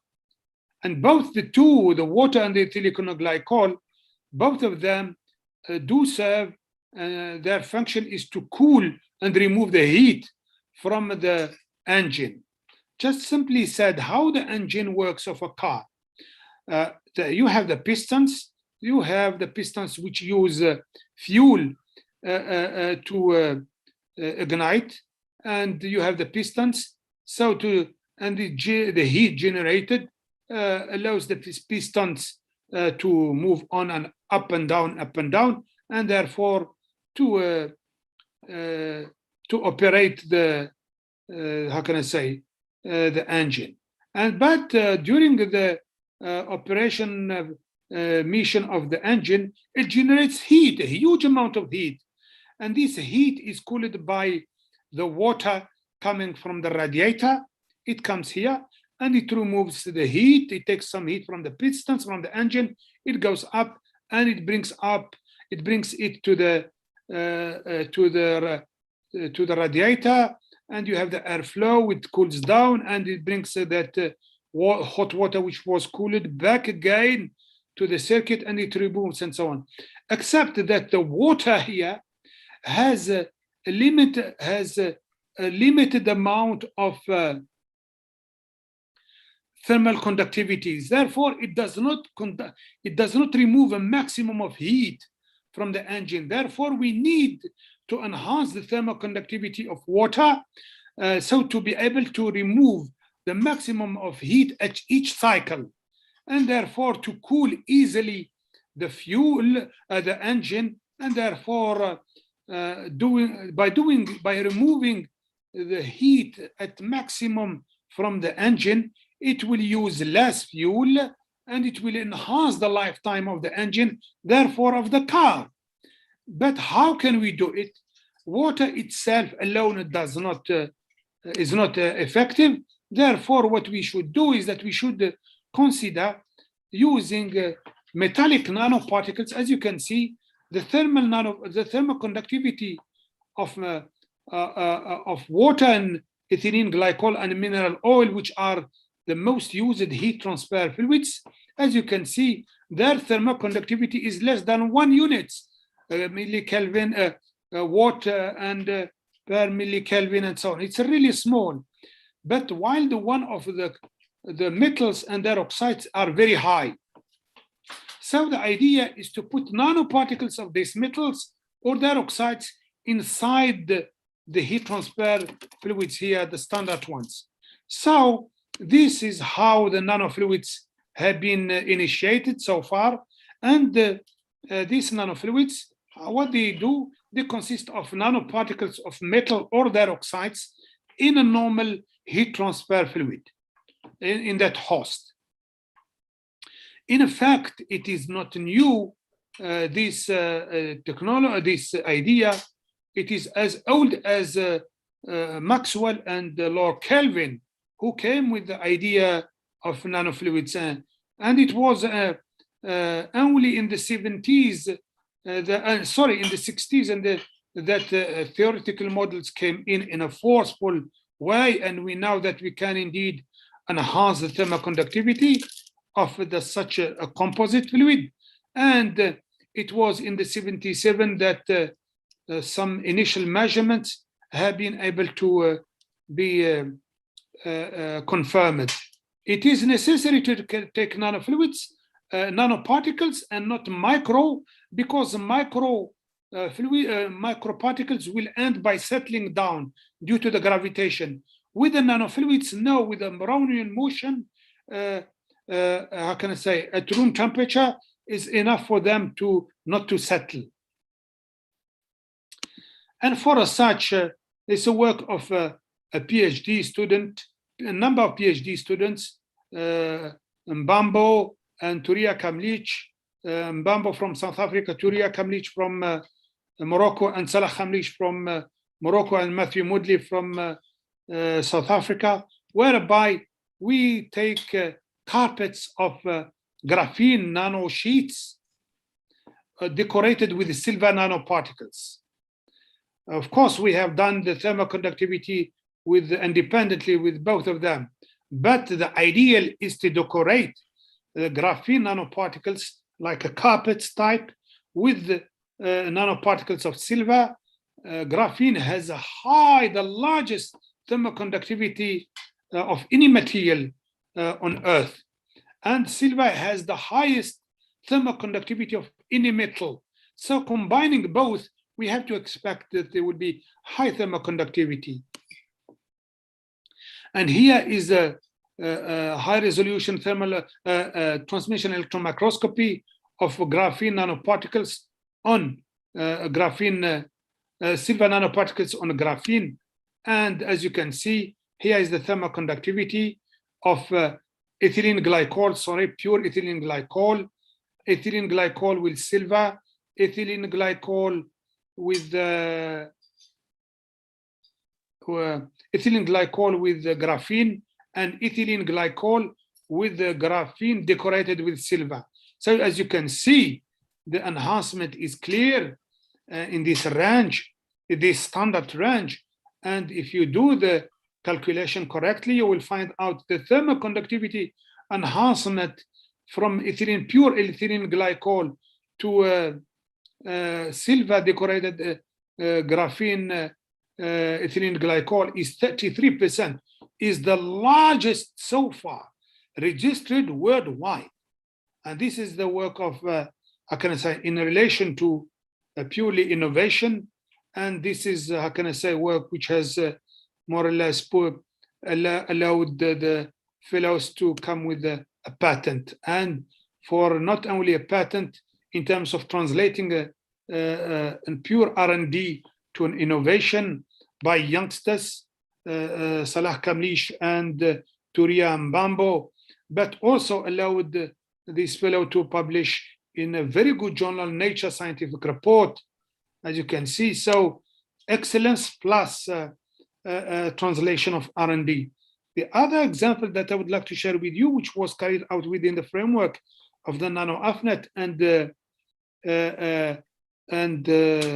UNESCO chair, is related to SDG 6, clean water and sanitation. And I must, how can I say, admit that the work was done by a number of fellows from different parts of the continent, from north of Africa, Morocco, Tunisia, Algeria, as well as the Zambia and DRC, as well as South Africa and Cameroon. This case here in particular is related to the fact that I will not go through these transparency, colleagues, just to mention again the scarcity and the stress and vulnerability aspect of a number of African countries who would face this. And therefore we have to work. And this water, this solution which would be, how can I say, reached, should be, how can I say, shared with other colleagues from other parts of the continent and the South and the world, in effect. Why not? Because humanity is at stake. Whatever we have to produce should be for the benefit of humanity and the South and Africa specifically. In this case, the ideal system that we were able to synthesize is the TiO2 that is very well known, which is very photoactive with the UV. But in our case, we came with a process with a green way to make it in a cost-effective way and produce it locally, and locally, not to import it. And therefore, here a typical case, colleagues, because the TiO2 is very active, so it can, through a photocatalytic response, kill organic acids, estrogen, pesticide, dyes, crude oil, microbes, inorganic molecules, and so on and so on. So the idea is to produce it locally. So we came with a solution where it is possible to produce it at a very low cost in a very green way.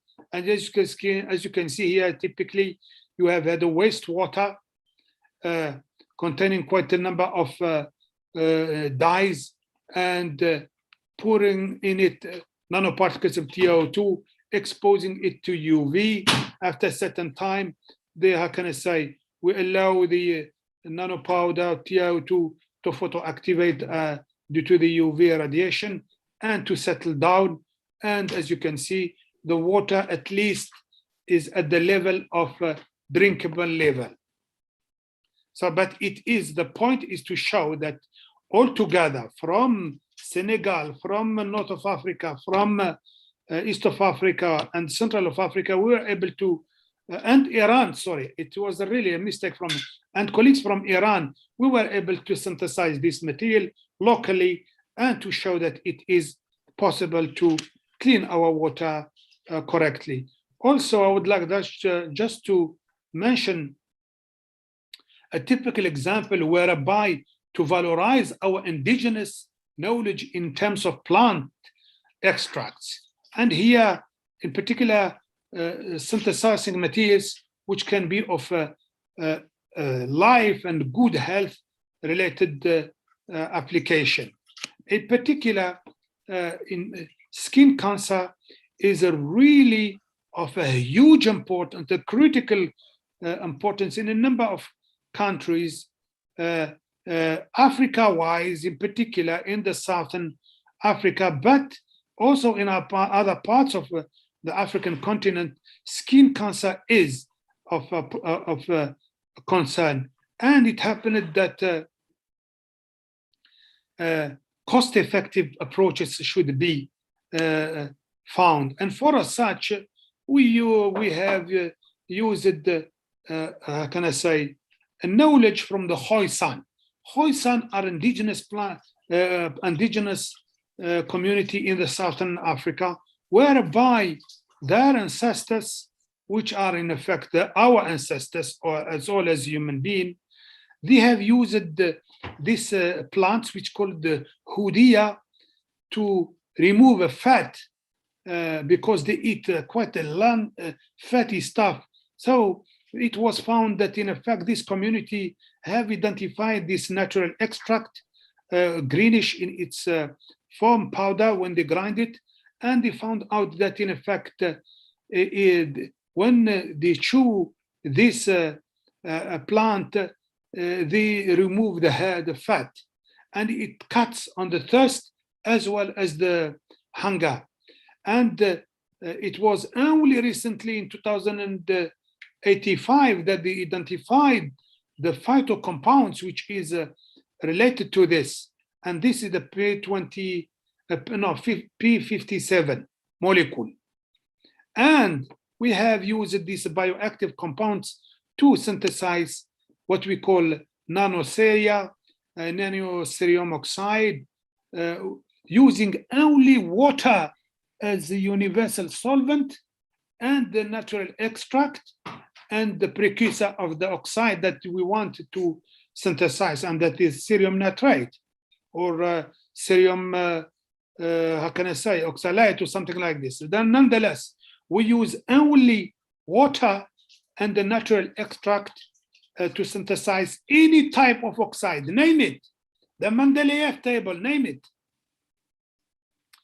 And for such fellows and colleagues, junior and senior fellows, we have been able to synthesize, that is the work of a fellow who took cerium nitrate and water as a solvent, as a universal solvent, with the natural extract from this hudia plant, hudia extract, and we were able to synthesize outstandingly highly crystalline nanoparticles, very small. Please see the size here. The scale is 2 nanometers, colleagues. This is quasi-amorphous a little bit, but these are highly crystalline, as you can see, 2 nanometer in scale. And colleagues and fellows, what is sure is that when you go to characterize them, you will find out they are as good as the ones made by standard physical chemical methods. And while you identify that it is a purely cerium oxide, fluorite, single phase when you do an analysis and so on, and you will find out it's purely cerium 4+, no C3+, just cerium 4+. Therefore, this is the most active phase when it comes to photo splitting. By the way, the unit which have been used, or the material which has been used to decompose CO2 in Mars, and to decompose the CO2 and to split it to get water in Mars atmosphere is cerium oxide. It's exactly not this type, this one, the biosynthesized, but it is cerium oxide. My point, colleagues, is that this cerium oxide is special from optical point of view. As you can see, colleagues, this is the reflectance, the diffuse reflectance measured, how can I say, within the framework of a fellow PhD student, Tombi de Clopo, and postdoc, Dr. Salah Kamlish. As you can see, colleagues, in the UV region, we are at the background level. So the diffuse reflectance is extremely very low, while in the visible and the near infrared, it's quite high. What does it mean, fellows and colleagues? That means the UV here, this powder, stops the UV. It kills them. There is no reflectance, no transmission. It stops, it absorbs this UV, UVA, UVB, because UVC, it stops at the high atmosphere. And in addition to that, you can see, colleagues, the infrared, it's quite highly reflected. What does it mean? That means this skin, when you coat these nanoparticles on your skin, not only it protects them from the UV radiation from the sun, not only it stops the UV and protects the skin from the skin cancer, but also it reflects nearly 70% of the infrared region. That means it protects the skin from sun overburning. That's what does it mean.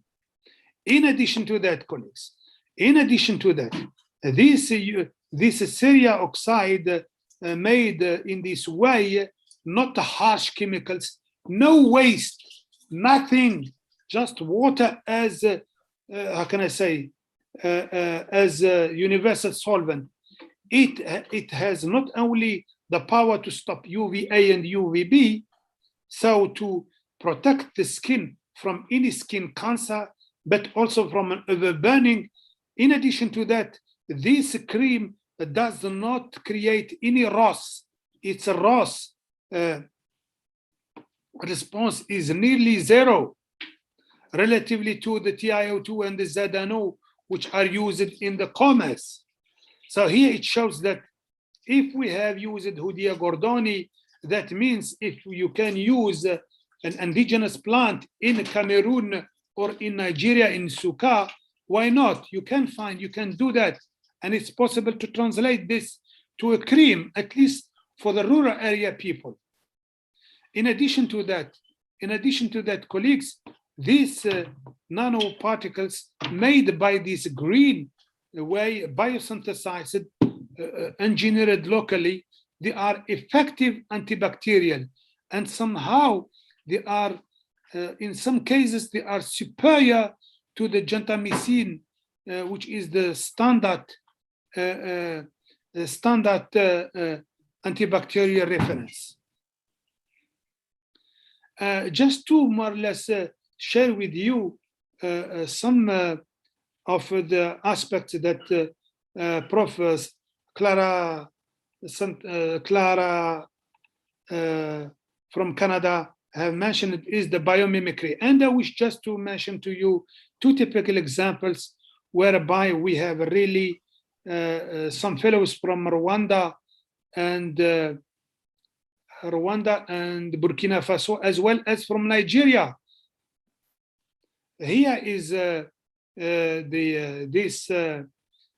what we call sepia officinalis from this calamar type animal who how can I say, to hide himself or herself, it projects black ink.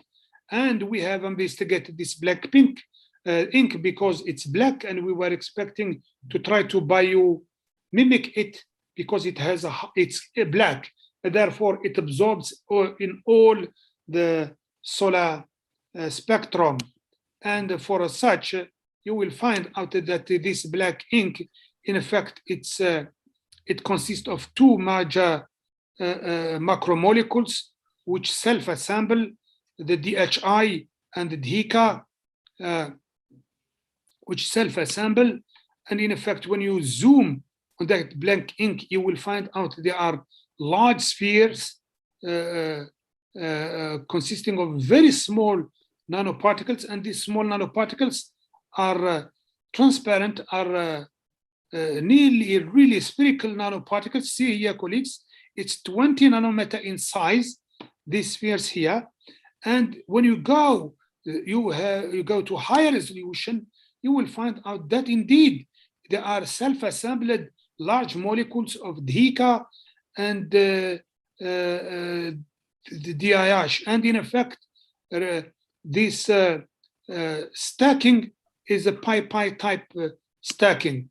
The interesting aspect of it is that they do absorb quite well, both in the UV and the visible, as well as in the infrared. And up to now, we have seen that there is a phenomena here of a fundamental interest. Nonetheless, the most important thing is that this material absorb in the UV, in the visible, as in the IR. So the idea is to biomimic it. And other examples, and I must admit, give to Cesar, which belongs to Cesar, it was given to a student from Rwanda who has done a marvelous job in that regard. And I wish just to share with you the second case for which, in effect, fellows, youngsters from Nigeria, from Abuja, who were the ones to guide me towards this material. In particular, what they call Zobo drink. When they brought me Zobo drink, I asked them how it's made. They said, no, it's proper to the region here, to the Western Africa region. It's not only in Nigeria. Indeed, in Senegal, they call it Bissap. In Nigeria, they call it Zobo drink. In Egypt, the pharaohs, they were drinking it, and it was called karkade. Nonetheless, this powder comes from a dye coming from this red flower, which is the hibiscus flower. And this hibiscus flower, that red color, is due to this compound.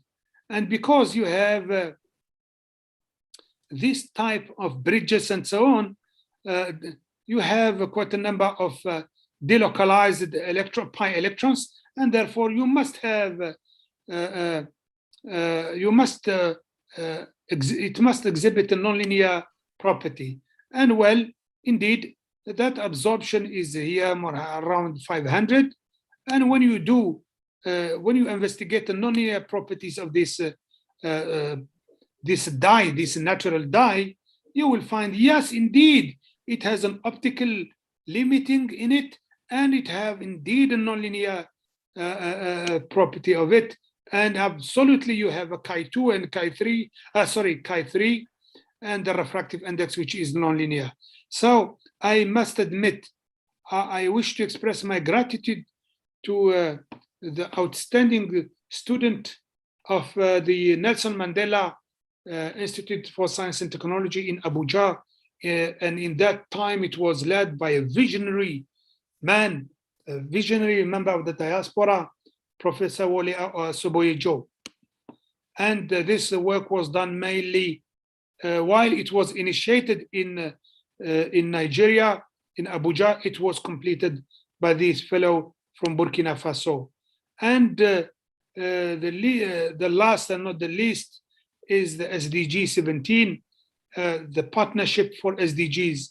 Quite a number of fellows from Obafemi Awolowo University and Zaria University, but certainly and extensively from the University of Nigeria and Nsukka, through the efforts of Prof. Rose Osuji and Prof. Fabian Ezema. Quite a number of fellows are exchanged in a regular way, and we wish and we will continue cementing this outstanding African cooperation, which has really flourished within the years. With our gratitude to Prof. Ezema and Prof. Rose Osuji and their fellows, to whom what's his name, Obodo, and their fellows, to whom we are really grateful to continue this this cooperation. It happened that within the African landscape, we are obliged to continue this cooperation because the two giants in the field of science and technology, that is the USA and China, sorry, do cooperate extensively. So is Europe, European countries and ASEAN countries. So in Africa, we are obliged to do so. And for such, we do cooperate extensively, and we do receive quite a number of fellows from different parts of Africa, from Burkina Faso, Uganda, Cameroon, Egypt, DRC, Botswana. I think this is Tanzania, Zambia, Nigeria, Algeria, Ghana, Libya, Rwanda, and Morocco, among others. And also colleagues from not only junior fellows, postgrads, and postdocs, but also senior fellows from different other parts of the African continent. And we do cooperate extensively with a number of fellows from overseas in different parts of the globe. And we do, how can I say, allow these fellows to go and visit these labs through this bilateral between, for example, Nigeria with Dr. Obodo, who was able to go to Pakistan, and other fellows who were able to go to Europe, and so on and so on. Since then, since our cooperation within the platform of these two networks, our citations and our recognition or the recognition of the excellence which is carried out by these two networks, and certainly the UNN has contributed extensively, and Nigeria in particular, or the Nigerians higher education institutions and partners have allowed us to move up the ladder and to be recognized and to show that the African continent is as excellent as other parts of the globe. And the last one, SDG 5, is SDG 5, which is really gender equity related. We do embark 50% of our fellows at the postgrad or visiting scientists are females, and we do intend to reverse this curve and to have as much as female youngsters to be trained to be able to be absorbed by the workforce of tomorrow, and to have the equivalent of Madame Honorable Amina Gurib in Mauritius, who is a member of our UNESCO chair. She was a previous president of the Republic of Mauritius, but an outstanding fellow of our UNESCO chair. And also we would like to create to help assist in shaping the equivalent of Angela Merkel, but an African one. Hello, Malik. Yes, Hello. sir. Yeah, please, can you summarize this one in Yes. 2 minutes, please? Yes, I will summarize soon. And here, more or less, in terms of quality education, as you can see, quite a number of fellows have been recognized by international awards. The same thing here from different parts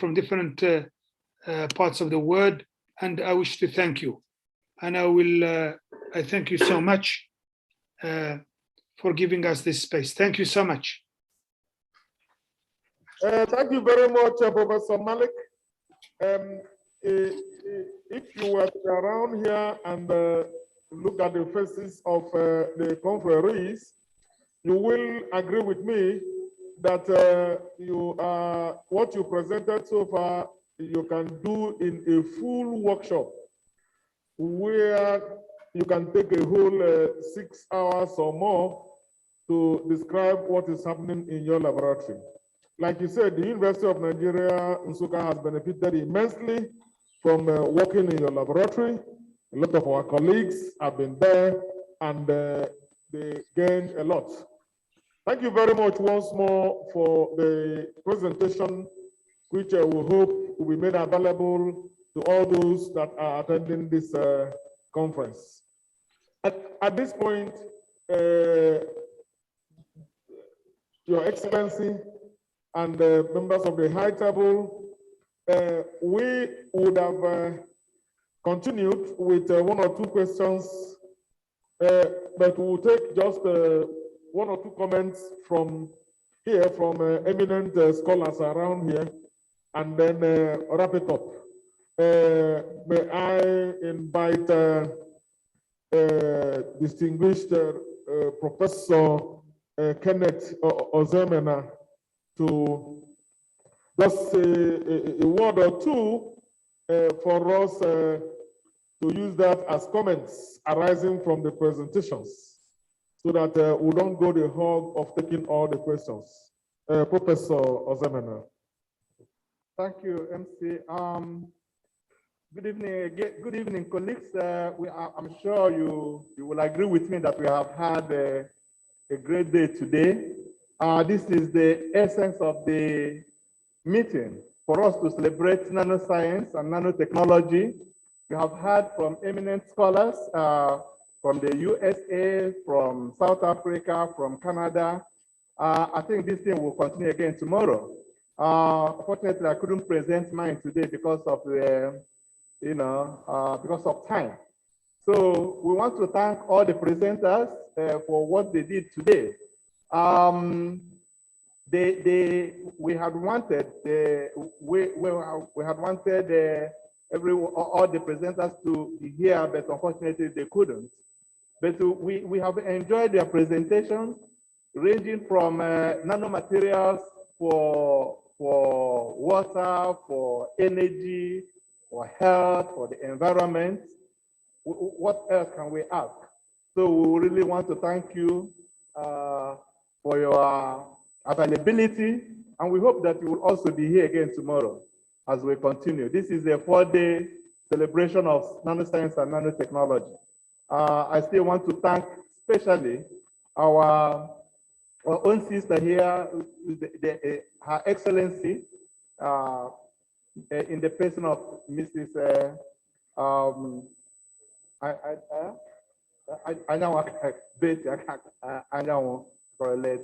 We want to thank her for being here. She's the only one that is here today. Every other person has gone, and I could see her taking pictures, enjoying the whole meeting. I mean, you can imagine how busy her time is, but she has made up her mind today that she will be. I think we should give her a special thanks by giving her a special welcome here. Thank you so much. Thank you so much. Thank you. Thank you. Thank you. Sorry for that I murdered your surname, but I'm sure you will understand. Okay. Thank you. Okay, thank you, Professor Ozemena. Her Excellency has got a new baptismal name, which I'm sure she will not take outside this hall. May I formally invite Professor, the immediate past director of the National Center for Energy Research and Development, Professor Paulinus E. Ugoke, for closing remarks that will be closely followed by a vote of thanks by Professor Anthony A. Atama. Professor Ugoge.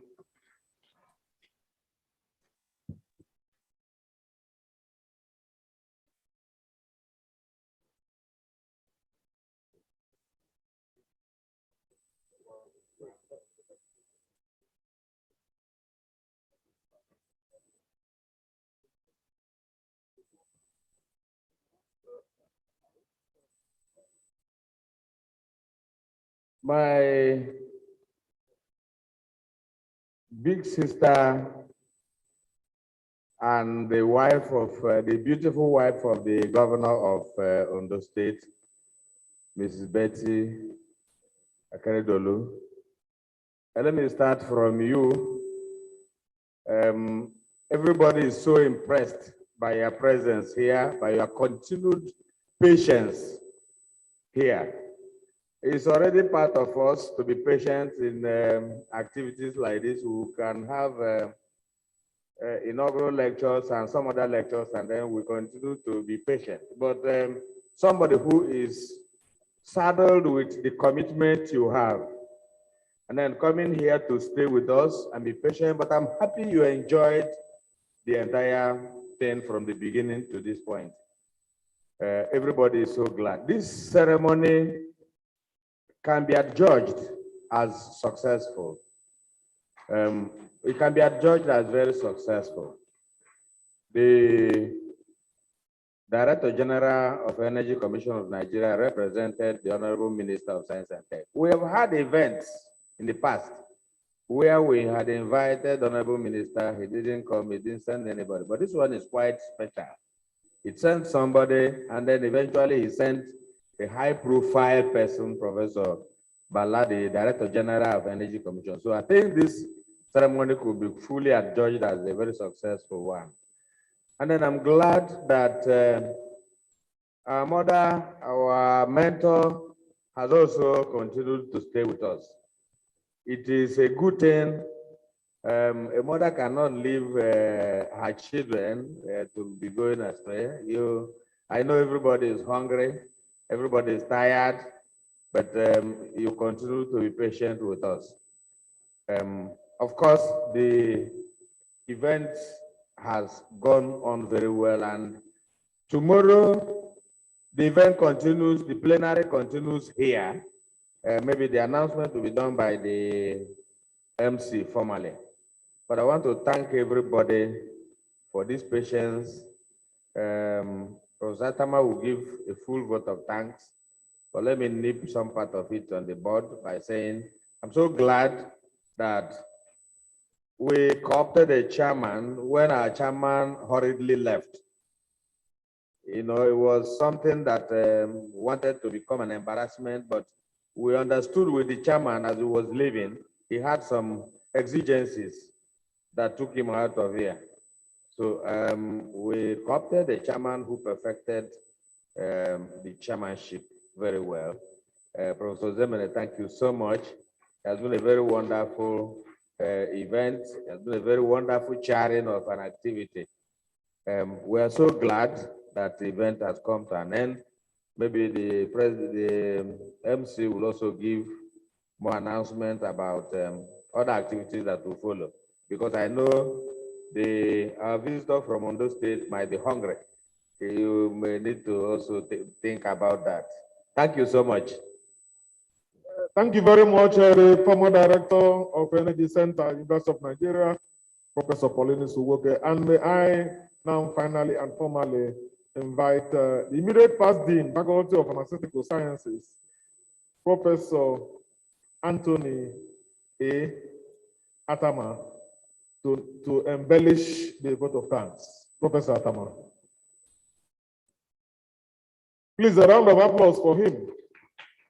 Professor Atama is also a nano scientist in the medical field. Professor Atama, please.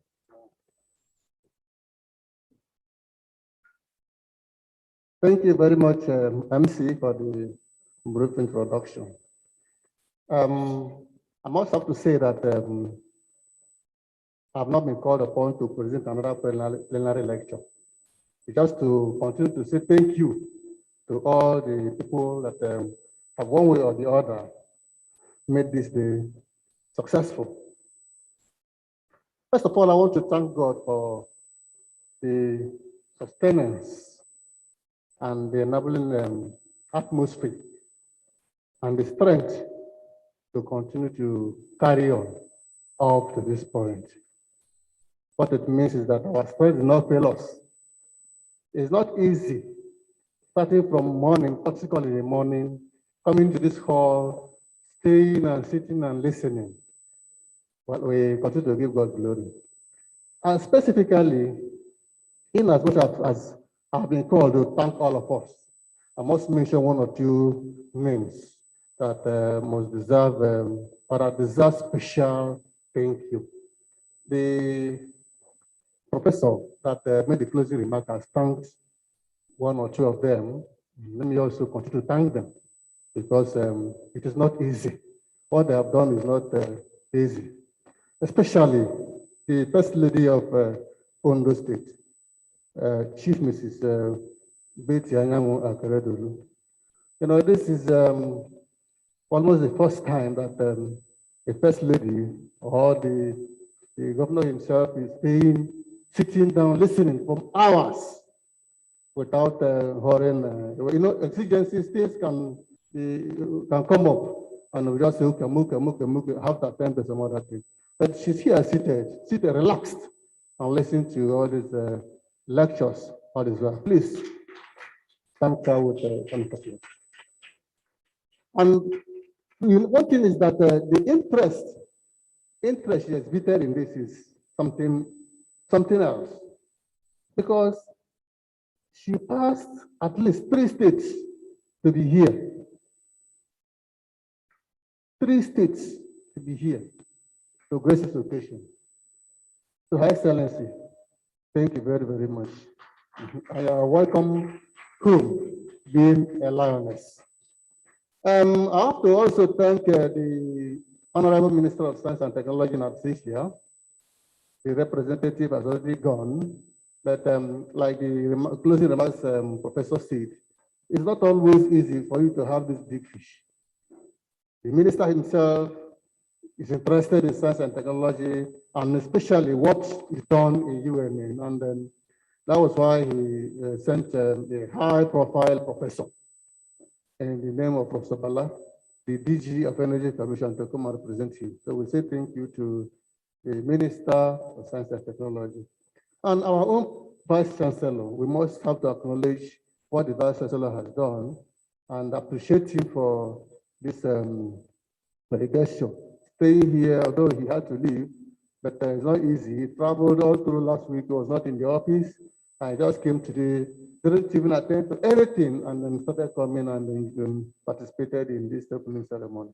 He has also provided an enabling environment for this Nano research group to thrive in UNN. So we continue to thank the Vice Chancellor for that. And like Oliver Twist, we know that anytime we call on him, that he will oblige us and do more for us. Oisal is a man that we cannot thank enough for what he has done and what he has been doing for this research group, and what my faith tells me that he will continue to do for this research group, because it's not easy. Someone that is an engineer by profession, having interest in this kind of nano research, and has been doing a lot, partnering with this group, the first, the second, the third, and we are now having the 4th Nano conference. And he has always maintained a very, very conspicuous presence in all the conferences. So Engineer Ukosa, represented by Engineer Chooks Eze, we want to appreciate your efforts of sponsorship and all other things, good things you have been doing to the research group.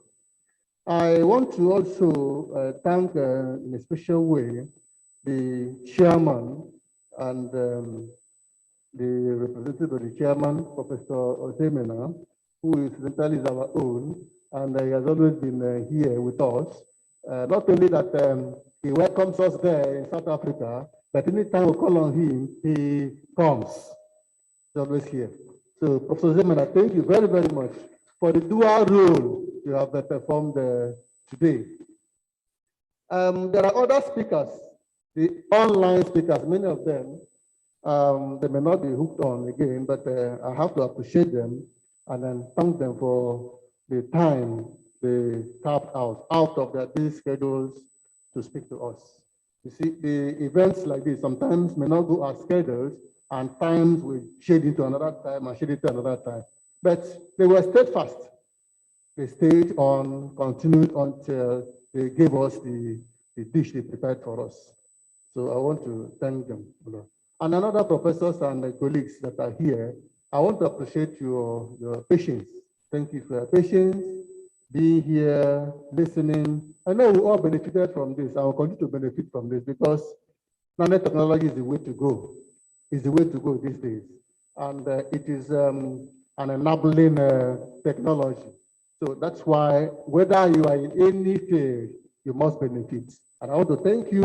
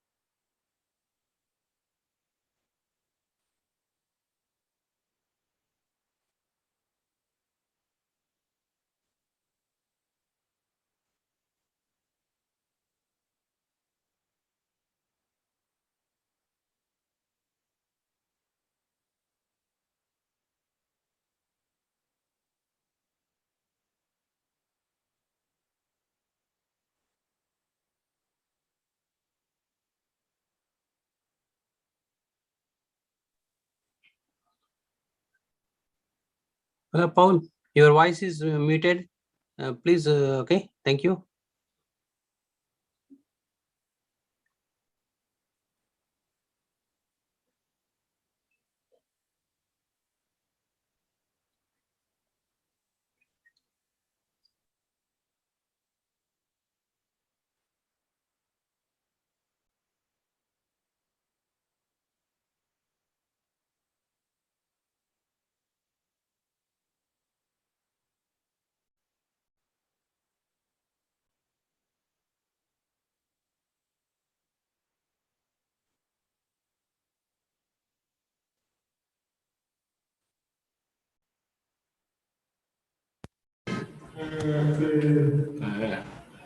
I'll pick this one.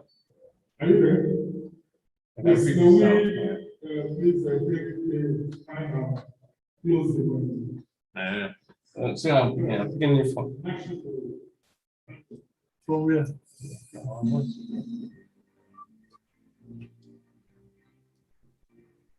Okay, thank you very much. Thank you, Paul, and thank you, Ken, and all the people.